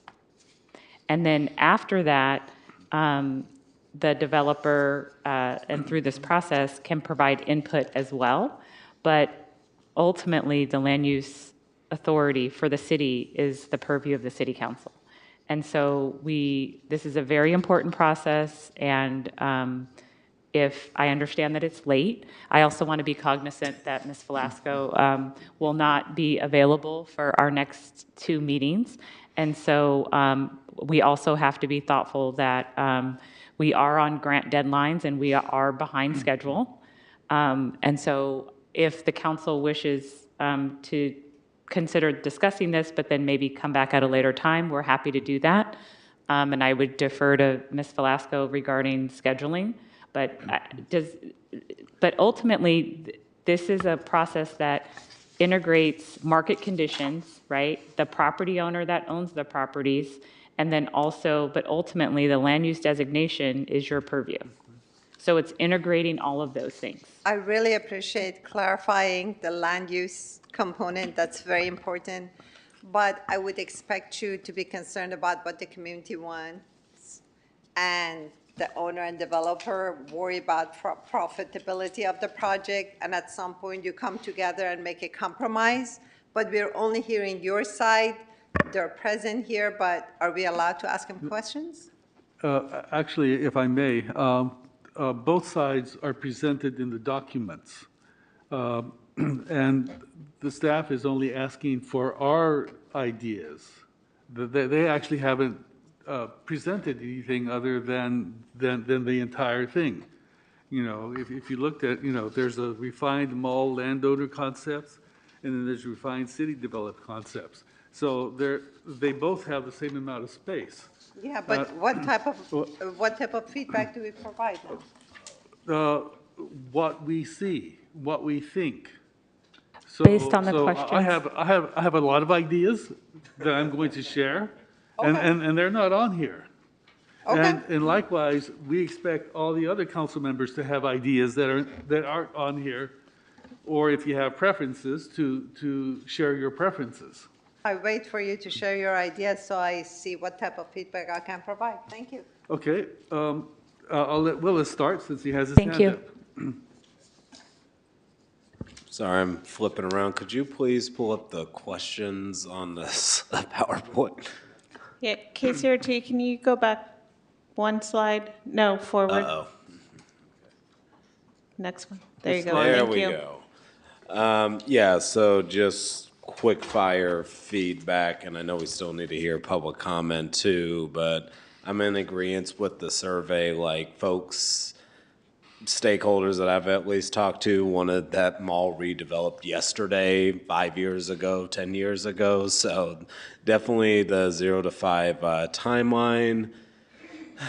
In terms of employment use, I mean, and for me, this falls under retail too. When it comes to employment and retail, I want to attract retailers that are not just paying the bare minimum of wages, but they're prioritizing livable wages.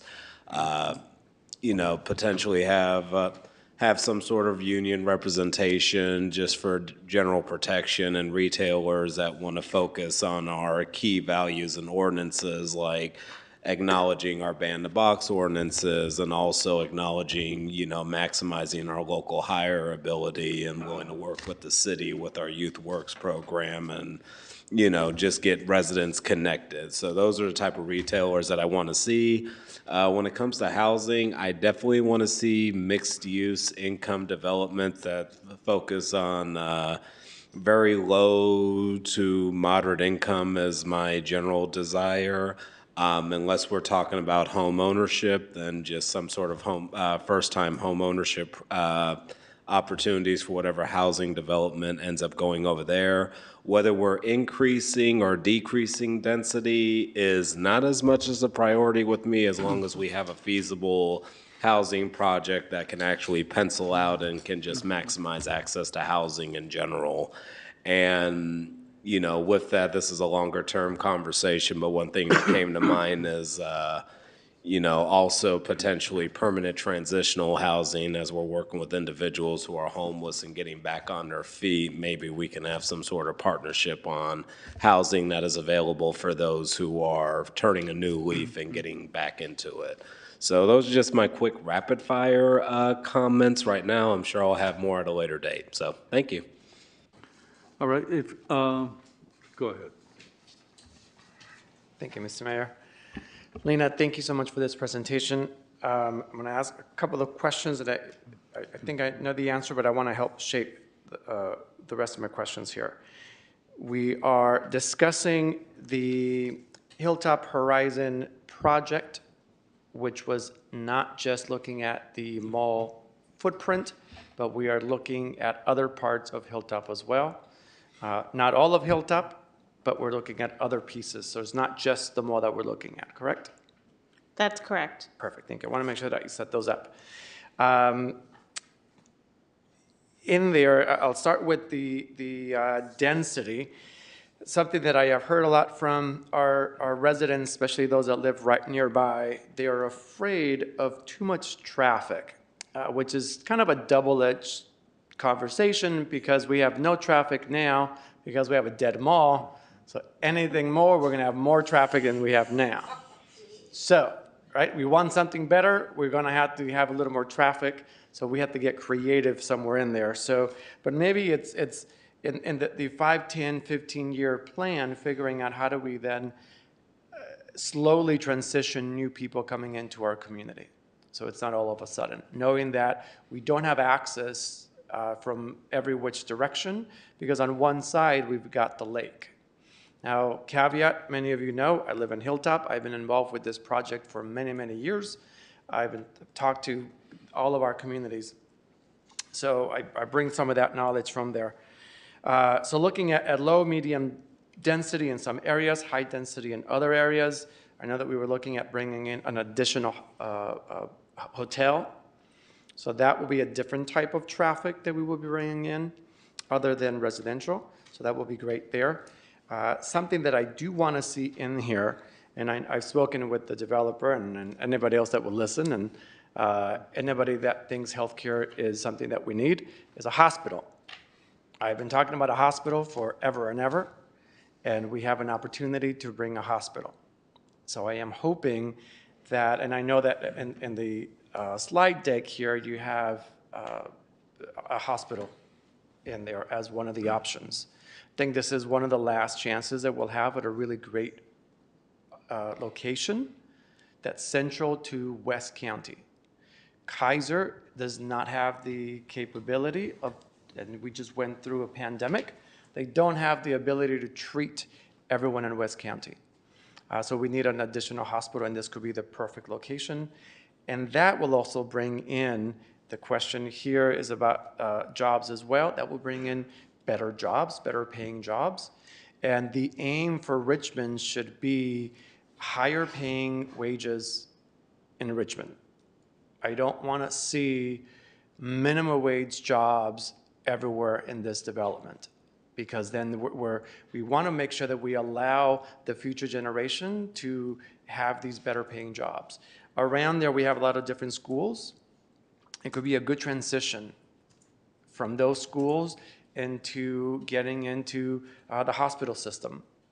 These could be our next nurses or next doctors. We know that there is a shortage of doctors and nurses. What great way to be able to connect this to that need. We can develop the next future doctors here. So I would love to be able to see a hospital. I know that there is conversations. I was just in a meeting of a regional group of us that are looking to bring a hospital to the area. So this could be a great location. once we have more people, once we have a hospital, can we bring in somewhat of a transit hub? Again, not necessarily in the mall circle, but somewhere along the area, not just within the Hilltop Horizon footprint, but we already have the transit area not too far away, so maybe making some connections there.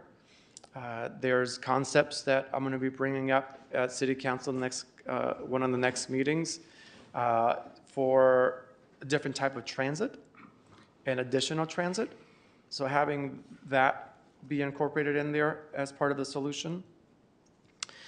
One thing that we really want to make sure that we sell are the views. We have a lake that nobody knows we have, and I call it my lake, because even though nobody knows, I've had people up there say, "Where's the lake?" And I'm like, "You're standing on it." So we want to take not just a view of the lake, because it definitely needs help, but this is the last place that we can build up with unobstructed views of the Bay Area. And you can see the whole bay from up there. If you ever had a chance to go either to the Marriott or to the JCPenney's building, from up on the rooftop there, we have beautiful views. Let's sell those, right? Let's allow our community to see that. We want Richmond to be known to attract these views. So it will be great to see how we can take advantage of that, take advantage of connectivity to the lake, connectivity to the views. Because again, we're not going to be able to build anywhere else without obstructing somebody's views. And I had heard a long time ago, and I don't know if this is still true, but the building, I believe it's the Emeryville building, is one of the tallest buildings on Highway 80, all the way, I think, till you get to the border to the next state. So it would be great. I don't know if we want to build that high, but again, selling the views. And I asked my colleagues too, the advisory committee is comprised, I believe, of a lot of the Hilltop stakeholders. Can you tell me more about the advisory committee? Who's been part of it? So it's been a combination of neighborhood council representatives, property owners, transit agencies. Help me out, Bev. But more or less, it's Hilltop related. So I want to make sure that we really take a look at that community, because they're the ones that are going to be the most impacted. When we open our door, we're going to see a lot more cars. We're going to see a lot more, or hear a lot more noise. Because I've also seen comments from people that don't live around the area, which is great. We want everyone to come to the area once we develop it. But we really want to make sure that we hear that community out, because they're going to be the ones that are most impacted. Something else to look at is potentially some senior housing. Seniors don't always tend to drive, so that's going to be one less vehicle, but they're going to need housing. So that might help us out in terms of the transit. If we have buses or other modes of transit, it'll be one less vehicle on the road as we're trying to figure out that hurdle. And senior housing is very much needed.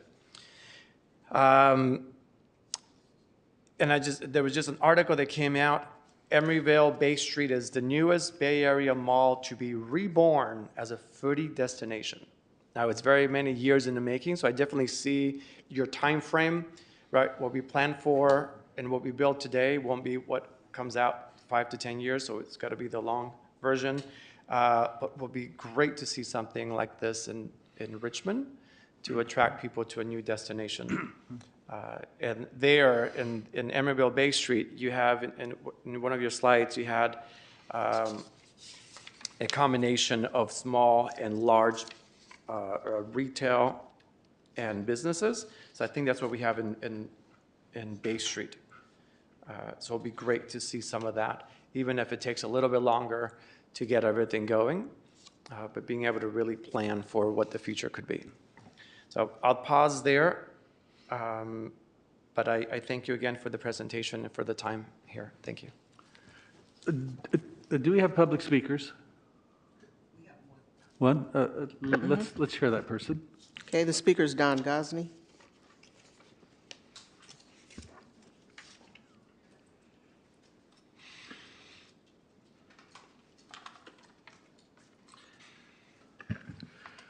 Good evening, almost morning. It's taken a long time to get to this point, and I applaud the tireless effort of staffers who gathered the data and drafted this report. Lena and her team always do a great job.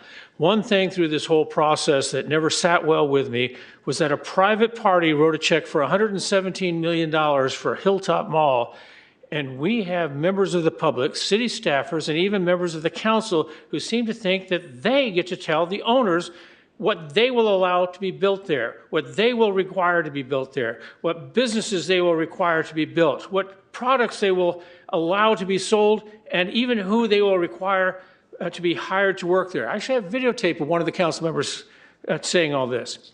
One of my concerns about this process was that the city gave the people that live up there an inordinate amount of say in the potential development. This is not a hilltop project. It's a regional project that will affect and benefit people from much farther away than just those living across the street from the mall. This means that advertising these visioning sessions should have gone out to a wider audience. Richmond is like a lot of government bodies in that they think that we wake up every morning and search each page of the website to see what is new, to see if another meeting has been scheduled. It just doesn't work that way. We have a vast resource of social media that the public routinely visits, and for major projects like this, it might behoove the city to actually avail themselves of these avenues for the dissemination of information. And something we want to keep in mind too, they would not have spent $117 million for that mall property unless they thought they could make a profit off of the investment. That needs to pencil out. Lastly, I'm also concerned that the city is trying to enforce a much higher density of residential units than the area can safely accommodate. This isn't much different than the access to Point Mulati. It has been a sticking point for 29 years. Getting in and out is just too limited. The mall will already have a very large parking lot. Do we need to turn our access streets into parking lots too? Thank you. Before we hear any other speakers, we need to suspend the rules. And extend the meeting. I make a motion to suspend the rules until the end of this item. I second that. Okay, we have a motion and a second. Roll call. Councilmember Bonner? Yes. Councilmember Robinson? Yes. Councilmember Willis? Yes. Councilmember Zepeda? Yes. And Mayor Martinez. Yes. The vote is unanimous. Okay, next speaker. I see someone waiting. Hi, sorry. My name is Mike Gilmetti. I'm with Signature Development Group. I just wanted to say hello and introduce myself in public here. We are working in a partnership with Prologis to look to envision the mall site portion of the specific plan. We've been working in conjunction with city staff and with members of the community, attending the advisory committee sessions and stakeholder meetings. So I think our goal is to listen to what Planning Commission and Council say here tonight, or Planning Commission said a couple weeks ago, what Council says tonight. We have been listening and synthesizing what the public's been telling us, and the advisory committee and the neighborhood stakeholders, and also with city staff. We do think there's a number of possibilities. We have changed the direction of the project and think it's far more fitting with what the community has in mind or they've been telling us. And we really do appreciate you looking at the notion of making something that's economically feasible, that we actually can get started within the soonest possible time to build something that you, the city, and the citizens can be proud of. So thank you very much, and look forward to working with you. Thank you. Councilmember Robinson. Okay, so just a quick comment. I really appreciate the comments that you just made. I think it's important that the city works together with developers, but I think that first and foremost, we have to remember that, cities outlive developments in businesses. Businesses come and go. I think it's a really important job of city councils to determine the vision that we have for our city and the land uses that should be in any particular place. We have to be responsive to what's happening in terms of trends and what's going to be sustainable, financially sustainable, and everything economically sustainable. But no matter who purchases the land, it is an important responsibility for the city staff, the city council to determine what the land uses are. And whoever purchases the land can then be responsive to those land uses. And I think we just need to get that straight. That's just an important principle. developers, business owners don't design our cities. Thank you. I'd like to share my opinion as to why it's taken so long, and that is that Prologis wasn't forthright with the community. They purchased this land with the intention of building something that it wasn't zoned for. So in fact, Prologis was trying to change the face of the city without the city's without the city being the change agent. This is our city, and we need to think about what we want it to be. I think one of the problems that we've had is that we haven't had a vision of what this city should become. This city can become a great place. It can become a place that attracts people, and I think that Hilltop is a place that can create that center of attention. One of the things that I've noticed is that Hilltop is actually in a caldera, so you can't really see it. And when I drive to Sacramento, there's that ziggurat building that's always lit up. And when I drive to Sacramento, I see that building and I think, wow, what is that? In fact, I've wondered that for so long that I eventually drove there to see what it was. It was an office building, so it wasn't much good to me. But there was a river beside it and a park with benches and swings and a place I could buy food to have a picnic. So when I look at Hilltop, I think what we need is a signature building, something that will attract people, something that's tall enough for people to see from the freeway. And there's also the lake, as Councilmember Cepeda said. We need to make that lake accessible to the Hilltop community so that people can buy picnics and walk down to the lake and enjoy the lake so that the lake becomes part of the community of Hilltop. We talk about different plans. I think it's good to have different plans so that we have a selection of what is best. Looking at the 4 plans here, A, B, refined mall landowner concepts and the refined city development concepts, I think my preference is the city developed B because it incorporates the lake. I'm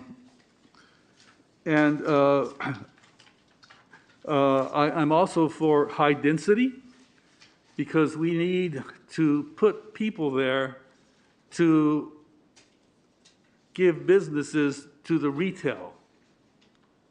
So, and then as Councilmember Cepeda also said, we need to make sure that we have plans for mass transit, be it rail or some other system. But the mass transit has to be in the plans. I also look at these black lines, and it looks like there's major thoroughfares going through residential. I don't think that's you know, who wants a major road going through their residential area? You know, I live a block off of Carlson, and there's a lot of people being hit by cars because the size of the road causes people to speed faster than they should. And I think residential should be residential and not a thoroughfare. So there's a lot that we can do, and I think that we need to dream big and scale that dream down to what's possible. But I really do think that Hilltop can become something that will put Richmond on the map. We just have to make sure that we can envision something that will do that. Anyone else? Yes, Councilmember Bono. I would like to follow on what the mayor said, for it to be a signature building and what Cesar said. Council Member Zepeda, I think the view of the bay is very important.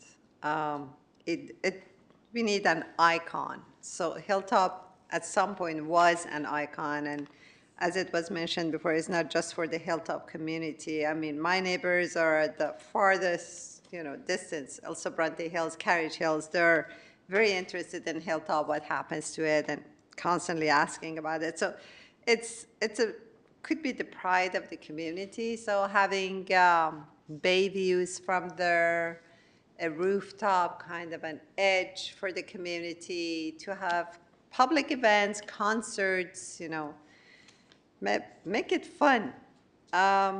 Also, as you mentioned, Lena, it's not shopping that people take pleasure anymore. My children say they're not interested in things anymore. They're interested in experiences. So that's important. And in addition to other experiences, I hope we can have some sports facilities there. In terms of housing, 3 points. Number one, homeownership is very important.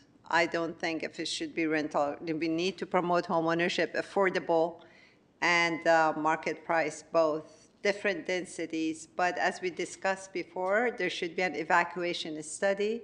So the density shouldn't be beyond the evacuation capacity of the area. As I said, they should connect to the other side of freeway through a greenway or something.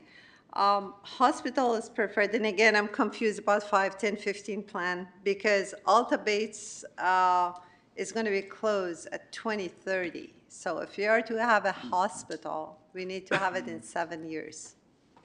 So I don't understand, again, why your plans say like a hospital takes 20 years. If it's going to take 20 years, there is no way we can have a hospital.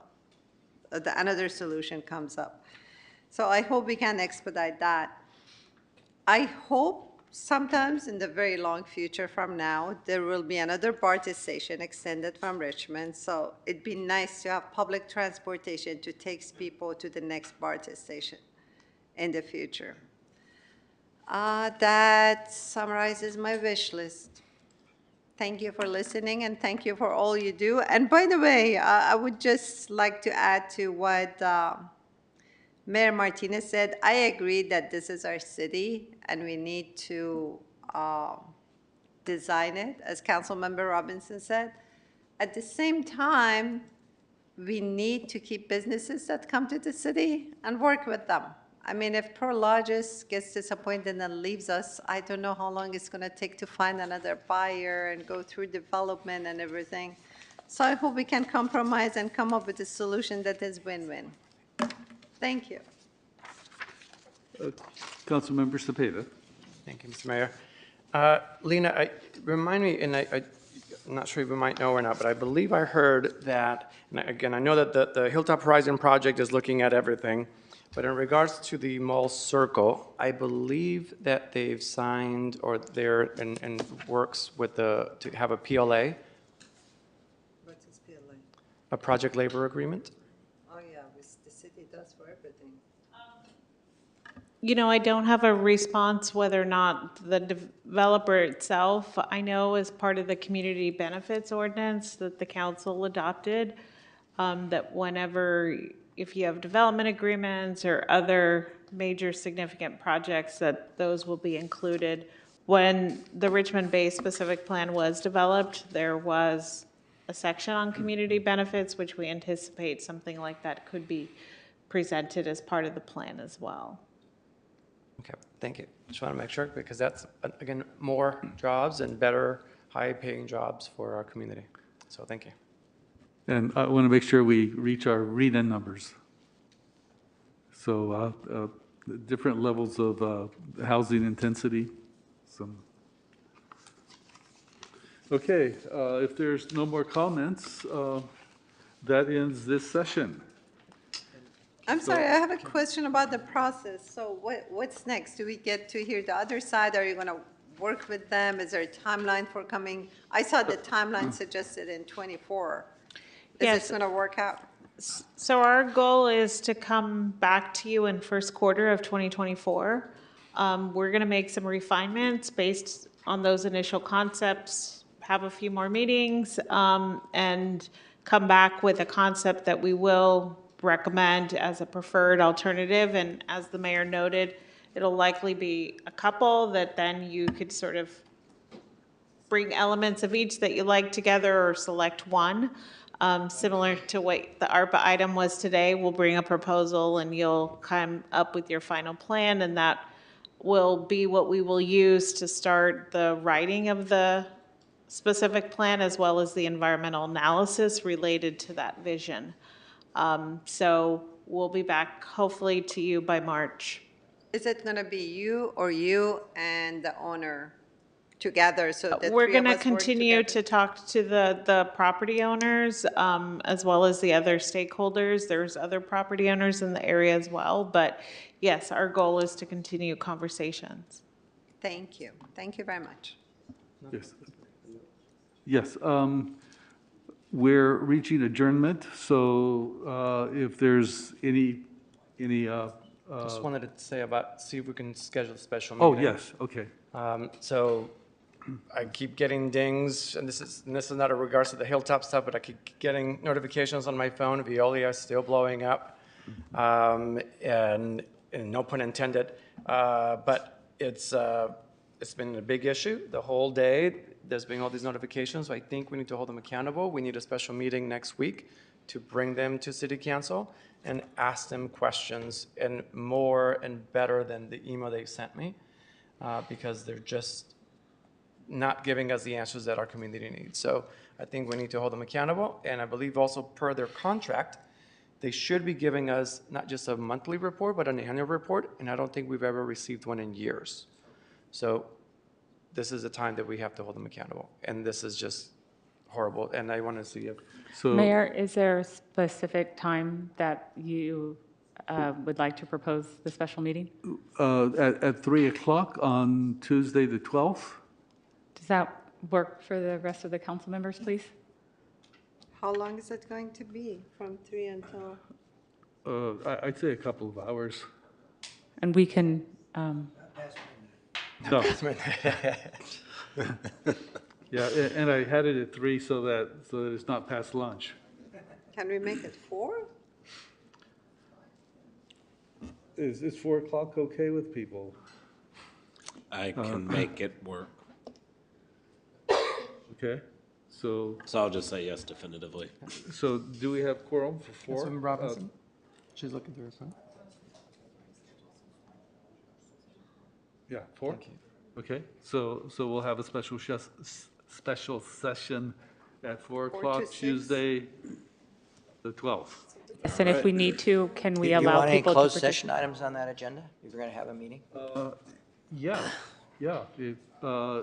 We do have a lot of closed session items that need to be held, so. Only urgent ones. Just like the main urgent, like we got to get this done now. Let's make some decisions. And what is the meeting specifically for? The meeting is specifically to address the issues of Veolia. Oh, Veolia. Yeah. And then, Madam Clerk, And then we'll also have some closed session items. So, Yes, that is my specific and then Mayor, request. if there are any conflicts, is the council amenable to having participants utilize Zoom? Obviously, we'll prefer for people to come to the council chambers, yes, but, yes, it will be hybrid. okay. Oh, hybrid. Veolia in person. Okay. Yeah, Viola needs to be in person. Yeah. Well, And then, just so you know, I have Thank you very much. Meeting adjourned? no, no, actually. Question mark? I want to keep us here for another half hour. Cool, you can hang out. So I thought that we could engage in sea chanties. Does anyone know one? Sea chanties. You I know some songs sea that say- chanty tunes, but they're incomprehensible to me Okay, personally, well, so in just that sound like case, blah, if blah. there's no one that we want to close the meeting in honor of, For instance, Sandra Day O'Connor. And Miss Christian's birthday. oh, yes, of course. Well, all right. This meeting is adjourned. Thank you. Good night, everyone.